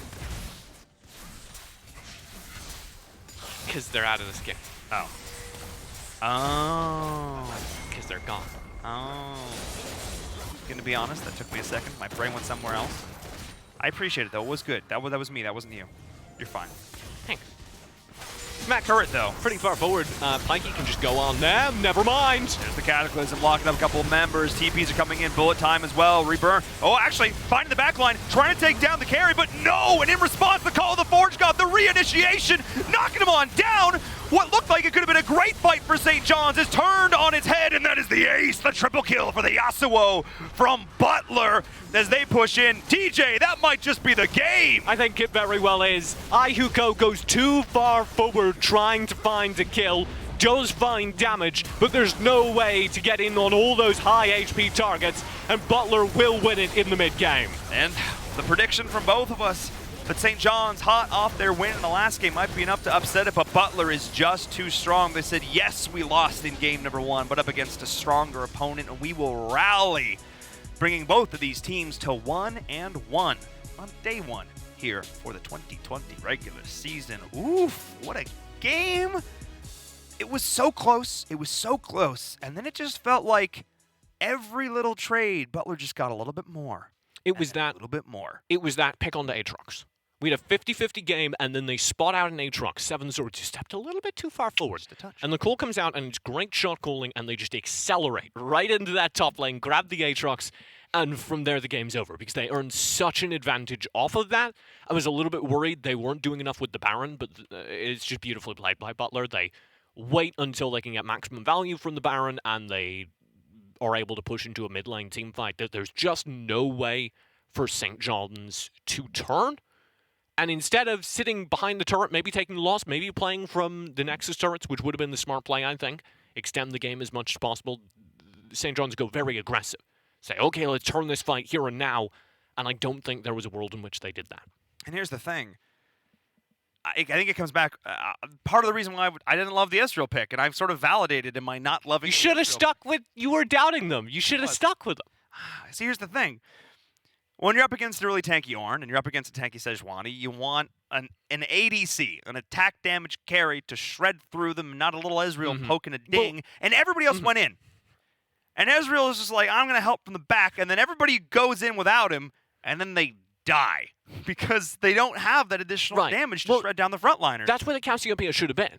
It should have been IQ for the sustained damage against the big tanky characters, but we never got to Cassiopeia comes online territory, which admittedly is pretty late. Cassiopeia is terrifying in the early game if they get ahead, but you weren't going to get ahead in that lane. So we were just talking, past 25 minutes, that Cassiopeia at 3 items is going to start to get really scary, and we never got there. We got to, just after 25, not quite able to line it up. She was down, I think, 60 CS to the Yasuo, who I think was a consistent force over that game. Played well, played solid. Was never the big flashy player, but just offered enough in these fights. And honestly, the Ornn, the Call the Forge God reinitiation, or just pure initiation, was too much. And I talked about the initiation tools, but the J4, other than some early game pressure, they just dodged the flag and drag, and then he was in, and then they just went, okay. And that was about it. Just a really great series of events. Butler coming in really strong, proving that skill wins over maybe a slightly down-tuned draft. The Misfortune, I think, was fine that game. I think it was really the components that played around her. Yeah, the things that I didn't expect coming out of the draft, the things that went against my predictions, were the Cassiopeia didn't get anything going. In fact, they got shut down a little bit during the early game. Aatrox's hard lost lane, which you're not supposed to do, into an Ornn especially, the Aatrox hard lost lane. And then you also saw a weirdly absent Jarvan. There was never a moment where the Jarvan was doing the Jarvan things during the early game, locking down the kills. Yeah, it was definitely a solid effort from St. John's, showing a lot of potential, just not quite able to carry through and execute. I think Butler just played a little bit better. I don't even necessarily think that St. John's made a lot of mistakes. I think it's just that Butler played a little bit better. And that's, for better or for worse, sometimes those are the games you're like, yeah, guys, we didn't really make a ton of errors. They just beat us today. But it is only today. It is only day one. This is a double round robin. They have a chance to rally and recover going into these next games. And starting the season off 1-1 for both of these squads, we're starting to see the hierarchy define now, I think, a little bit. Getting an idea of where people stand? Yeah, I think obviously the big X factor still is DePaul and some other questions on that one. But we do have the Mac attack. Butler, Mac is on the line. After the win in that last game. Hello, sir, there in the nice-looking space. Saw some pictures on Twitter, looking pretty good. You got a big smile on your face after that game, and for good reason. How you feeling? Feeling great. I'm really glad our team came together and, played as a team and converted on our practice we did and won. Feels good. How do you feel about the nickname Mac Attack? How do I feel about what? The nickname Mac Attack. It just got thrown your way right before we started the interview. I like it. Mac Attack's Attack's a good one. We're sticking with it all season long. Okay. That felt like the game was about to be turned. Like, the entire game I was waiting for St. John's to step up and have their late game win conditions from the Cassiopeia. Were you at all worried about that, or did you feel in control the whole match? Not really. We were really comfortable with our scaling. We had the Ornn giving extra stats to all our carries. We had really good team fight. And the problem with Cassiopeia in that comp was she was really short-ranged and can't really convert on the Jarvan engages. So we felt as long as we played to our win conditions and didn't overreach, we weren't ever able to lose any of the fights since Cassio is so short-ranged and our carries were really long-ranged. And if we ever get the good Ornn Horn, we just wombo them. And I could tell that especially around that Baron play. You were playing very, very passively and very, very carefully when you got those advantages. But you got that advantage off of the Aatrox, where you just saw, I think it was 7 swords, a little bit too far forward in the top lane and zoomed towards him. Can you talk about how you make a shot call like that? Yeah, that one wasn't actually me. That was our mid laner, All for Joy, Kim. He was just like, yo, this guy's dead. Come. So we all just ran up, and that really broke open the game. So big shout outs there. That was huge. Yeah, that was the call we made as well, the straw that broke the camel's back, as it were. But I think your points on the spacing of those team fights were super correct, and identifying even those small micro interactions did a lot for you there. So obviously the day started off not exactly how you wanted, but you found some redemption here. I was sort of talking about the idea of where the teams are starting to stack and fall here. Where do you guys think that you fall in sort of the Big East here? Who are the teams that you guys are also looking out for? Second place. All right. 100%. Okay. Yeah. Villanova, mistake, right? We messed up, but come next time, we're going to smash them. I think DePaul is the only team that really can consistently beat us, and I'm just really looking forward to getting revenge on Villanova. Ooh, I love it. The confidence, that's what I like to see. Games today, again, some learning lessons and then some improvement already shown. You guys are off to a great start so far this season. Thanks for taking a minute to sit down and chat with us, and we'll see you guys next week. Thank you. See ya. Ooh, I love it. He was so ready. He was so ready for that question. I'm impressed. I am impressed. The Mac Attack doing some work there, but no, that was just. We're sticking with that. I am going Mac Attack all to do season so. long. And also, did you notice the LEDs in behind the? Some people's computers have LEDs. That man's house has RGB. That's their arena He on lives campus. No, okay, maybe. Did you see that gameplay? He lives there. I liked the call as well. Yo, this guy's dead. Yeah, that's how I wish more people shot called guys. Oh yes, sir. We should rotate to the top lane. It's yo, this guy's dead. It's unfair of you to do an impression of our ranked games. Oh, so beautiful. I know. All right, guys, we're going to jump onto a short break. Before we do, I need to remind you, of course, about the Good Luck, Have Fun pledge. ! GLHF in the chat. We'll get you more information on that one. Over 400,000 pledges already signed on our goal to 1 million. Take a stand against online toxicity. Check it out. Get an exclusive Twitch badge as well. Social media, ESL Collegiate on Twitter is where you can find all the info about the tournament going on right here, schedules, all that good stuff, as well as cool clips of TJ and I yelling at a video game. There aren't any cool clips of that. There's so many cool There's like clips. mediocre Just clips. really, really good. And profoundly uncool. Okay, no, they're TJ, stop. We have one more game left, and it's all cool. We're going to jump onto a break. When we return, our last game of the day. You don't want to miss it.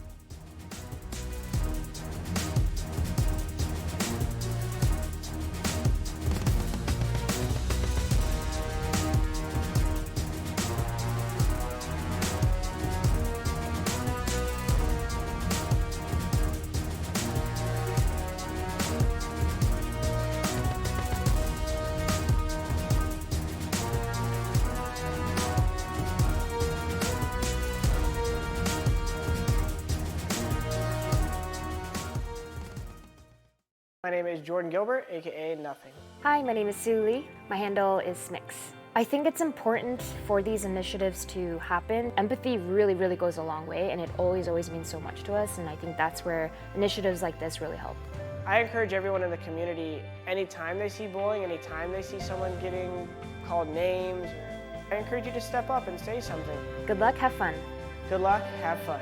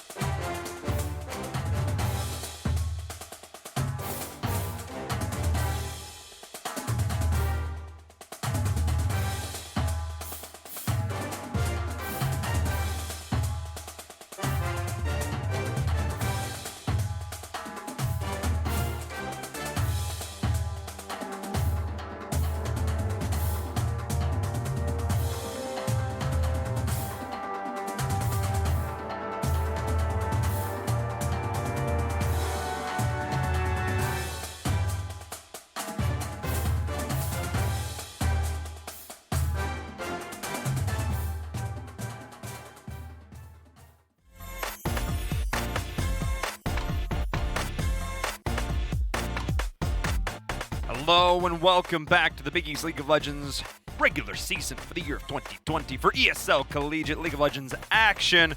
We have seen quite a few stellar games so far today, and I'm hoping that this last match is going to end us out on a great note. As always, I'm Inverum, joined today by TJ. Yo, what up? Yo, what up? How are you feeling, man? These games have been... They've been radical, dude. They've actually been really good. I'm surfing now. They've been radical, dude. And this is actually big because we didn't get a chance to look at Providence during the first game of the day. They had to forfeit it.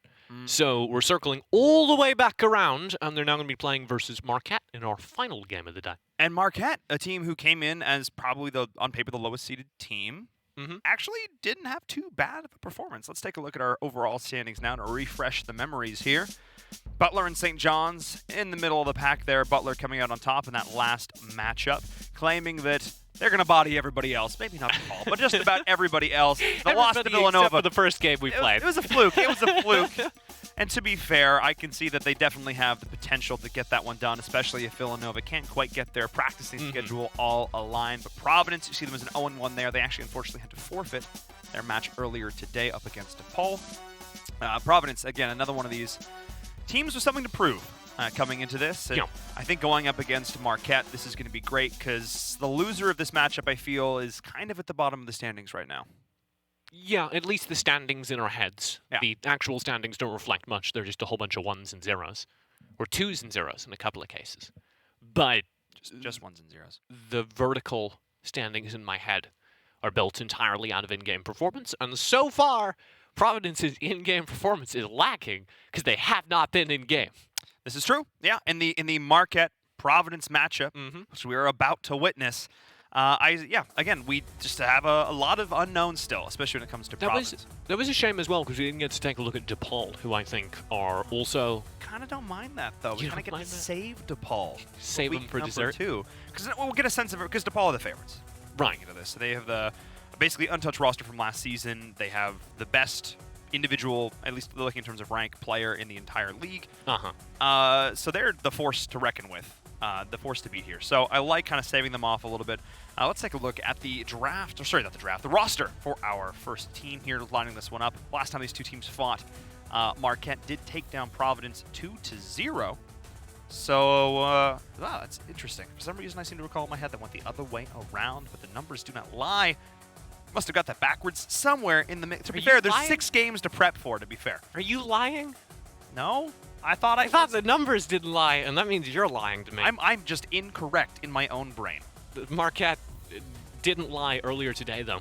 They built out an entire late game composition, and they did not lie down. They stayed fighting all game long, and they never quite came online. And a lot of that was Vizix, so I'm kind of looking for a redemption arc from him. Yes, because that was one of the least inspiring jungle performances I've seen all day. Look, to be fair, it's hard to do work on a Nunu and Willem. It is, but he picked it.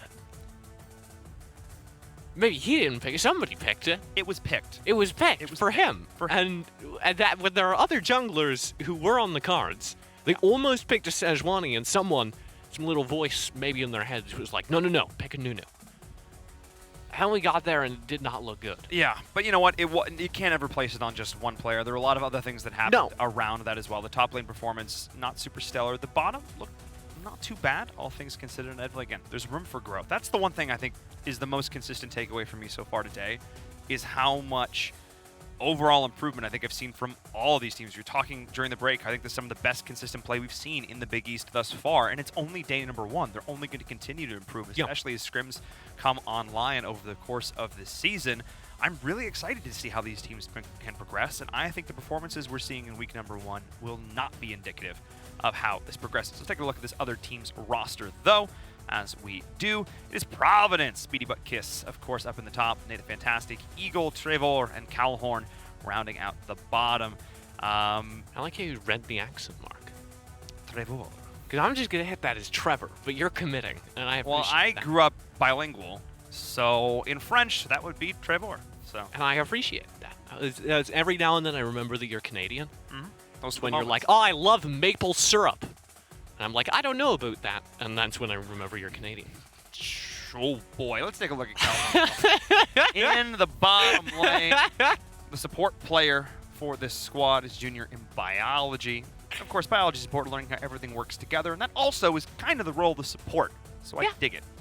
Understanding the ecosystem of your League of Legends match. Sure. Putting your play under a microscope. What can I say? All right. Only Platinum 3, though, so we'll see how the individual... Though, again, how much they play this season versus scrims. I don't use ranked performance as the only barometer for these plays by any stretch. And you also have a lot of these players, I think, playing on multiple accounts, because I'm like doing the research, and some of these accounts haven't even been played on. Yep. And that's definitely an indicator that these people are playing on their Smurfs. So the rank that we have, even if across several seasons, is more likely indicative of maybe half of their potential. You have to double it. You have to double the potential. It's overnight? Okay, all right. Double the potential, double the power. It's ESL's Collegiate League of Legends. I like it. That's our new slogan. I'm going to coin that right here, right now. Thank you, TJ. No problem. Players are getting themselves together. We're getting a draft ready. As soon as we have that, we will jump into it. Draft so far today, I think we're actually exactly what I expected. There was the perfect blend of, yeah, we know this is meta, and also this is what we can play. It's been a little bit better than I expected. Kind of, the whole day, because we all said that the level of play was even a little bit higher than we anticipated. But the drafting in particular has been a little bit better than I anticipated, because I was building these rosters, I was looking at some of the champ pools, and I was like, none of that is meta. And then they've all kind of flexed outside of their pools in order to play the good characters. Top lane, I don't think we've had an off-meta pick all day. Nope. The most off-meta we got in any of the other lanes was the Ezreal. It's only really been the jungle that's been weird. We did see that weird Ornn to the mid flex, but that was more of a matchup thing than anything else. Yeah, and it kind of worked. It did kind of work. It did kind of work. Yeah, it did. But again, when that draft is ready, we will be jumping right on into that one. But yes, it's ready. It's ready. Right now. Oh boy, look at that. We jumped right on into it, as you promised. No longer a liar. So Marquette is the big question mark for me, because we, again, don't really know what they play. I was looking a lot at, Providence. I was looking a lot at their pools, and it is almost flat meta except for BD Butkus, whose meta pool, you 12-year-old, giggled at that one, whose meta pool is Darius Tryndamere Shen. What are you implying? Calling me a 12-year-old TJ? Yes. Yes? What are you implying? Literally nothing. Talk about his champion pool. So, it's almost completely out of meta. In fact, the only thing he's played recently that is in meta was a Mordekaiser. Okay. So, I'm a little bit interested to see what BD Butkus. Look, but those are also champions that you can do wacky things with if you're good at them. The rest of his pick. Yeah. I've seen they're all viable. Just murder games. They're all viable. There's nothing in there that's wild. I really kind of wanted to see the Cho'Gath. That's mostly why I wanted to bring that up. I actually like Cho'Gath. Everyone likes Cho'Gath. And nobody's totally, like, man, I hate Cho'Gath. Everyone's like, Cho'Gath's a good kid. Yeah. Just a new scale and just eat things. And he's like satisfying to watch play as he just eats his nutritional vegetables. Yeah, just a big purple blob of destruction. Good times all around. Let's take a look at these bands. Ornn, J4, Ezreal, as well as a Misfortune and a Seth. These are some top tier bands, I have to say. We're going to be going down a little bit into the pockets of these players to figure out what picks they're going to want to bring to the table in this situation. Denying the Ornn, I think, is huge, because if you're not going to first pick it, you need to ban it. The Ezreal is a target ban, is one of Trevor's favorite kits. I put the emphasis in the wrong place. I put the accent like on the O. Oh, yeah, I like the R at the end of it. It's one of next time. Trevor's favorite picks. So I'm excited to see that research has come through. Also worth noting, with both Ornn and Set out of the pool, that's a lot of the top lane characters that won't be picked, and we get a Darius, in fact, indicating perhaps that limited pool. Darius, though, we've seen Darius take over games in this region particularly, or this conference particularly. This is a very specific character. He shall now not be named in this particular one. But yes, Darius, we saw it played earlier to not a ton of great effects, because he kind of was forced into a frontline tank position, which isn't always where Darius wants to be. Darius, I think, often excels when he can come in from the side and then just start dunking kids and then be the threat that he needs, the disruptive force. Olaf going to be the response for Nate the Fantastic, pulling that into the jungle. Ragnarok, already a good option into, I know, the inevitable CC going to be coming the way of Marquette. Yeah, this is something I actually watch a ton of LPL, although not right now. But I hard to now. Normally watch a ton of LPL, and the LPL loves their Olafs because the amount of impact you can have on the early game is huge. And even into the mid-game, if you're out ahead, you'll get a ton of 6 teamfight impact. So I really like the Olaf is similar to start. I will say I want to see the rest of the team draft to benefit from that early game right now. And Shen, I don't really know if that fits in or not. We'll find out. Stand United's going to have utility, but he's not going to come online as a tank until the later portion. Question for you. Yes. I have it logged as both in Calahorn and BD Buckus' pools. Do you want to flip a coin? Where does that go? Support or top? I don't know. I don't know the Darius Shen matchup well enough. I'd say top. That would be I my think top guess. as well. I would agree. That was my gut instinct looking at this. I think it's a little early to draft your support at this point.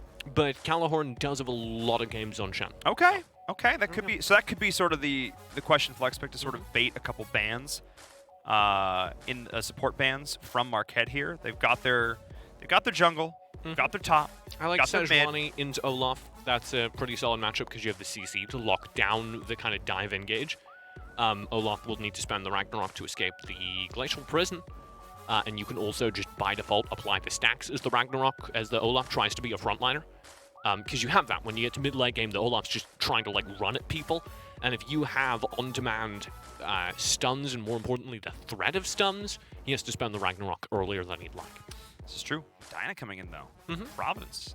She's been one of these picks that's just sort of popping up. I've liked Diana. Yeah, I've liked Diana. We've seen a couple of her in the major leagues. Yep. I know you've been watching a lot of LEC. I do like my LEC. I got to miss it today, unfortunately, because I'm here. What a tragedy. How awful. I'll just have to watch the VODs. I don't know. I feel like it's just like, I've said this before, I just feel like it's a much more competitive region. You've got more teams at the top making legitimate threats to each other. I feel like LCS is sort of the C9 show, and everybody else is just trying to find their feet. And it's interesting because I honestly feel like a lot of the games we've seen today have been closer and more competitive than a lot of our LCS matches. Which is God, that is shade. Not that the play has necessarily been this, but just we've seen just C9 just bodying everybody, and it's no fun. You'll be excited because this is a very European draft with the LeBlanc coming in as well. So we've got a little bit of mid-game assassination pressure. We've got a lot of dive potential as well from her. And if that scales into late, then Marquette are very happy about it. But picking it first, assuming... Actually, there's a little bit of a toss-up. If that Shen's going top, then this is Diana mid, I guess. Yeah, that is... Yeah, I actually think that's probably what we're going to see here. So if that's the case, then I don't know the LeBlanc-Diana matchup at all. And here's the thing. Marquette are assuming that this is a top Shen. They just banned Leona. They just banned Nautilus. So if Calhorn pulls the ultimate Jabate... He does have a lot of support Shen. And that's not like an often thing. I'll grant you that support Shen is like a wild thing that you can normally only pull off in solo queue, but we just had the conversation about how people try and pull off things they can only pull off in solo queue in their first few competitive games. It is collegiate. It is, and you can never rule out what these players are willing to bring to the table. They are comfort picks for a reason. But there is the support. But no. It's going to be the Recon. All right, we can theory craft about it all day, but in the end, our dreams can be crushed in one swift fell swoop. We actually saw 4 support bans. Uh-huh. I mean, potentially sent as an 80. What do you pull out now over on the Marquette side? Because Snickers, again, remember, he loves those enchanters. He tends to play things like Bard, Sona, Lux, even some Yuumi. To be fair, that pool hasn't been targeted aside from the Yuumi and Senna knockdown. Yeah. So... There's the Bard. Oh! Hold it. I got a Bard game! That was my one wish! Oh my... I'm going to wait for it. It was my one wish coming into this tournament. I looked at all the players who had Bards. I'm going to wait I was like, for I'm going to have a great time. I'm going to see some Bard play. And I got so close. And now I got a Soraka. I've been playing a lot of Bard, though. You were wishing for some Bard in this one. It was my last wish. The Soraka is very good. We've already seen a Soraka today. Oh, it is. Sorry. The Ashe was surprising to me. Yeah, it's a little bit weird to choose the slower moving Ashe into a Soraka. Yeah. Especially a Soraka Xayah lane, but this means we'll have 2... I think it will be a lot on the engage from the Rock-On and how that lands. I would say that the downside of the Soraka is a lot of wave clear being pressed into her. That can oftentimes ruin your day. With a Xayah alongside her, at least if you get to the mid-game, at least if you get to the Blade Caller, you won't have that problem. And this composition has other tanks. This Sejuani will be able to rotate down and make up for the fact that you don't have HP tank in the bot lane by default. So, I like this from Marquette. Opposing it. Yeah. we actually see two somewhat similar drafts, all things considered. You've got a relatively tanky, engagey jungler. You've got a relatively tanky, fighty top lane, and then squishy assassin mids and kind of squishy bottoms. I think a lot of this game depends on how you value that Diana-LeBlanc matchup, and I'll be completely honest, I'm kind of theory crafting with it. I don't know how I feel about it playing out yet. Yeah, I think I've seen a lot of good LeBlanc play of late, and I think we've seen Marquette play. I think I have to, in terms of predictions, I think I have to lean towards Marquette on this one, just a touch. I like the draft they put together so far. I feel like I haven't seen Shen played a ton recently, despite the fact that obviously some games have been played on that champion. But yeah, I'm gonna go Marquette on this one. I'm a flip the tables. I'm gonna go Providence. All right. I think I believe in Providence's greater engage potential. I think the Rakan in the bot lane is going to make some dividends, and I think the Diana in mid will win. All right, you heard it here. We're split on the desk, but the only way to find out is to actually play the game. So let's do it. Our last match of the day is underway. So we have Marquette taking on Providence. I liked what you did to the word Providence there. 30 seconds until minions. We're leaning right into it here. Providence. Providence. For a Canadian, you can have a lot of, like, Old West. I've lived in America for like 2 years now, so. Yeah, but you didn't live in, like, 1900s California. 1800s? Going all my life. Oh my god. I'm kidding, I'm not a time traveler. Definitely don't look into that too much. Also don't know American history very well, apparently. Should really know California history a little bit better. Did it even exist 200 years ago? Yeah. Okay. Take your word for it. I definitely don't. Why would you take my word for it? Because you're an American, TJ, despite what the accent would tell you. Physics on the Sejuani is my big focus. Yes. Part of the reason I made the prediction for Providence is because Physics was so underwhelming to me.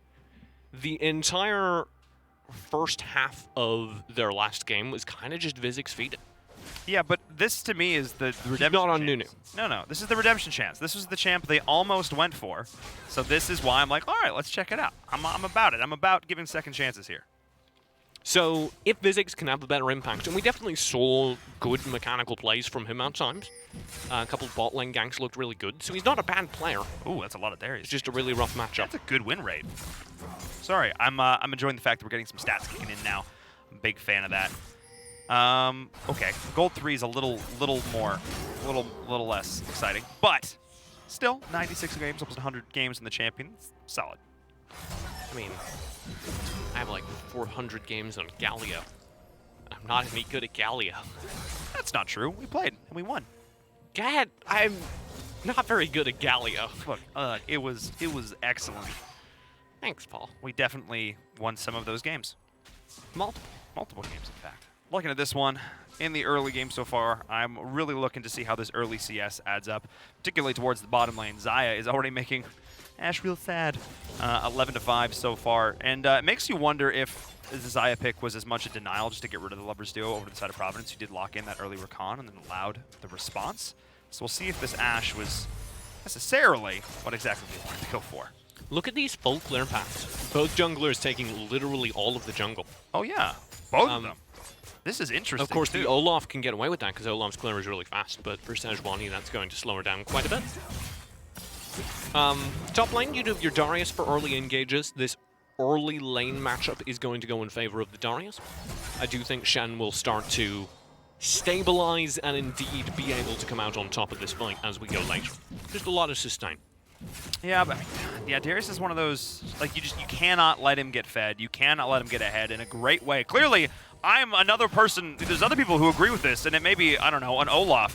The bait is very real. BD Butt Kiss goes in. That's actually the first blood, though. Flash, actually committed by Slick Mick here. Trying to chase. Oh, the my god!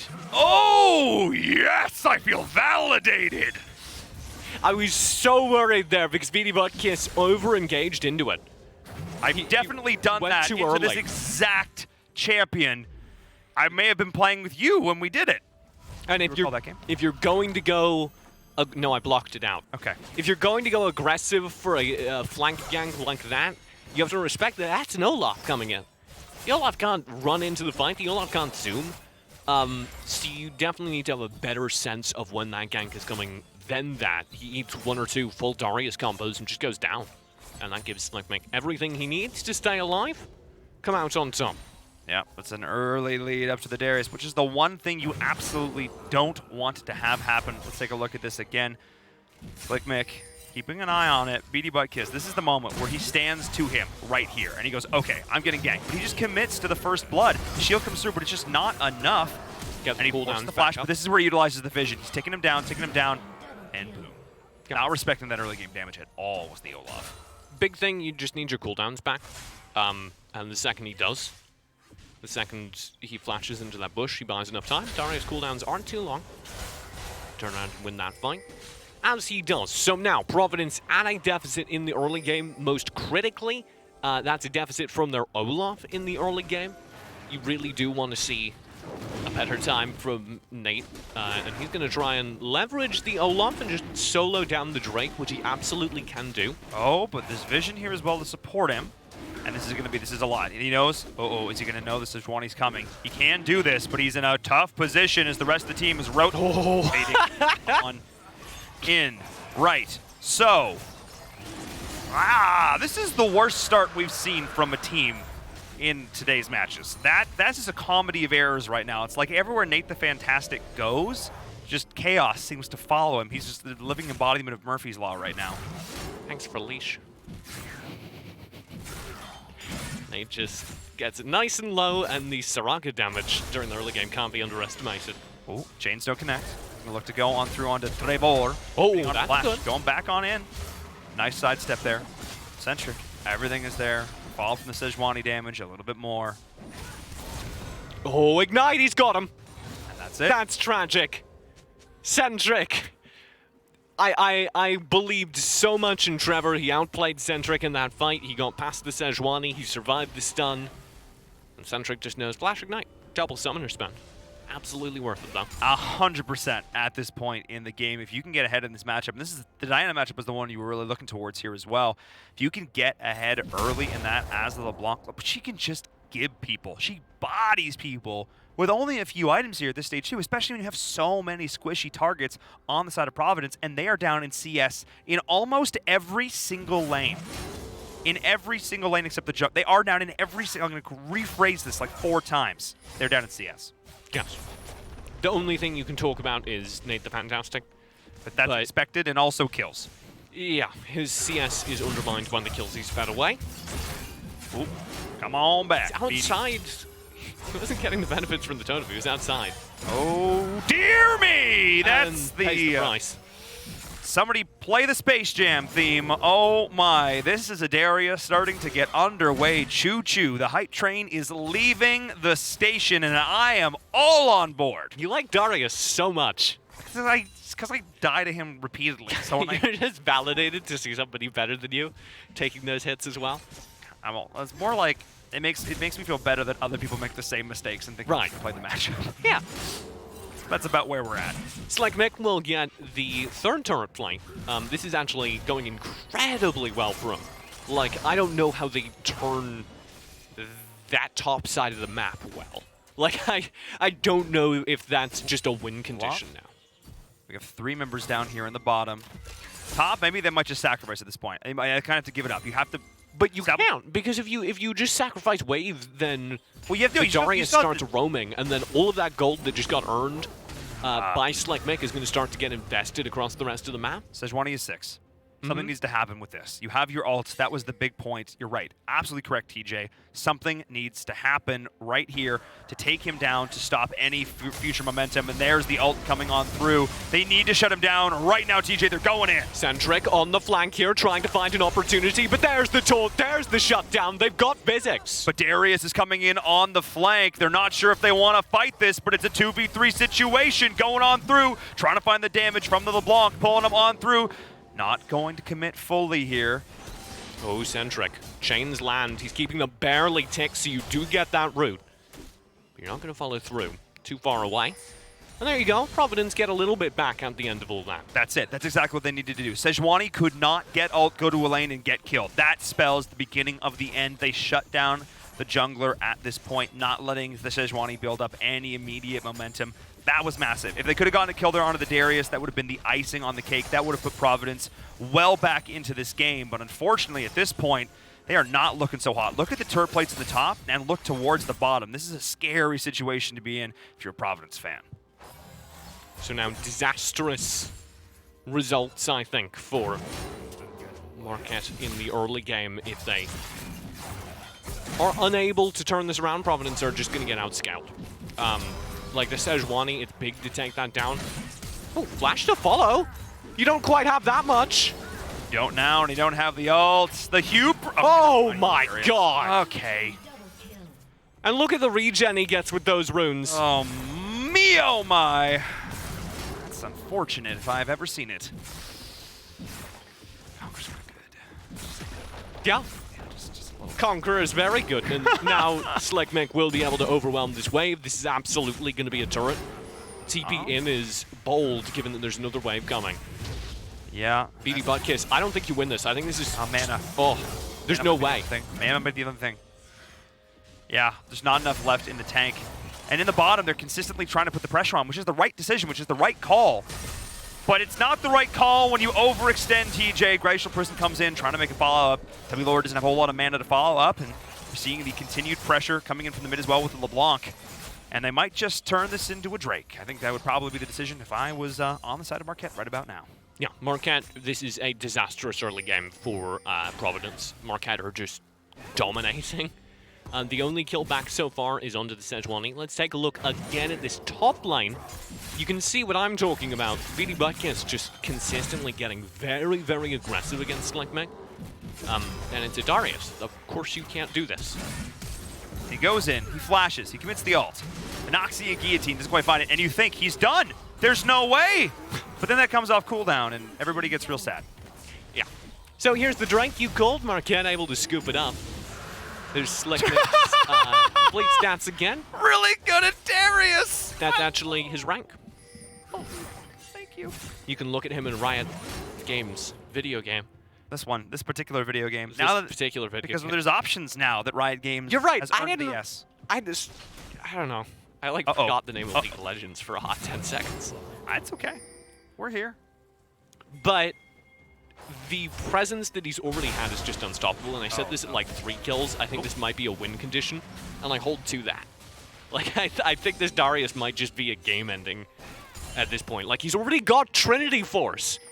Oh, it's 12 minutes into the game. That's one of the fast. Okay, that's like that's how much of a win condition he is at this point. And boots, like completed boots. Mercury boots, Trinity Force at 12 minutes is absurd. That's 5 kills, 96 CS, second highest CS. Do in the not game, show and that 5 to me kills. again. Take it away. I don't want to see that. This is disgusting. Dare you put this on Twitch? Look at this man's stats. My gosh. So I don't know how you turn this, because you just need to shut down Slickmick and or avoid him for the entire rest of the game. Oh, but you can't do that okay. here. Well, he doesn't even need to use it. It doesn't even need to. Nope. Noxine Guillotine will stay safe as the Rift Herald scooped up. Also, that's one of my favorite ability games in the game. You played Legends of Runeterra? I did a little bit. I was like, really like, oh, I should like talk to people and like get into beta. This will be a lot of fun. And I did that. I did the whole process. And then I remembered I don't like card games. So the Darius can guillotine cards, and if you have multiple cards at low HP, just one-shot the entire board. That sounds balanced. It probably is, actually. It is in the context of the game, but my point here is that Slickmick is doing exactly the same thing. He's playing Legends of Runeterra with his Darius. I mean, hey, at least he's in the right franchise. Nathan Fantastic is sitting back in the Shadow of the Fog of War, just outside of Vision right now. Here he is. You just see the arrow go in to start things off. This might finally be the kill. And it will. Oh, but so much damage from the Zai off the back of this. Oh, Calahorn 1 HP after the Blade Cooler.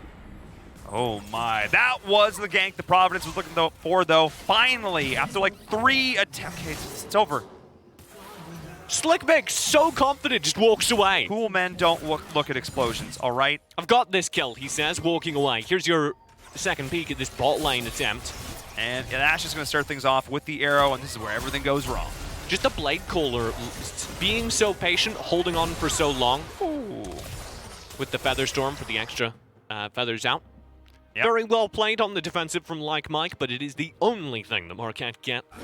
And holding on is not really enough when you have this Darius just chewing at the top lane. Yeah, Providence able to make a little something happen, but taking the support, still not ideal. The fact that the Zaya was still able to get away and they Rift Herald was summoned, which means you lost Oh, your he turret. smited it. You lost your turret. Oh. Why'd he smite that red? I've stopped asking questions in this game, TJ. I'm just along for the ride. Yep, we're all involved. They lost 2 turrets during that as well. So while a single kill was achieved for Providence, Shelly did her work and also got the second charge onto the tier 2 in the mid lane. I should also add to this. So we're looking at gold. That is 700 gold bounty for the Darius. He is the highest net worth in the game by about 2 other people. And yeah, that's not a great situation to be in if you are Providence. Yeah, they're not especially people anymore. This is, you're staring down the barrel of a 2-item Darius at 15 minutes? Yep. I like don't think you can control this game unless they somehow manage to shut him down. I mean, he would have to get really overconfident, dive a turret, and you somehow bait him with like a stopwatch or something. That's about how I think that goes down. Even then, shutdown gold 700. That doesn't undo the deficit. Yeah, he can help. Would help. You are right. It would help. I mean, we're still talking about the only way they come back. They have to shut down this Darius at some point. You could also theoretically scale bot lane. Yeah. If you get Tubby out ahead. Because play the Ash can kite Darius. Yep, this is true. Yes, this is true. Oh, no. Well, that's not one of the ways you scale back into this game, though. Nate's a fantastic face checks a bush with no vision around the objective coming up. remember when I talked about how LeBlanc just deletes people? Remember when I talked about that? Here's the problem. Oh, no. Oh, dear. Okay, well, that's a lot of roots. I don't know why they didn't bother finishing that. They had the root. That's honestly, that's a disrespect move if I've ever seen one. Okay, so here's the problem, Nate. You know that they're contesting this Drake. Like, you know that Marquette are going to be drifting forward as the Drake is coming up, trying to establish vision control, so it makes no sense to face check a bush anytime, but right then it is the silliest. Why do you keep doing this, though? Also this, I don't know why you're still fighting Slick Nick. Stop doing it. Don't feed the machine. The machine is coming, Paul. He's grinding down from the top lane. Marquette pick up a free Drake off the back of them shutting down Nate the Fantastic a few moments ago. 8-0. 8-0. Mm-hmm. Part of 8 out of 11 of your kills has a squad. There are only 3 other assists in the game. That's 8 solo kills, I should also add. That is the 3rd Tier 1 turret going down. That is the flank coming in. Calahorn, not long for this world. Flash is committed. Oh my god, here it comes, Paul! No way he dives that turret. I mean, this is, but that was the situation where I said the throw happens. That's it. But literally, Providence just, their jungle was foreclosed upon. They don't have it anymore. It's not theirs. Put on the Marquette. It's foreclosed. It was put on the market. Marquette. Oh my, yeah. I was working on it. That was kind of a stretch. You just you said it slightly differently. I think it would have been better. Okay, those are some turret. Those are some plates. Yeah, so I mean, this is the game. The early game pressure from Slick Meg dominated the top lane, took a free turret, and from there, Marquette have complete control of the game. Yeah, at this point, I'm pretty sure Vizix can actually just, do that. This is good. Centric in. Vizix has the stun. Does pop the Ragnarok, and that's a cleanup. Yeah, there it is. Nicely done. Another kill going over the way of Marquette. 18-minute mark now. Also rotating back top, though a lot of cooldowns have been blown. I don't know why the Shen is still up this far. I know he can get out, but... Can he, though? Not with Vizix here, I don't think. No. I think he... Again, okay, then I'll rephrase. I don't know why he's up this far still. No, I don't either. It's they're trying to feed it. They're trying to feed it forward. Yeah. It's absurd that he's this far forward because, there is no turret behind him. So you just need to be freezing wave back behind your turret. You can come back from losing an early game turret. You can't even make losing an early game turret an advantage. All right, let's see who wins. 3 champs or 1 tanky boy. They got him. The Ash is here. The shutdown. They've got it, Paul. By Jove, I think they've done it. Don't do that to me.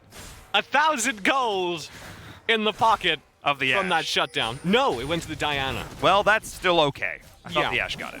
It would have been better, I think, if Tubby had it. But Trevor's got the level lead, so I think you probably direct it towards him. We'll see how much of a difference that makes. Nate, you poor boy. He's got 2 axes and a dream. He's fine.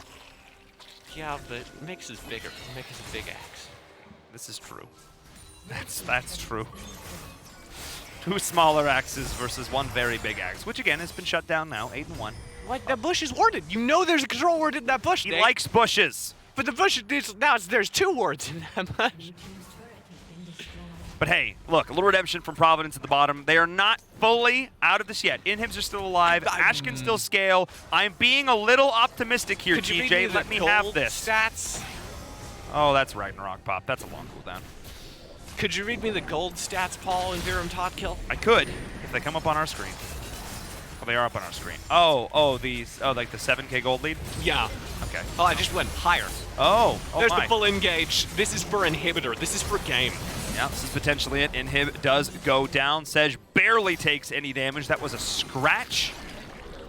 Some Black Knight action up in the mid lane. And, you okay? Yeah, I was just taking a drink of water. Hey, So with you. okay. Double check. You looked a little concerned. No, I'm not concerned anymore. Okay. There was a period where I was concerned for Providence. We're past that now. Just a little bit sad for Providence, to be honest.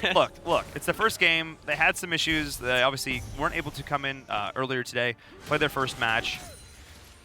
I feel like this game was honestly a bit of a show of hubris, a bit of a show of just not respecting what a top lane Darius can do. Yeah, you look at him and go, oh, he's gold. I'll be fine.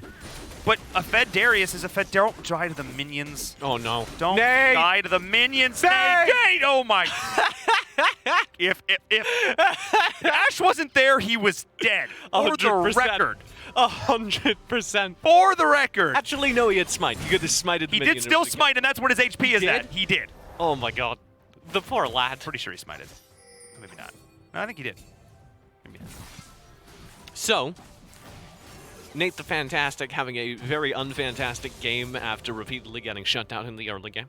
At least it is a redemption arc for Vizix after he had kind of Nate's game last time. Yeah, that's honestly how I'm looking at this. And They traded. It honestly makes me a little bit sad because I see how much better the Sejuani looks, and it makes me wonder how that game. You wonder if Marquette could have pulled it out? Yep. It's a big question mark. Well, again, today was my day of questions. I've said this repeatedly throughout the broadcast. We have so many new faces in this league. We see their programs developing so much from the last year, from the preseason invitational. As much as these teams have a history, I want to judge them on what they're doing now. And what you're doing now, if you're Marquette, is absolutely slaughtering the competition. Go over the wall, find it, find the ult, the distortion on forward, blowing them on up one after the other. Take them on down. You are so close to that ace. They can taste it, but more importantly, they can just taste that win. Yeah. Super minions in the mid lane, only BD Buttkiss.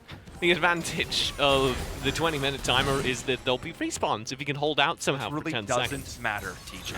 But yeah, I'm with you. A last stand, a desperate final attempt. 3, 2, 1.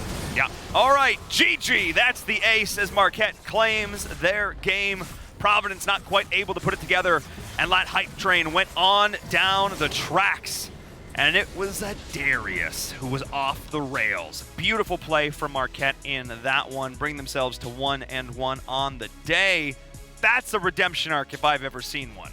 That was terrifying. That was really good. It was one of those games that just scales off of one mistake. And you have that occasionally. Yeah. But there was one mistake BD Buttkiss made, and then it felt like we never recovered from that. Nope. And he, to be fair, he did keep making that mistake. We did keep seeing him press very far forward. I don't want to say it's all his fault, because it's truly not. It's not. But you do need to respect that. But a double kill to the Darius early when you think you have him dead. Again, we've all been there. We've all been What there. is that game if BD Buttkiss Didn't walk into that bush.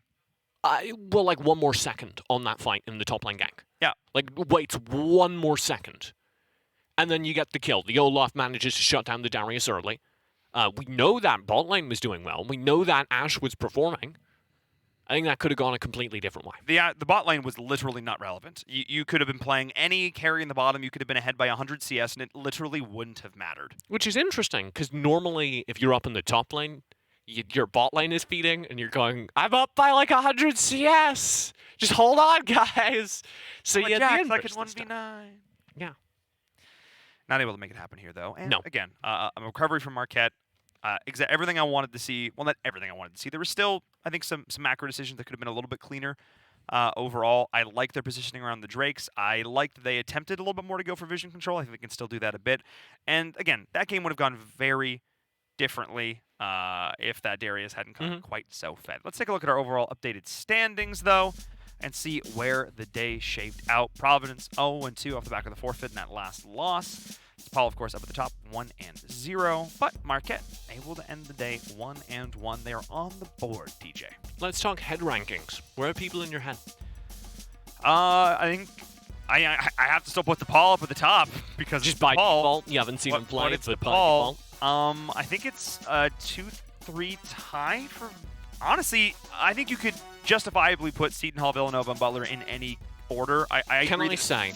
Yeah. I'll give you DePaul, just kind of by default again. Yep.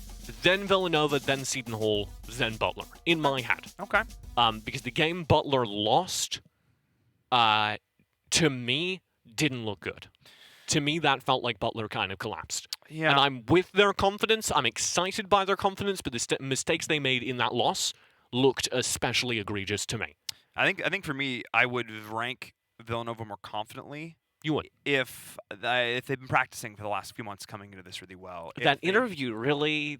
Pardon? That interview, the inside information, it's really changed your opinions. Well, it also wasn't a super clean game. It was a good game. But they, ramped into it. Look, if Villanova's like, yeah, I'm going to practice, I'm going to put in the work, no questions asked, they're not even sure what their final roster is going to look like yet. If they are, I think they're, that's power. That's flexibility. That's what we call that in the business. All right. We call that options. In the business. I'm in esports.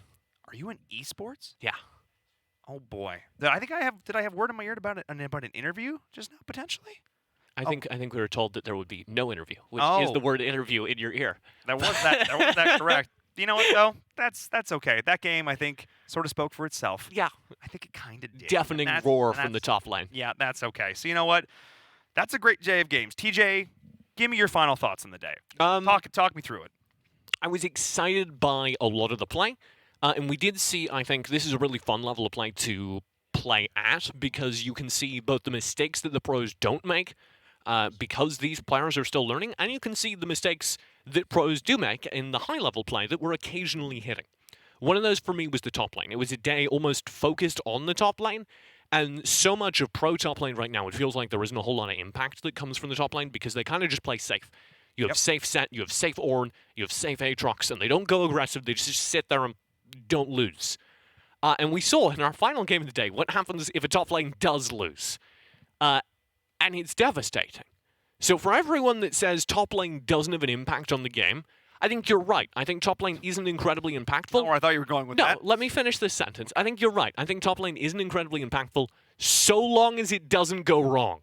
So long as both top laners are relatively evenly matched and nobody can force a mistake, you're right. Top lane's not terribly impactful. But the second a top laner can eke out a massive advantage, the game is over.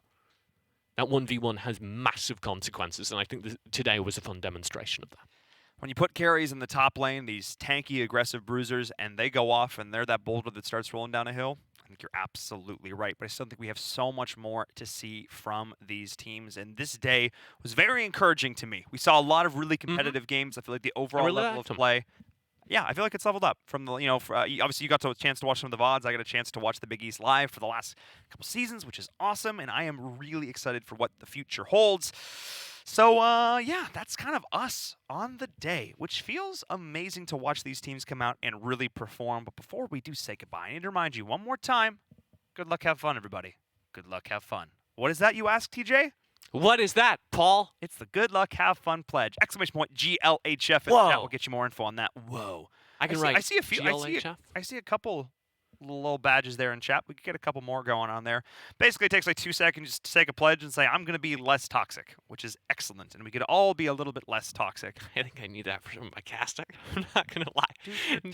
Maybe a little bit less toxic on the desk. You know what? Good luck, have fun, everybody. That's what it's all about. You can check that out there, anykey.org, as well as on Twitter for ESL Collegiate. Stay up to date with all the CLOL action here for the Big East. And I think that's this done on the day. Thank you all so much for joining us. We're going to be back tomorrow. I believe we're going live around 10 a.m. Pacific. So we will see you then. Have a great night.